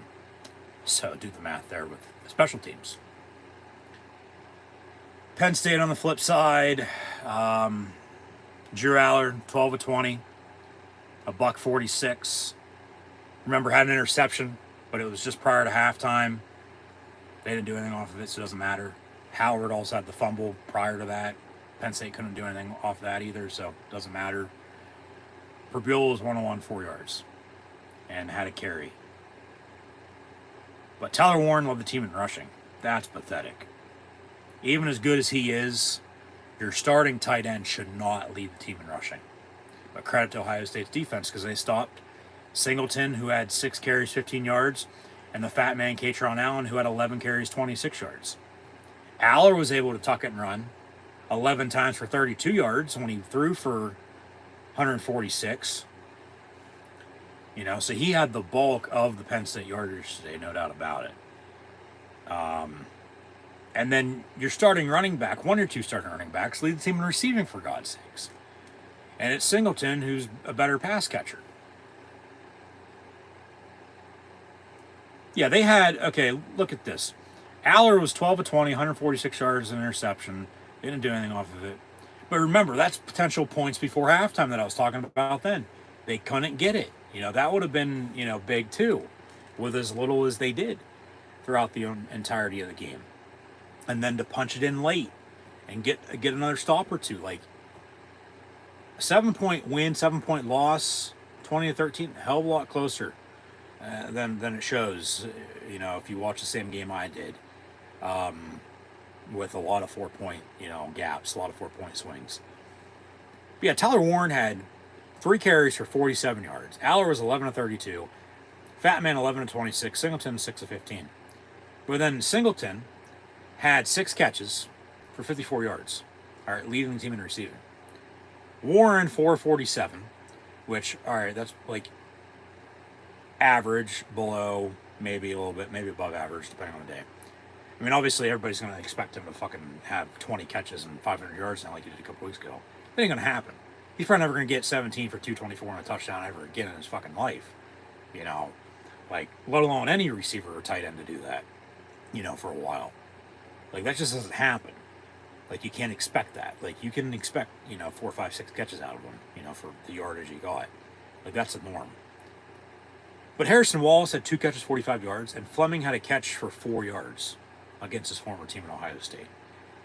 Between Wallace, Fleming, Evans, and Clifford at wide receiver, between those 4 receivers, only 2 of them had catches, and it was 2 of them for 3 catches total.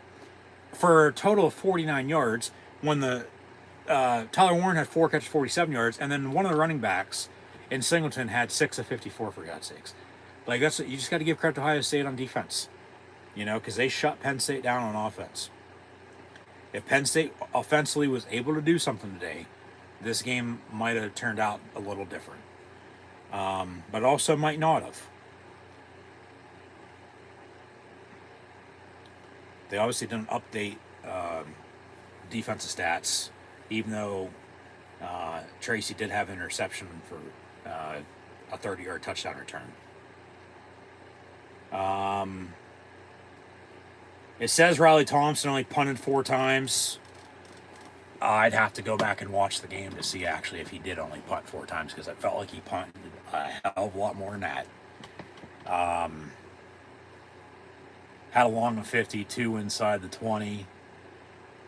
But regardless of where Ohio State fucking started, like, they were still able to drive because they controlled the game by controlling the line of scrimmage with a running game, some play action pass, some quarterback run. Like, and Penn State's defense made stops, but not enough stops. Even though they still locked down in the second half, it wasn't as good as it's been. And then it's, you know, on the offense, there's no running game, no passing game hardly. You know, you just heard all the stats. And just settling for field goals.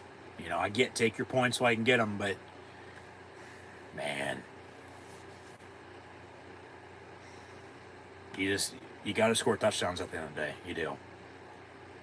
But Barker was 2 of 2 on field goals, a long of 44. The other was from 29-30, I believe, when they went up 3-0.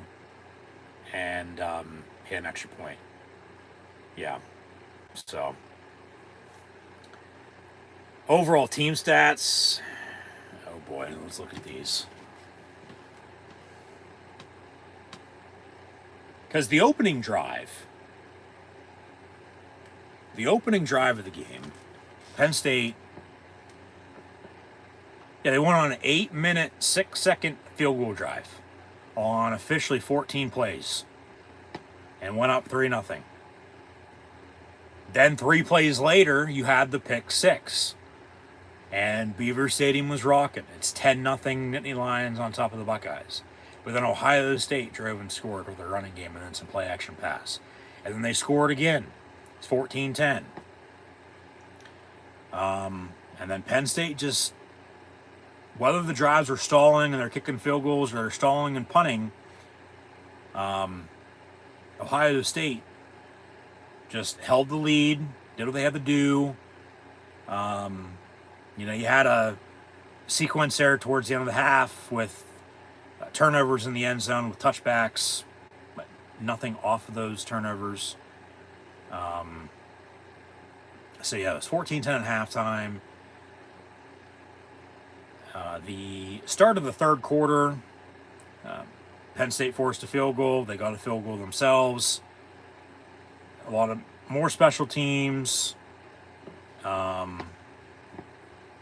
You know, Ohio State with another field goal.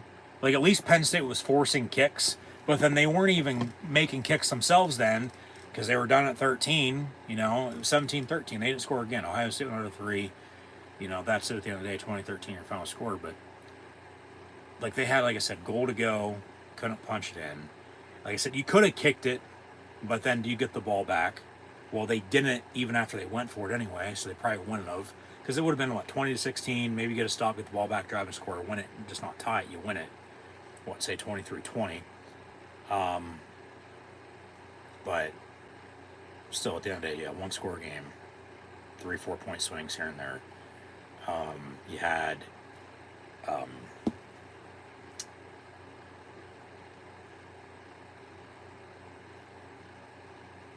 lost my train of thought. They had their chances. They did. They just couldn't do shit on offense. Because there was another thing that happened. Did it involve the refs?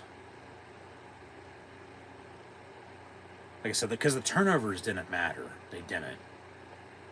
You can cancel those out.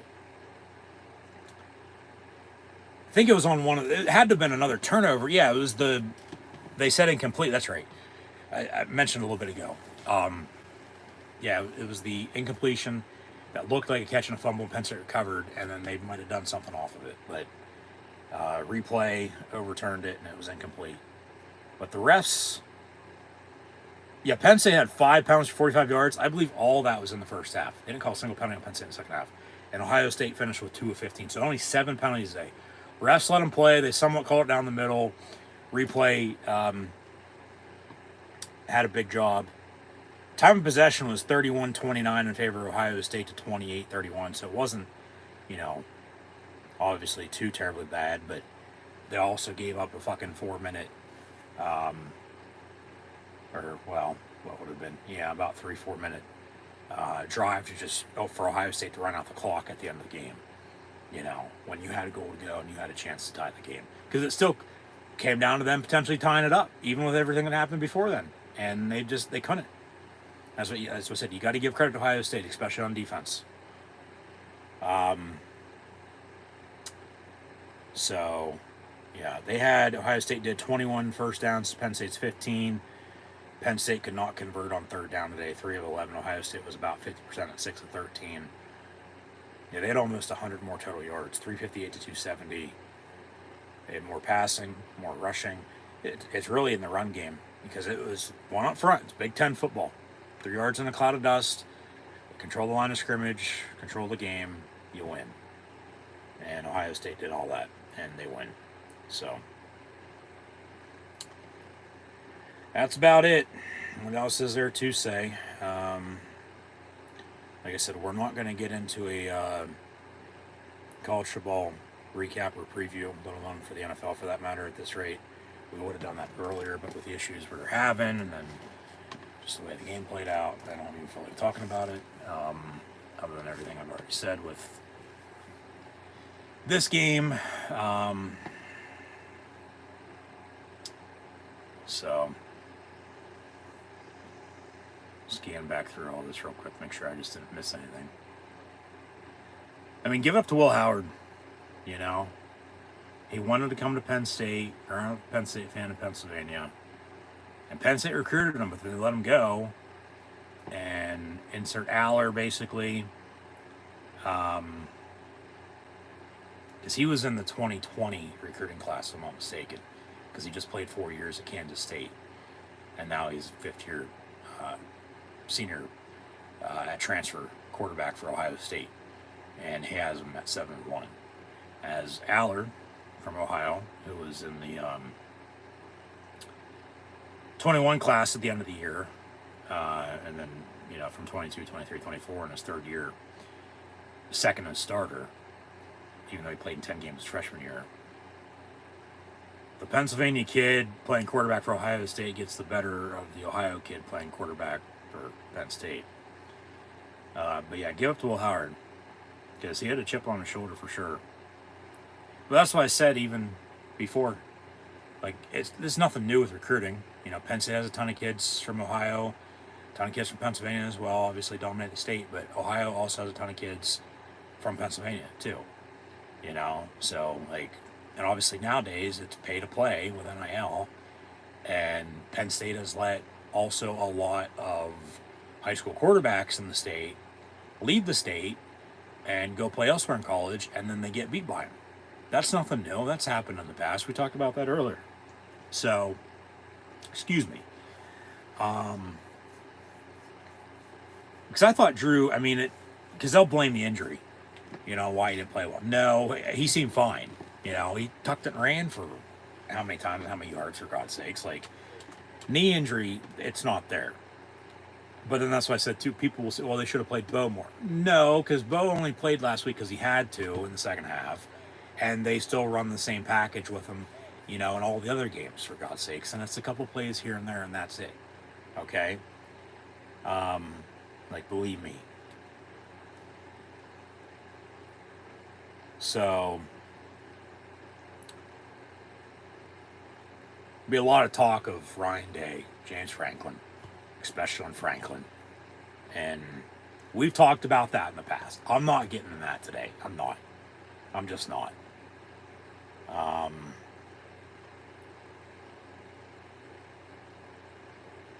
But still, even win or loss, and now you know it's a loss.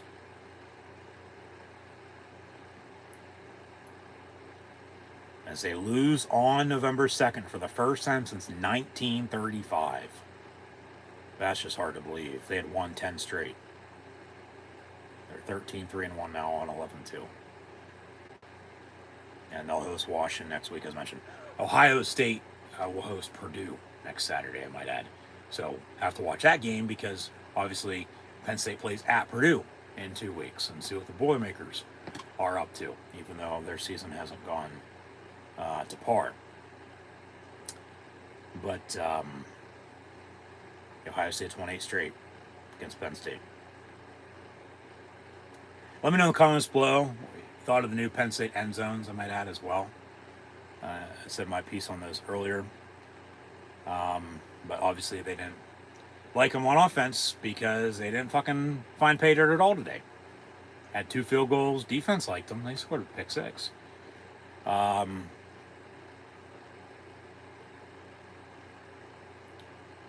But yeah, that's about it. That is. So we'll see how they bounce back next week.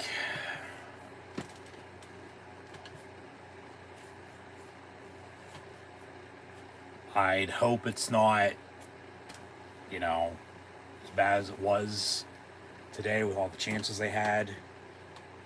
Because they had the biggest thing of going out there and shutting a lot of people up and proving everybody wrong and, like I said earlier, telling everybody who we are. That's Penn State. But now it's just the same old. They still can't beat Ohio State. So what's new? Because nothing changes then at the end of the day. It's just the way it is. But I'll end with this. All right, and thanks for tuning in and watching.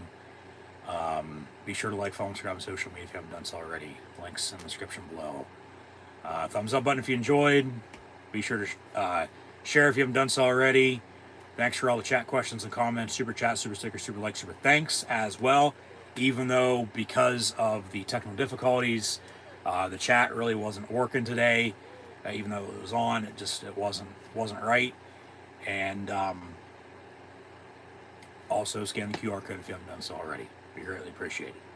But a lot of people are going to be saying that the season's over. Season ain't over. All right? You still got 4 games left in the regular season. They're bowl eligible, so you have a bowl game.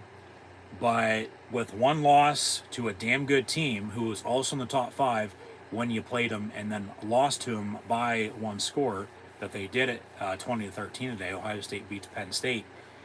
We are Penn State, obviously OHIO for all you nut fans in Columbus rooting on the Buckeyes. Penn State couldn't bust them. I can tell you that much. So, yeah, Happy Valley not going to be so happy the next week. But the Whiteouts next week against Washington. And like I said, kickoff time still to be determined. Network as well. 3:30. It's a night game. Whether that's CBS or Fox or FS1. We'll see. Come, like I said, tomorrow or Monday at the latest.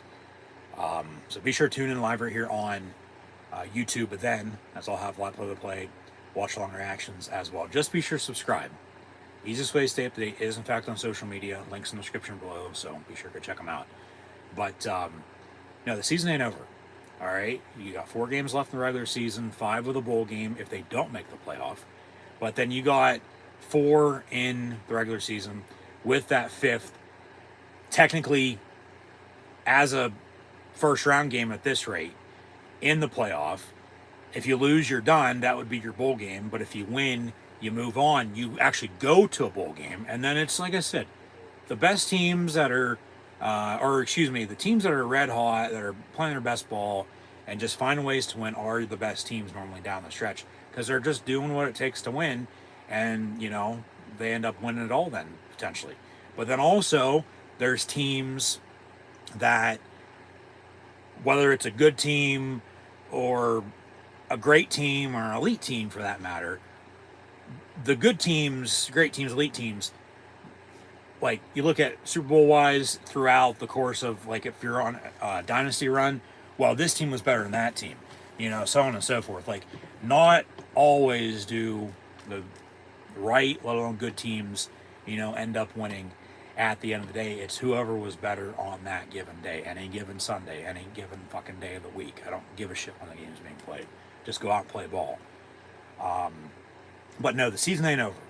Okay, so I don't want to hear that from anybody that the season's over, because I can guarantee you there's a lot of people out there right now that are probably thinking that, let alone saying it. All right, you got to go out and continue to take care of business, get back on the horse, and just go play ball again. Put this in the rear view, as Ohio State did when they lost to Oregon. Had a bye week. Obviously, Penn State's done with bye weeks, but had a close one against Nebraska, and then they win today. Penn State with a loss, well, just get back out there and go another winning streak. You're 7-0, you lose one. What would 7 games from here be? You got 4 in the regular season. Big Ten championship game would be 5 if they get there. If you lose that, you're in a first round matchup. But if you win that, you have a bye. I'm not saying that's going to happen, but just hypothetical. And then, yeah, you're right around 7-8 games from here down the stretch to the national championship game mid to late January. You are. Because anymore, you're going to have to play 14, 15, 16, 17, 18 games potentially.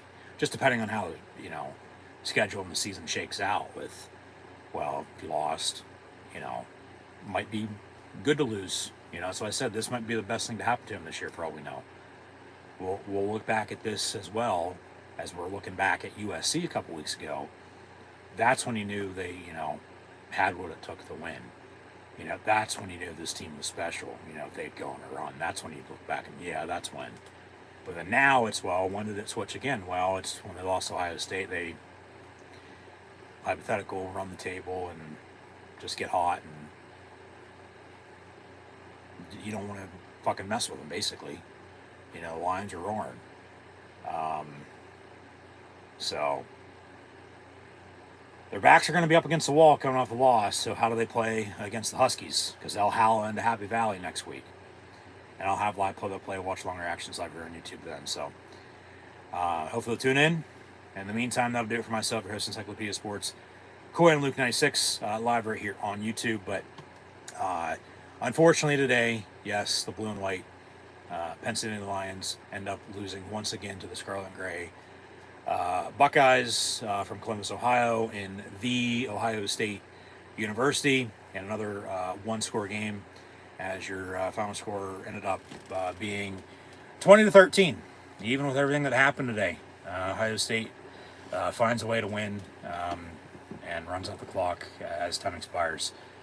20-13, your final score. They're 7-1 as Penn State falls to 7-1 as well, with the loss though. But onward and upward, you can't go on a losing streak here, because we know how it was in 21. They started 5-6-0, and then lost however many down the stretch, and lost however many in X amount of games, and then 22, 23 losses to Ohio State and Michigan, still New Year's Six bowl bids, and appearances and wins, even with a loss. And then now here you are, first year of the 12-team playoff. Season ain't over. So just keep that in mind. Season ain't over just yet. Just got to go out and take care of business.